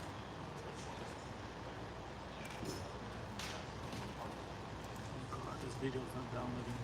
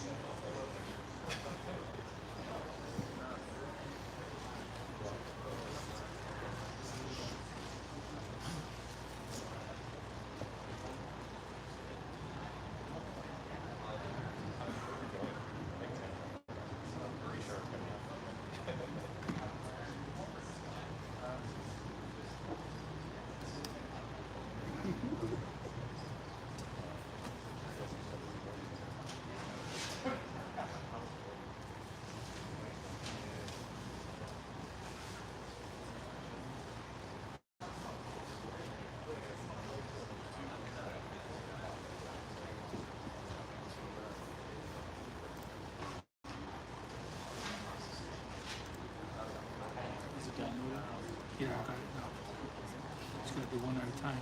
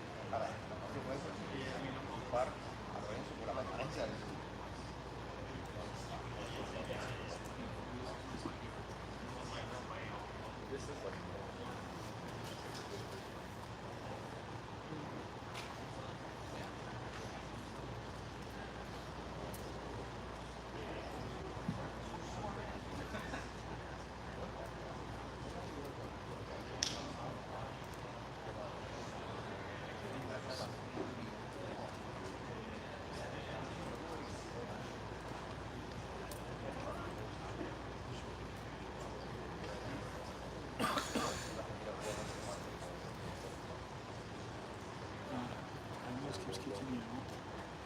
And so I asked the engineers and they told me to just give them my hotspot. It's so use that so there's the fingers. The UFC internet is bad.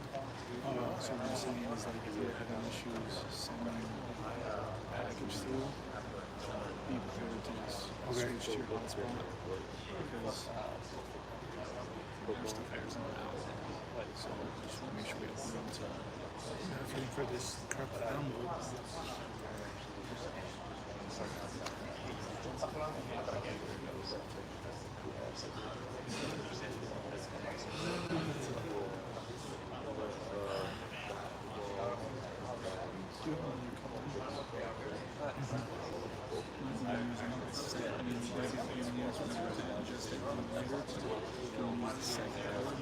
Stuff tonight, just so it's easier to go through.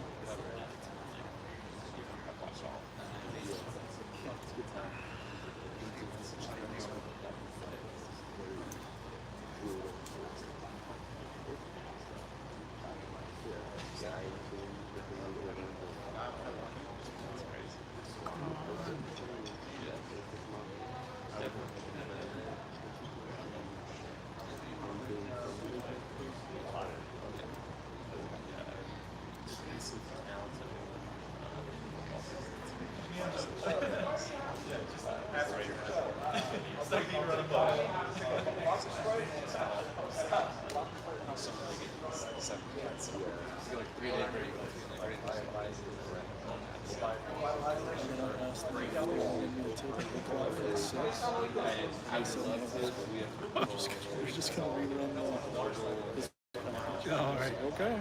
We offer. It's a rarity. We offer something they say no. Yeah.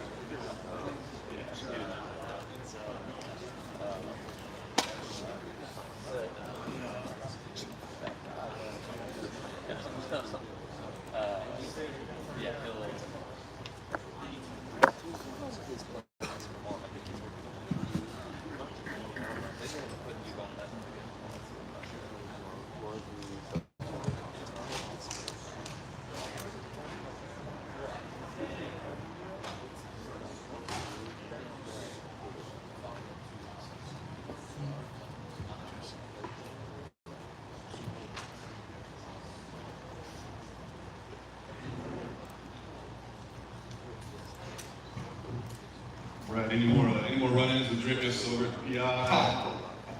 No awkward ones. Haven't seen him since the other day. Listen, that's what I mean, we're talking about 12 years in at this point, man. I mean, are there still nerves? Are there still excited emotions? Or is it just like, a week of work for it? No, yeah, it's still always there. At the end of the day, I'm getting in a cage in front of thousands of people and fighting another man. So there's still, those type of nerves. I think I've been blessed throughout my career to not, I see some people, you see it on their face, you see it in their body language, they get really worked up. I find it all kind of fun, that's why I got into this. I like fighting, I love fighting. So yeah, but definitely I can't tell you oh yeah, I've been doing this so long, it's just whatever, I'm not numb to it. It still feels like I'm gonna fight. And fighting in Las Vegas, so would you prefer that? Like being here, I know it's home for you now, or would you wish you were getting to travel a little bit? Or? Nah, 100%. I love being here. I love being close to my family, my daughters, and it's just easier, I get to go to my gym, I get to sleep in my bed, eat the foods that I'm used to eating. Nothing really changes for me, so I love fighting here. What do you make of Drickus' opponent? I mean, is there anything that he does that you've seen on tape or watched that you're like, oh, I've never seen that before? Or do you feel like it's just kind of something that you've seen at this point? No. He tough guy, and I think he actually is different than a lot of the other guys out there. His style is a little different. He reminds me kind of like an Elias Theodoro, very unorthodox in the way they do things. So yeah, I think very tough, very game, and I think that's what he brings to the table. He is a little different than everybody else. Last thing for me, I mean, a win here. Do you have expectations for what comes next? Like, do you feel like, hey, now you guys owe me a ranked opponent. Now you guys owe me to fight up, or does that concern you? Nah, not at all. I'm gonna go out there, beat this guy, and then we'll go back to the drawing board and see. I'll talk with Ali and my team, and we'll see what's next. Right over here. You fought Israel Assani on International Fight Week a few years ago. I know you had some injuries going into that fight, but you fought, John just mentioned that you've been in the UFC for a long time, you have a lot of experience. How much will that pay dividends in this fight, just because you've seen so many different fighters, whereas, Drake is maybe not fighting the caliber of opponents that you fought? Oh yeah, definitely. It's one thing I always say this, it's one thing to get to the UFC, it's a complete different animal to stay there. It's hard work, and it's something, a goal of all these fighters to get there, but then to stay here, to stay competitive, to stay winning fights. You see guys, you think they're gonna be the next best thing, on these hype trains, and some of them, it works out for them, and they go on and do great things, and others wash out really quickly. So Dricus is, as far as the UFC goes, very young, and I think that I do have that above him. He does have a lot of fights, so that he'll have that experience, but I have that UFC experience. I've been here for a long time, so yeah, I think I definitely have that edge on him. You look great in your last couple of fights. Is that just being healthy? Is that just not dealing with injuries and sort of having that time off previously? Is that sort of a big culprit for the success lately? I think it's just the training we do. You gotta keep. I think what happens to a lot of the guys that have been around a long time is one, they get comfortable and they get complacent. They think that they've done it, they're here, they don't need to keep learning and growing and evolving, and that's not true at all. There's younger, hungry guys doing different things that have been doing it from a young age because of where the sport is now. And you need to keep evolving your game so that you can constantly compete, and I think that's what you see. As far as injuries, I was telling John in an interview we did recently, before I fought Mario, I actually fractured my elbow, I tore a ligament in it, banged it up pretty bad. Luckily I was able to get, through the fight. But we as fighters, I don't think anybody ever necessarily goes into any fight 100% injury free. There's always something. Just last one for me. I know Evan Shabazzi's been doing some training in Vegas. Have you got to work with him at all? Just because, obviously you fought each other. No, so we ran into each other, and he actually, he's such a cool guy. When he first got to town, he came up to me, approached me, and he's like, hey man, basically I plan to come and train with tourism. I hope that's, the right way you. I'm like, yeah, you know how it feels when you fly. I you know. But I haven't seen him. He's been in and out. Hasn't really trained with us too much.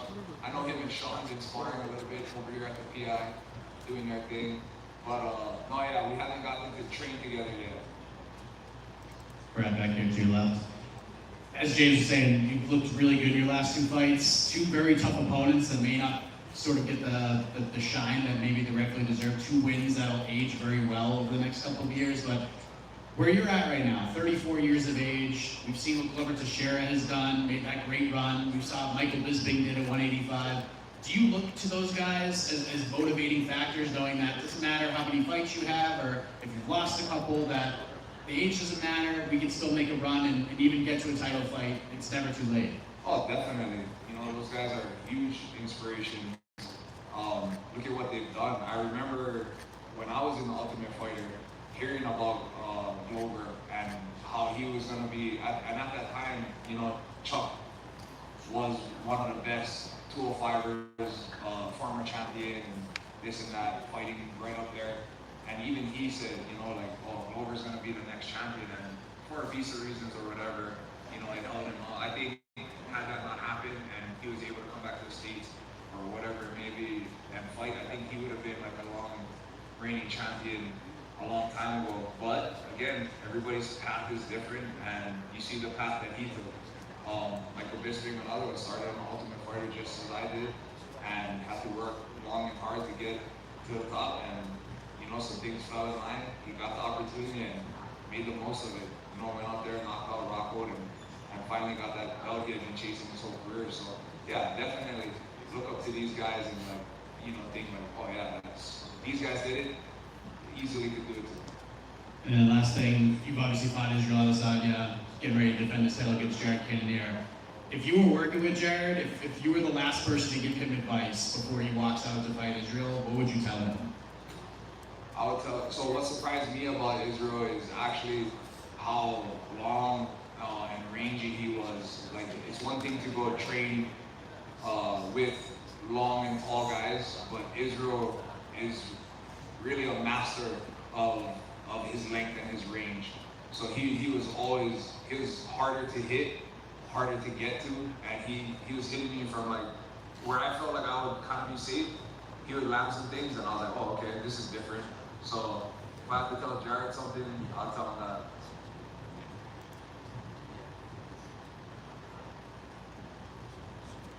All right, guys, thank you.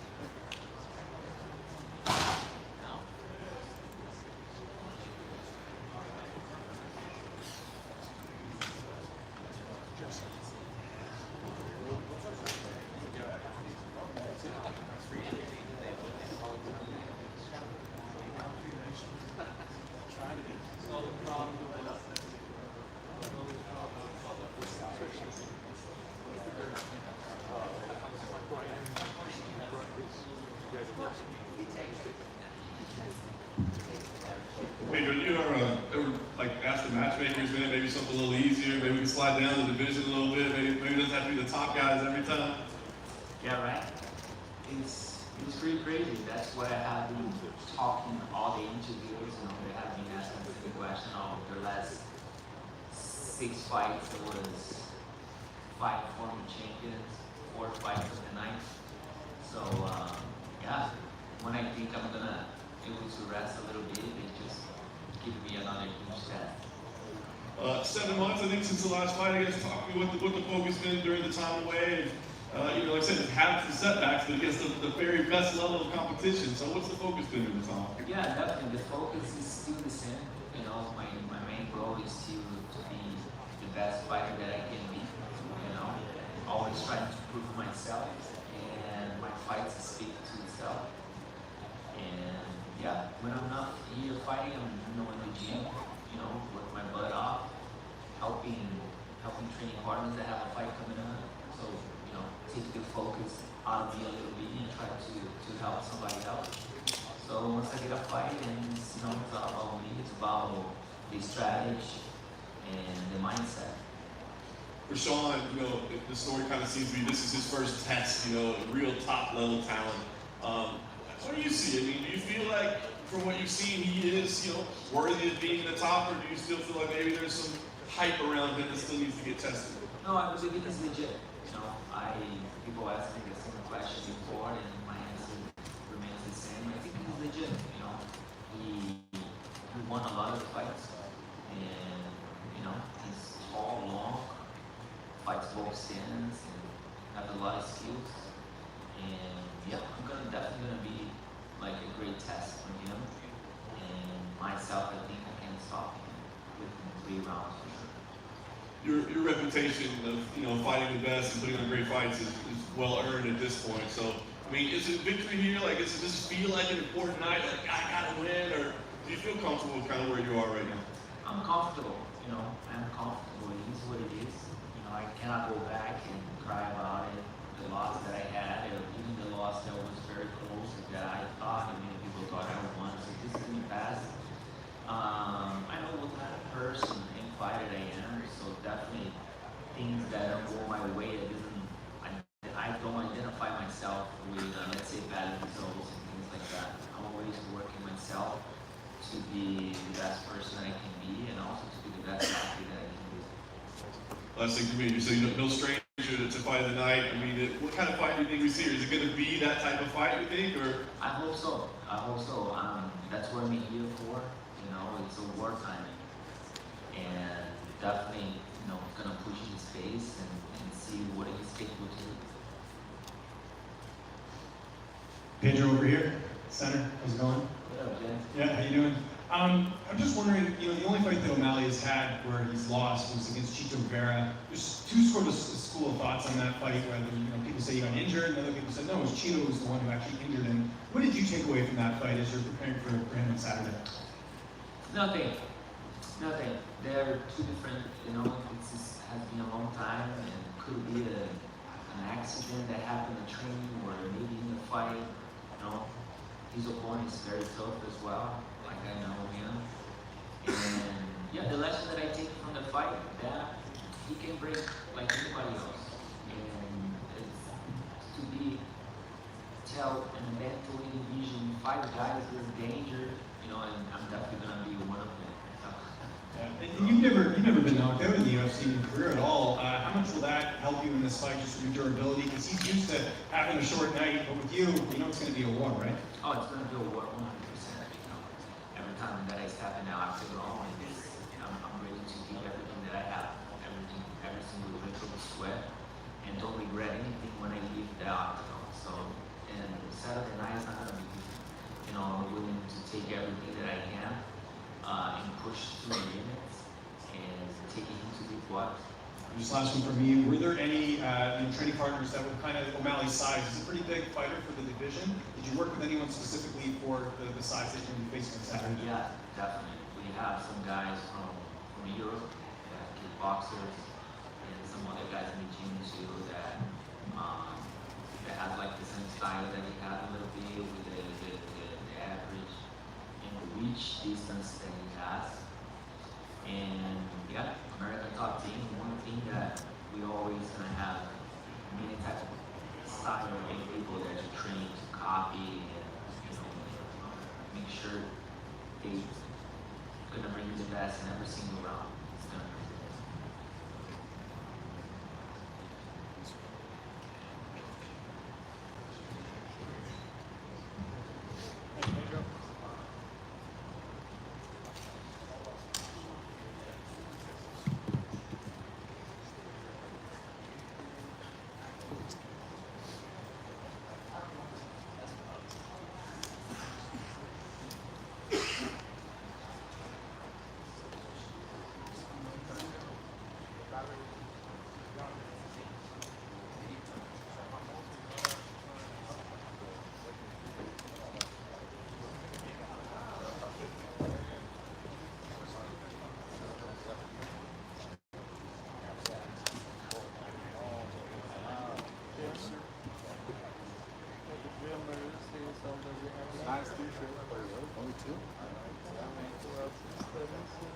got Red, we got Robbie, we got Pedro now.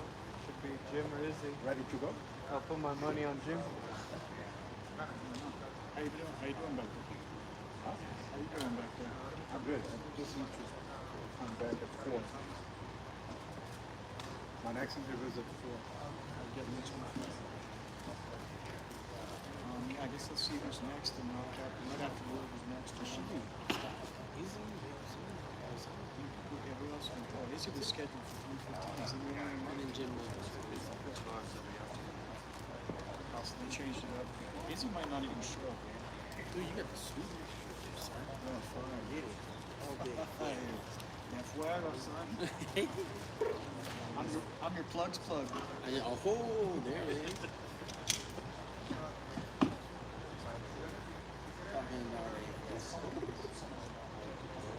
These guys.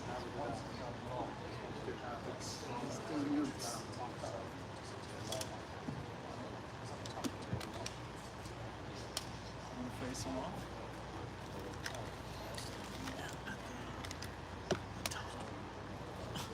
Really?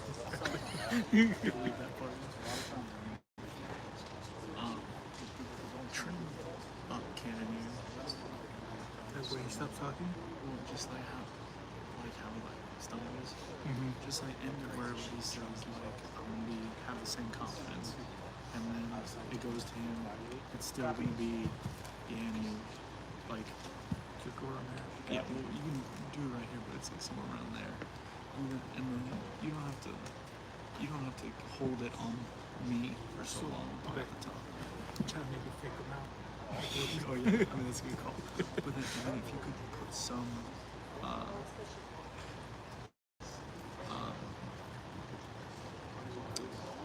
put a clip of Volkanovski and Adesanya, so like when I say their names, so you at least see them for a second or a little bit.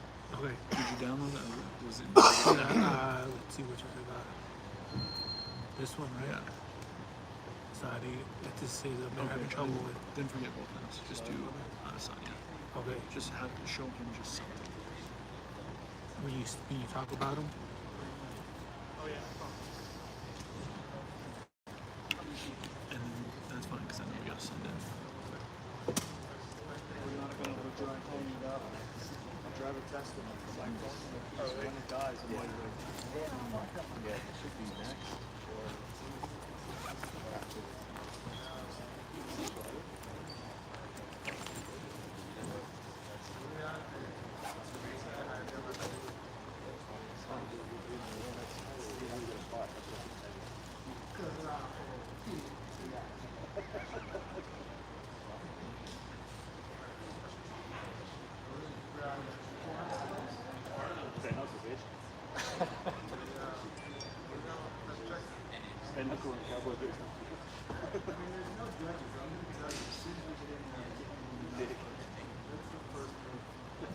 I always carry sand in my pocket. Remember that? why you go to gravel? Australia. Yeah, you can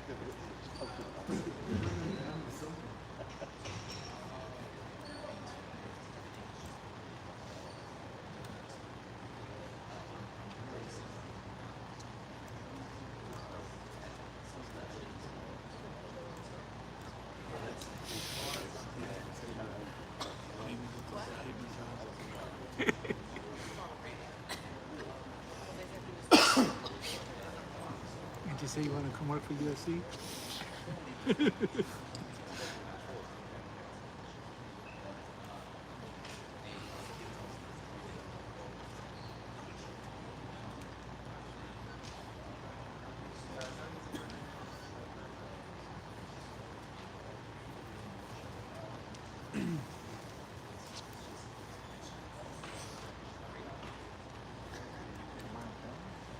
Yeah.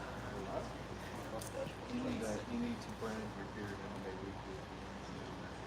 Are you allowed? 3 red stripes. Again, are you allowed? No. Thanks for asking. After asking 3 times or something. I was trying to think of something funny. Nah, you're not that funny. You're not that funny.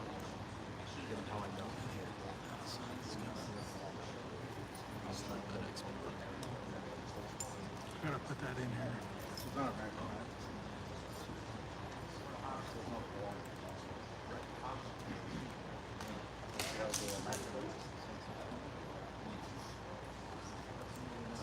Yeah, sometimes I have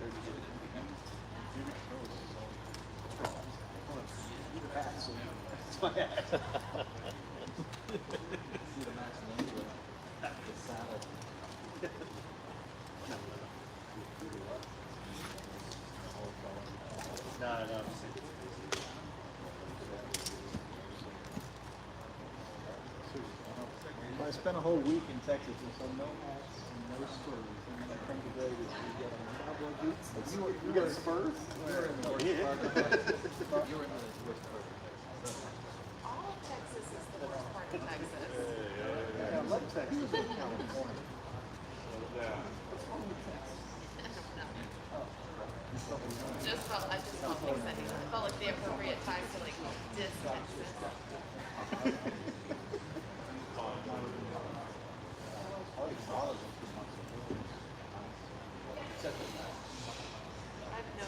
I like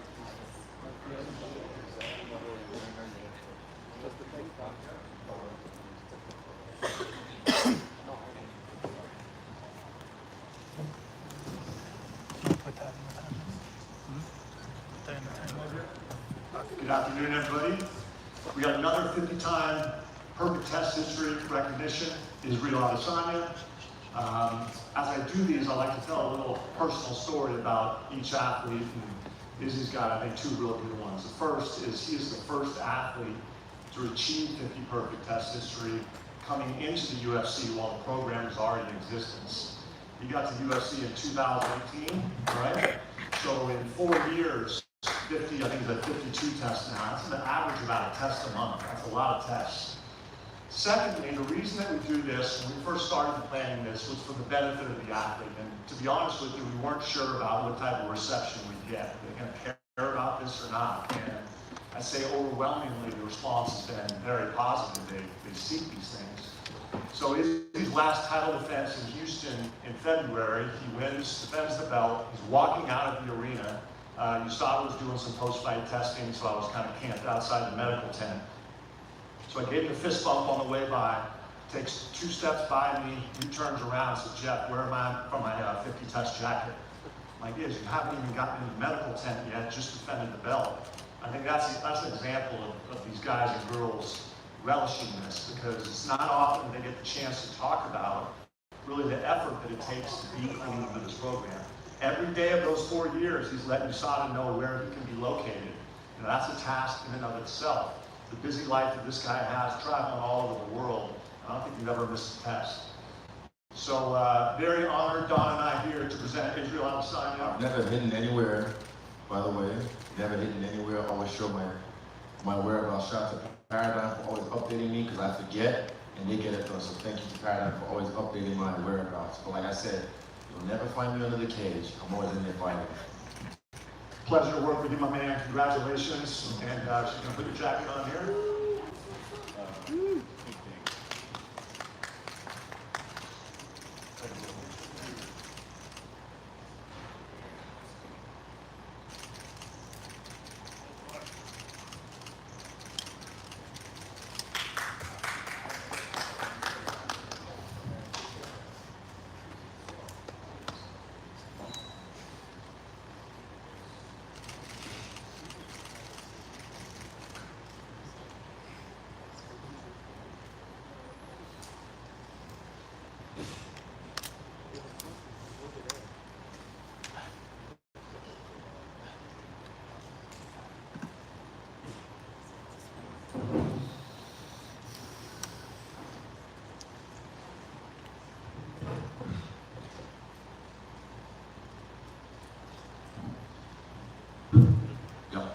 It's really you. It just seems that the intensity, the confidence that you have right now is maybe at an all-time high. I mean, what is it?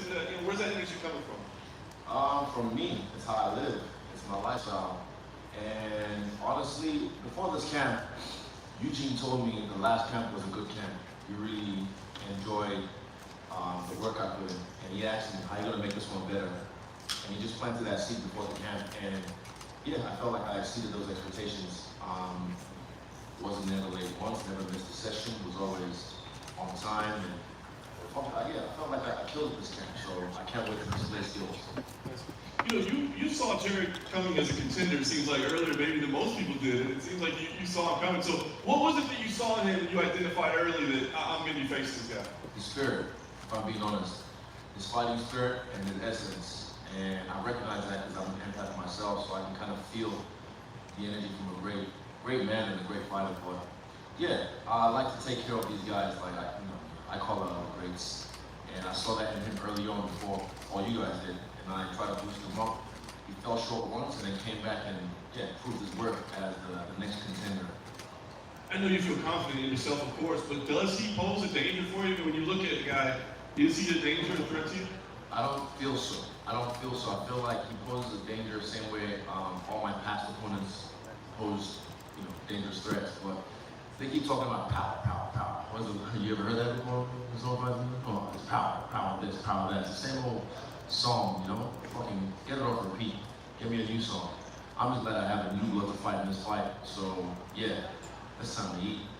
You know that Alex Pereira isn't on this card by accident. I'm just curious what you think about him being like. Is it exciting because it could set up the story for you guys, or do you feel like he's kind of maybe riding the coattails a little bit, doesn't deserve it just yet? A little bit of both. Coattails, because the guy supposedly beat me in kickboxing, and he's still trying to chase me because I'm the one winning in life. And I like that story, like you said.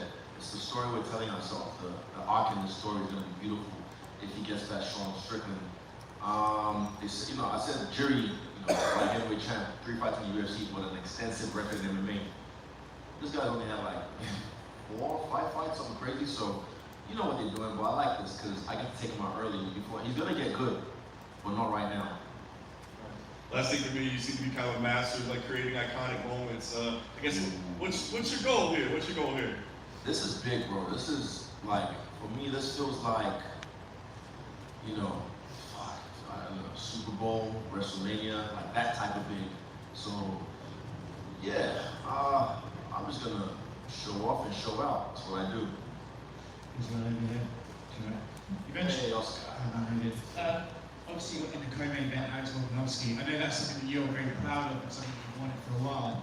Do you feel like this is overdue to put you on the same card, or because this is International Fight Week, it actually has culminated in a perfect way? I feel like it's perfect. It's just synergy, destiny, whatever you want to call it. It's happening the way it's supposed to happen in this timeline. And yeah, what a way to cap it off. Me and Alex closing out the show in spectacular fashion. Even at the house, man, the vibe is just unmatched. Literally, everyone that pulls up and just says like, man, you guys are different. Look on my freestyle page or Alex Volkanovski's YouTube page. You see the content we're dropping, the challenges we're having. Our team is we're just cool. Like, we're a cool family. I feel like the energy right now is just can't be fucked with.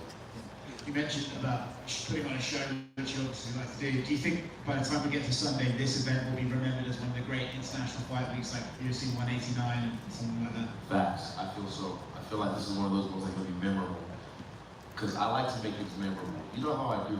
I put this on myself, so that way I know, like I said, pressure makes diamonds. When you put that pressure on me, when I put that pressure on myself, I will shine like a diamond. And last thing for me, obviously, just received the USADA jacket, and it clearly means a lot to you, I'm sure. What does it feel like to get that on stage? I mean, when you're great, they talk about titty gate. So at the same time, I'm like, how the fuck? They just need to find excuses to take away my greatness. And I understand this is what people are supposed to do, so I let them. And then, look, I will give $3 million to anyone who can ever have concrete evidence that I even know what the fuck I'm doing with steroids or how to take steroids. I promise you, wallahi, $3 million if you find anyone who has concrete evidence that I've ever even purchased, touched or done any kind of performance enhancing drugs or whatever. I watched, what's that, Icarus, is it Icarus? That's how much I know about steroids from that documentary. It opened my eyes, it shocked me. So yeah, $3 million for anyone who can ever find any concrete evidence that I've been using performance enhancing drugs. Pull up. This is easy. It's easy to talk and type online, but really, it got to me a little bit after the Costa fight, because I was like, these fucking cunts are just trying to take away my greatness, because I had a fucking spectacular performance. And I'm like, how the fuck are you gonna try and take that away with accusations based on nothing? So I'm like, yeah, pull up, show me what's up. 3 million. I know you don't have that in the bank. I do. What's up, Chris Reeves? I see you out there. Since you called me out, I might as well ask you a question now.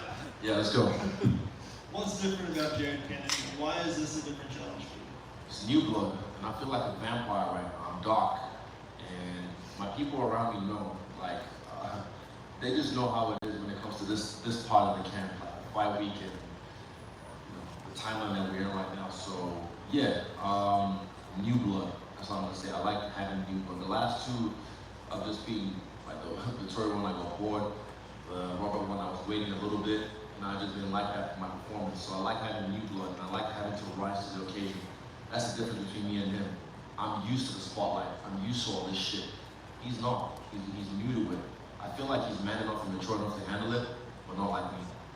Outside of the new blood, does he pose anything to you that you haven't seen before? Nah, don't think so. I'm being dead serious, honest. I don't feel so. I feel like, not that, if I'm being silly and I get caught slipping, that's on me.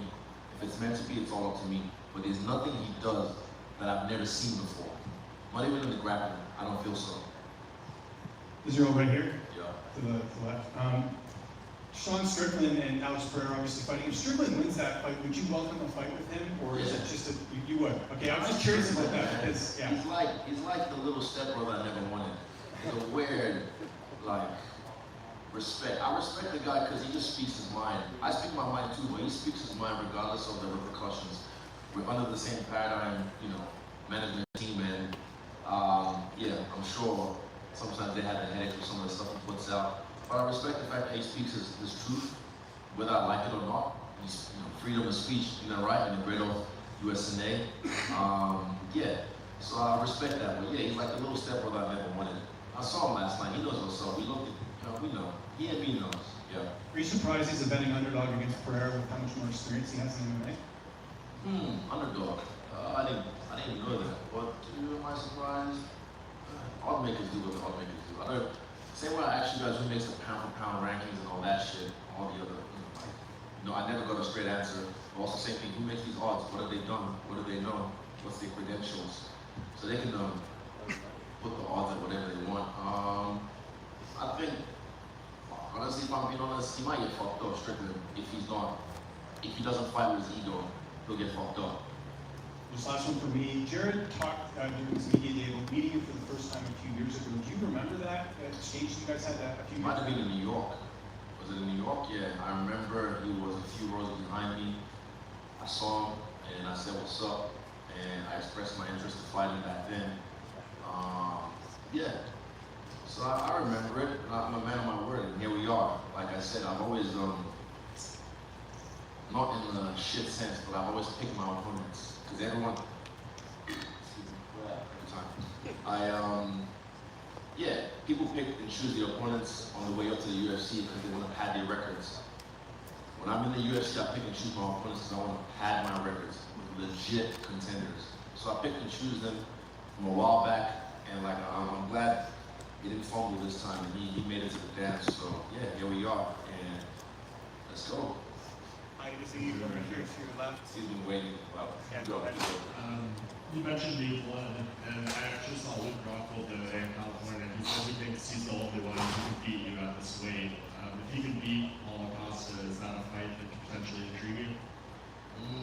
Costa, depends how he beats him. Yeah, but yeah, he's getting on.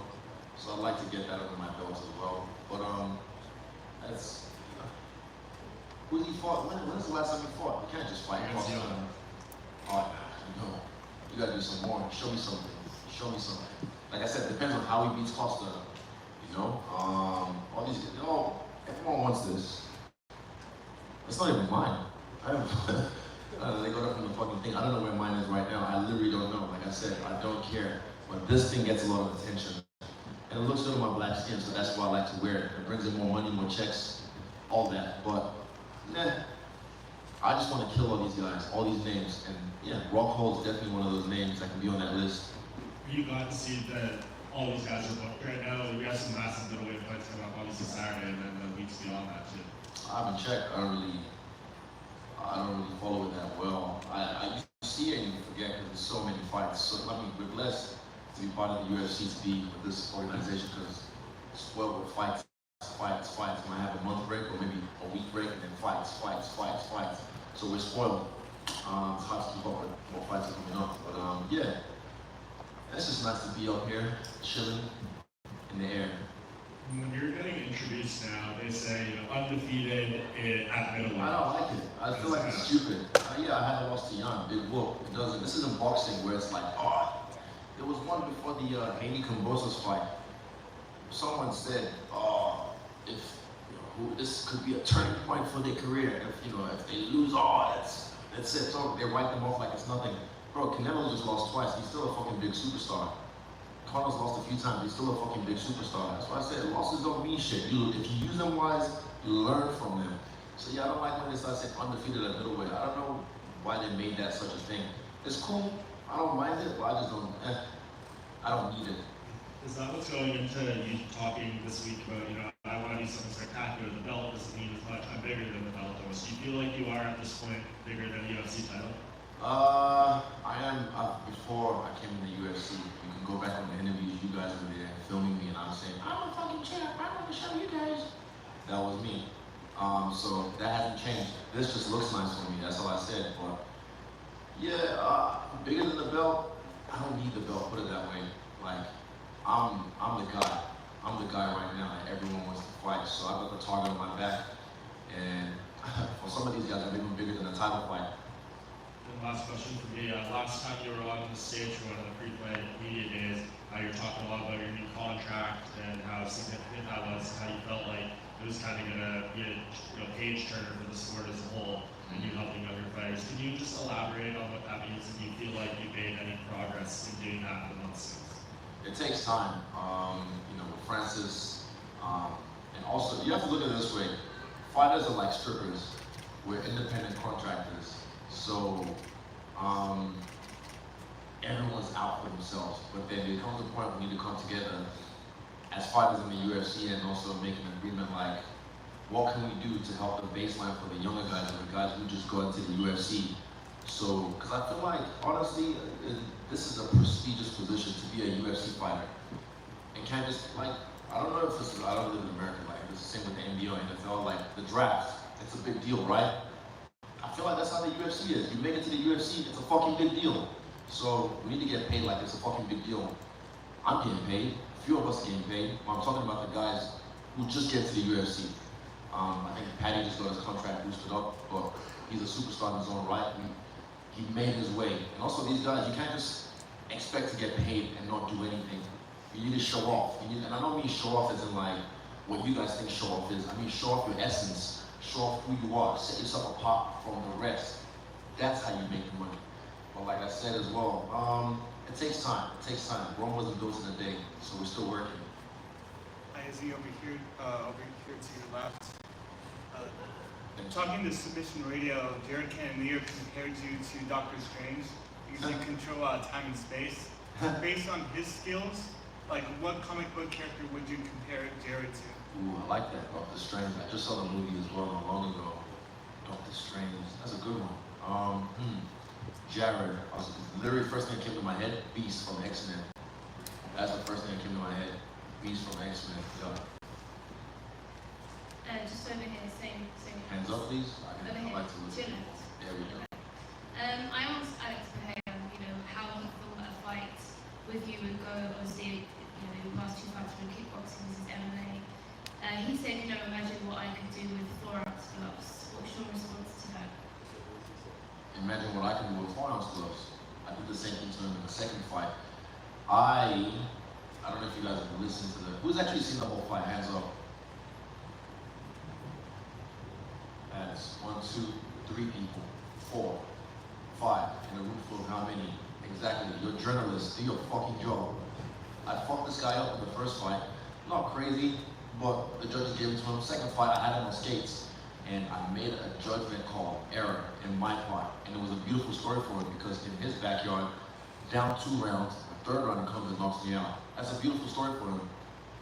Go back to UFC 92, Vanessa Silva versus Rampage Jackson. That's a clear example of how I see this going the 3rd time.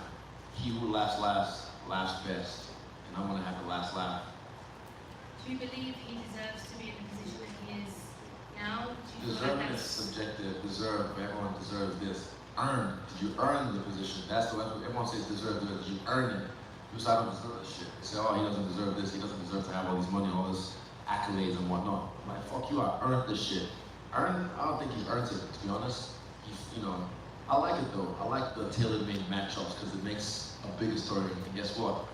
Bigger paycheck for myself in the fight. So yeah, deserved? Nah, I don't know. Earned? Definitely not. But he's here, and I like it, and I want it. In terms of, big fights for you, you obviously went up to... Don't talk about 205. I've already said, you guys do your job. I've said this all week. I'm focused on 185, running my division right now. That's what I'm focused on. Thank you. No worries. Israel back here. Hands up, please. Thank you. When you're out there and you're putting on performances, let's be honest, you've had a very strong schedule of opponents. When you're out there and you go back to the gym, you talk with Eugene, what kind of things are you critical about when you watch your fights back? My last one, like I said, I waited a bit. I waited a bit, and that's me being honest. Because the first one, I fucked him up. I was on, I was in the zone. And then, second round, I still did work, but then like, from the end of the second round, 3rd round, I kind of like just, I was waiting for the same mistake a little bit, but I created that mistake, so I should have created it again. And that's me being honest with myself in my assessment, and me and Eugene have our talks about it as well. We know what to do. But yeah, the guy thought he won the fight based on me coasting. Are you kidding me? So it just shows where I'm at. Like, one leg kick and oh my God, he lost that round. Maybe he might have pushed me down. Oh my God, Rob did something. It's bigger than it is. I'm where Silva was at a few years ago when he was at the top of his game. There was a few fights, like UFC 97. I think after UFC 97, that was Tyler Slater's, people were talking shit. And then he was like, oh really? Bet. And then like I said, UFC 101, did some work. I did the same thing after UFC 246. People were talking shit. I was like, oh really? Bet. UFC 253, I fucked them up. Again, after this last fight, just because it didn't end the way the first fight did, people, oh, this and that, rah. And I take on some of that just because I like to see what the streets are saying. But the streets don't know how to fight. The streets don't know shit about MMA. My team does. So I listen to my team, and like I said, the criticism I got from them and me being self-critical of my performance, I know what I have to do in this fight. That's why I said, fuck wins, fuck losses, fuck the bill. I'm here to have fun. My final question. What are you most proud of in your skills in terms of your growth as a martial artist? Because you obviously came in with a lot of talent from kickboxing, but you've gotten even better. What are you most proud of when you think about the work you put in and what you're now able to accomplish inside the cage? My grappling, that's the thing I'm the most proud of. The fact that I'm a great grappler in this game, and people kind of can see that. So yeah, I'm really proud of that. And also, my breath work. I've been working with Dave Wood for a while now, and I'm really impressed with the way I can control my mind with my breath. It's crazy. Once you take the red pill on breathing, you can't go back. It's almost impossible to go back because you know, what is it? Know the way you see it in all things. So yeah, I see everything. Any more? Cool. Thank you. And I mean that. 3 million. $3 fucking million. Let's go.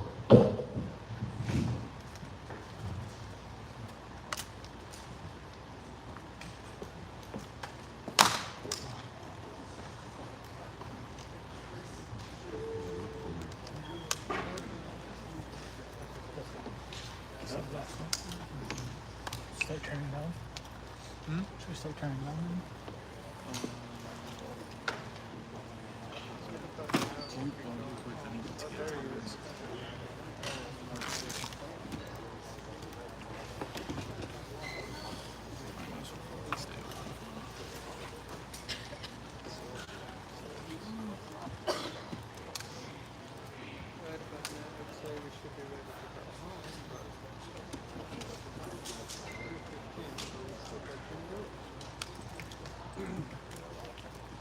Look at this bloke, and he might talk more than Izzy. He's usually like 1 minute. With TRT? Yeah, Two Jim will go half. 2 minutes. I'm working.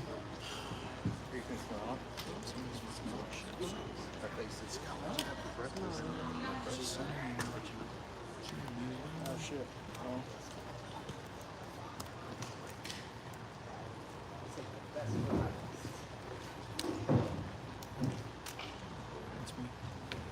So I know you've kind of done everything in your career at this point, but does the switch to cowboy, I mean, does it feel like a special fight, a fun fight, given your two guys' history? Yeah, I mean, it adds a little bit more. You know, there was a stressful couple days where I didn't know if I was going to get the opportunity to fight on this card. Because apparently nobody wanted to fight me. You know, 2 weeks notice. But thankfully, you know, Cowboys stepped up. Yeah, like there's never going to be a fight in the UFC that has as many octagon appearances, as many wins, total wins in the UFC. Like it's there's a lot of numbers in this one, so like it's a fight that I wanted to get. You know, before we both you know ride off into the sunset, you know, away from the sport. So yeah, so it was a no-brainer to take it when I got the opportunity. You talk about a lot of numbers. I know you plan on continuing on after this with the all-time wins lead at stake, I guess. I mean, is that a pretty special mark to have? I mean, that's a pretty big record to hold. Well, I never held it, so I really don't know. So you know, yeah, it's cool.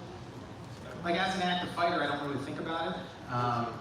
To be perfectly honest, the last 39 fights has kind of been a little bit of a blur.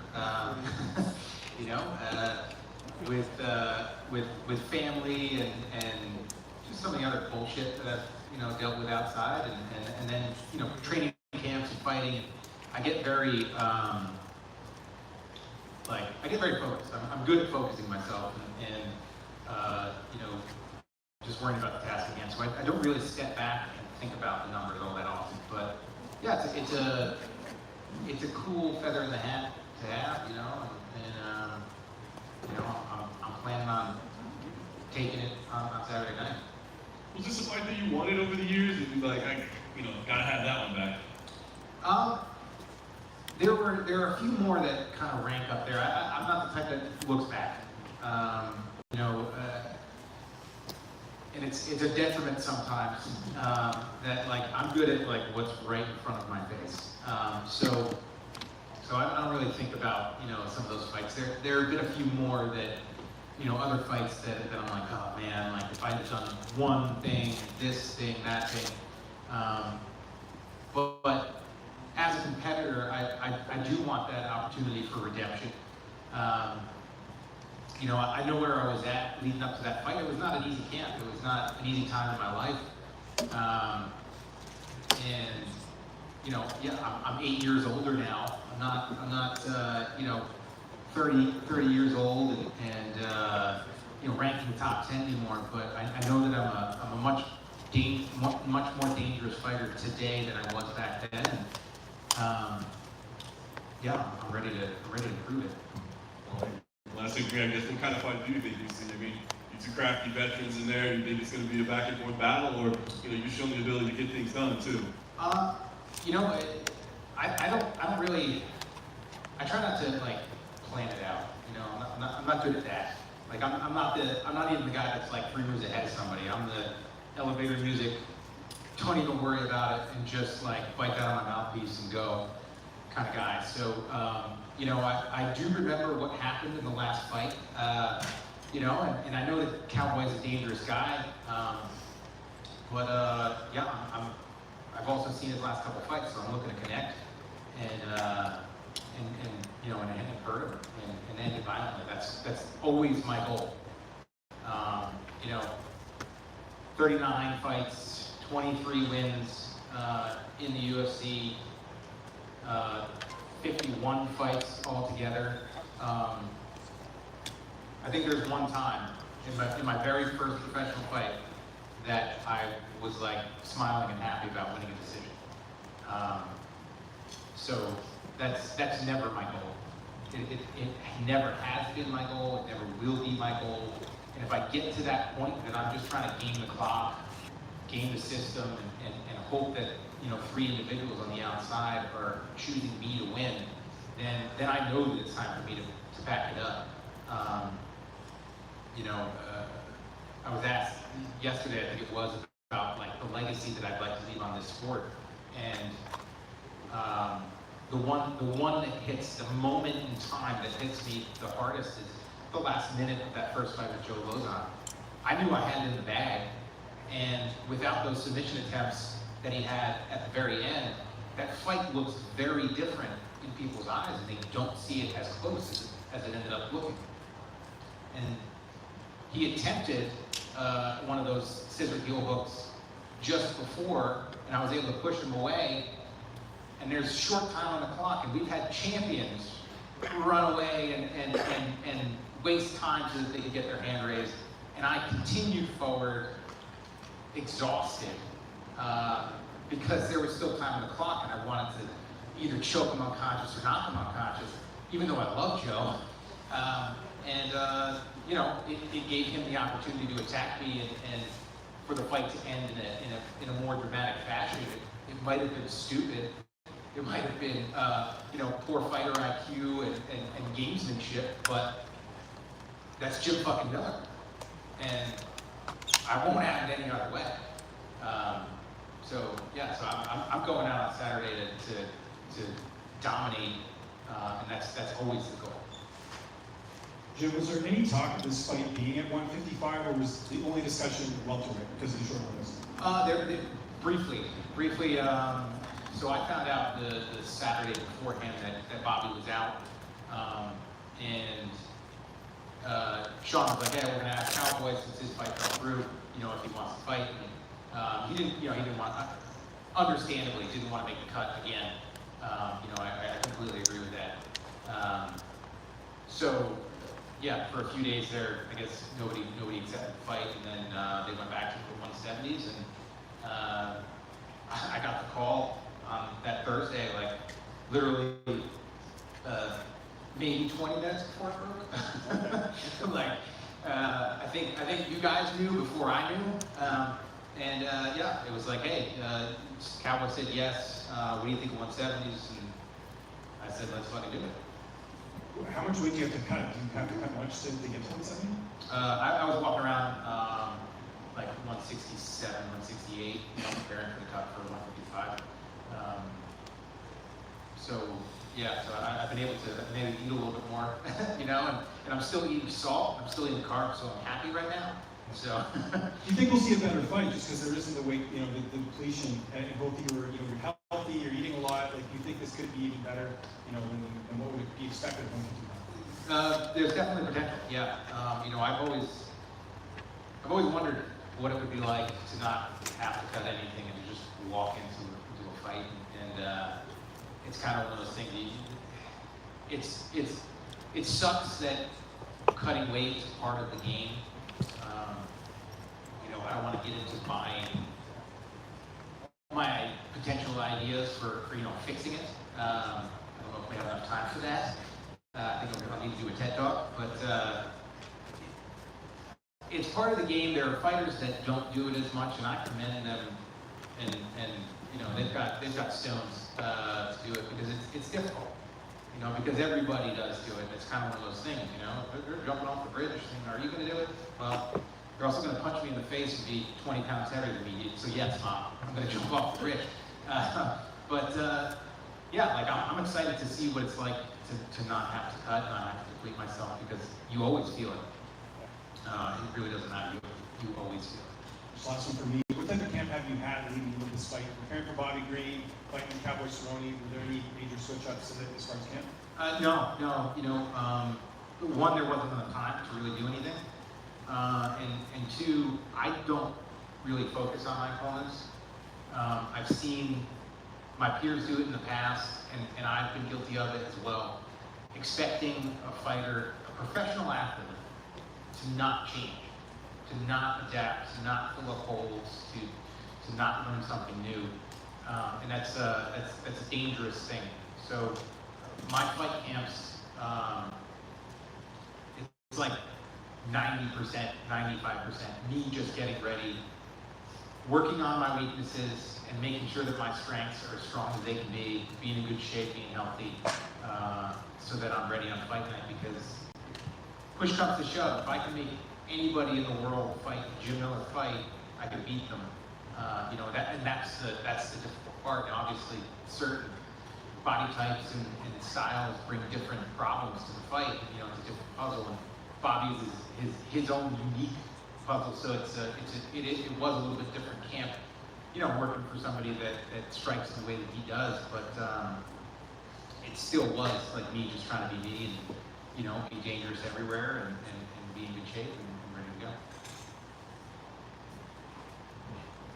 Jim, is this an ideal scenario with the changing opponent, but then you get another living legend and international fight week? Could it have been any better than that? Not really, no. Like I said, I mean, for it to come together like this, be 40,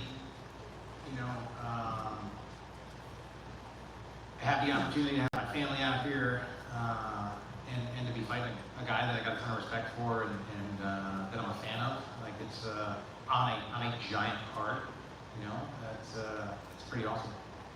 And with the move to welterweight, does this kind of help one day you being at UFC 300? I don't really think it has anything to do with that. It's the cuts are not, they're never fun. But I've got it pretty dialed in at this point. It's part of my job that I take very seriously. While I don't enjoy doing it, it's to be a professional. I believe you have to take it seriously. So, nowadays I don't walk around at the weight that I used to. For a few years there, I was walking, around 190 pounds, fighting lightweight. I still have six pack. It was like, still, so there were actually, I told my coaches, it's like, hey, because I saw a significant increase in power when I'd be like over about 184, 185. It's like, man, if I cut the 70s, I don't know if I'm still going to have that power. I'd almost rather walk into the octagon at 185s. Granted, I'd be fighting guys that are 205 pounds, but at least I wouldn't be going through the weight cut. Being on antibiotics for so long that absolutely destroy your insides, and it was hard to keep up with. Is all I'm going to say. So I ended up losing a significant amount of weight, particularly in 2016. So I usually don't walk more than about 175 these days. Excellent. And last thing for me, if you could elaborate, you mentioned for the first Cowboy fight there were a couple issues. I'm assuming they're not here now. You want to kind of touch on that? I was going through, a gym change at the time, right? I had been dealing with some drama and stuff like that at the gym that I've been training at, so I was opening up my own place. I ended up banging up both of my feet pretty bad, and then I was dealing with a neck injury that I suffered 10 days before I fought Yancey. I have it on film. It's the most unspectacular thing you've ever seen in your life. I was sparring with Mickey Gall, who was like, feels like he was 15 at the time. He was probably like 20. Or maybe better 22. I think he's 30 now. Sorry, Mickey. But he threw a hook, and I went to body lock him, and his chest hit my head since I'm a short little shit. And I ended up getting like a whiplash injury. And I felt it like pop, and we had 2 minutes left, his last round of the day, so I sucked it up. I got through the round, and it's like, man, I'm gonna be hurting later, and I sure as hell was. That following day on Thursday, so 9 days from the fight, I couldn't move. Ended up going and getting some work done on Friday and Saturday. Took Sunday off. Got work done on my neck on Monday.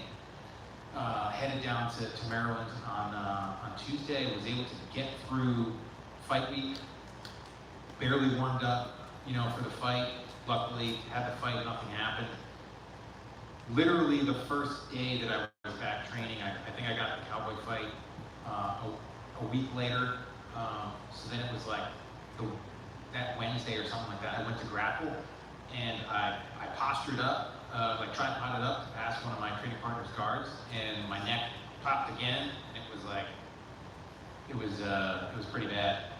So I was getting work done and really taking it easy, not barely super controlled rolling, super controlled sparring.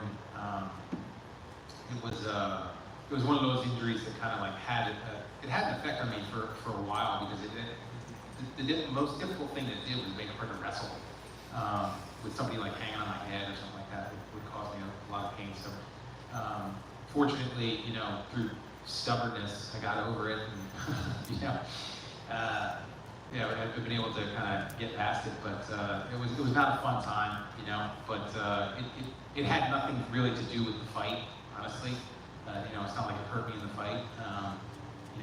It probably affected my preparation, but because you are what you have done the last couple weeks leading up to a fight, habits matter. So I wasn't at my peak, my point at that point, but I really wanted to fight, so I took it. Thank you, sir. Good luck on Saturday. Thank you. Jim, just back here. Yep. Going into this Saturday, you and Cerrone have got a ton of experience behind you both. How do you see the fight playing out Saturday night? Violently, like I said, I know what he's capable of. He's a dangerous guy, and that's why I like watching him fight.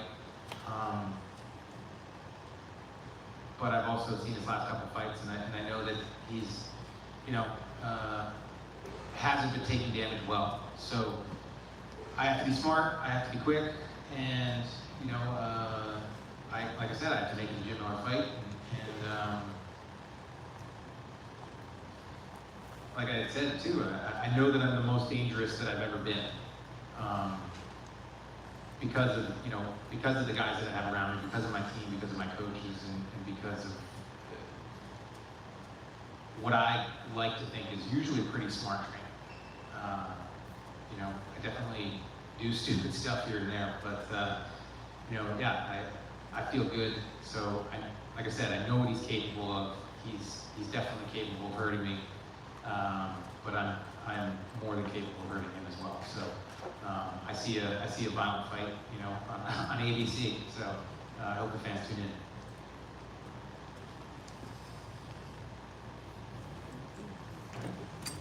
Thank you guys.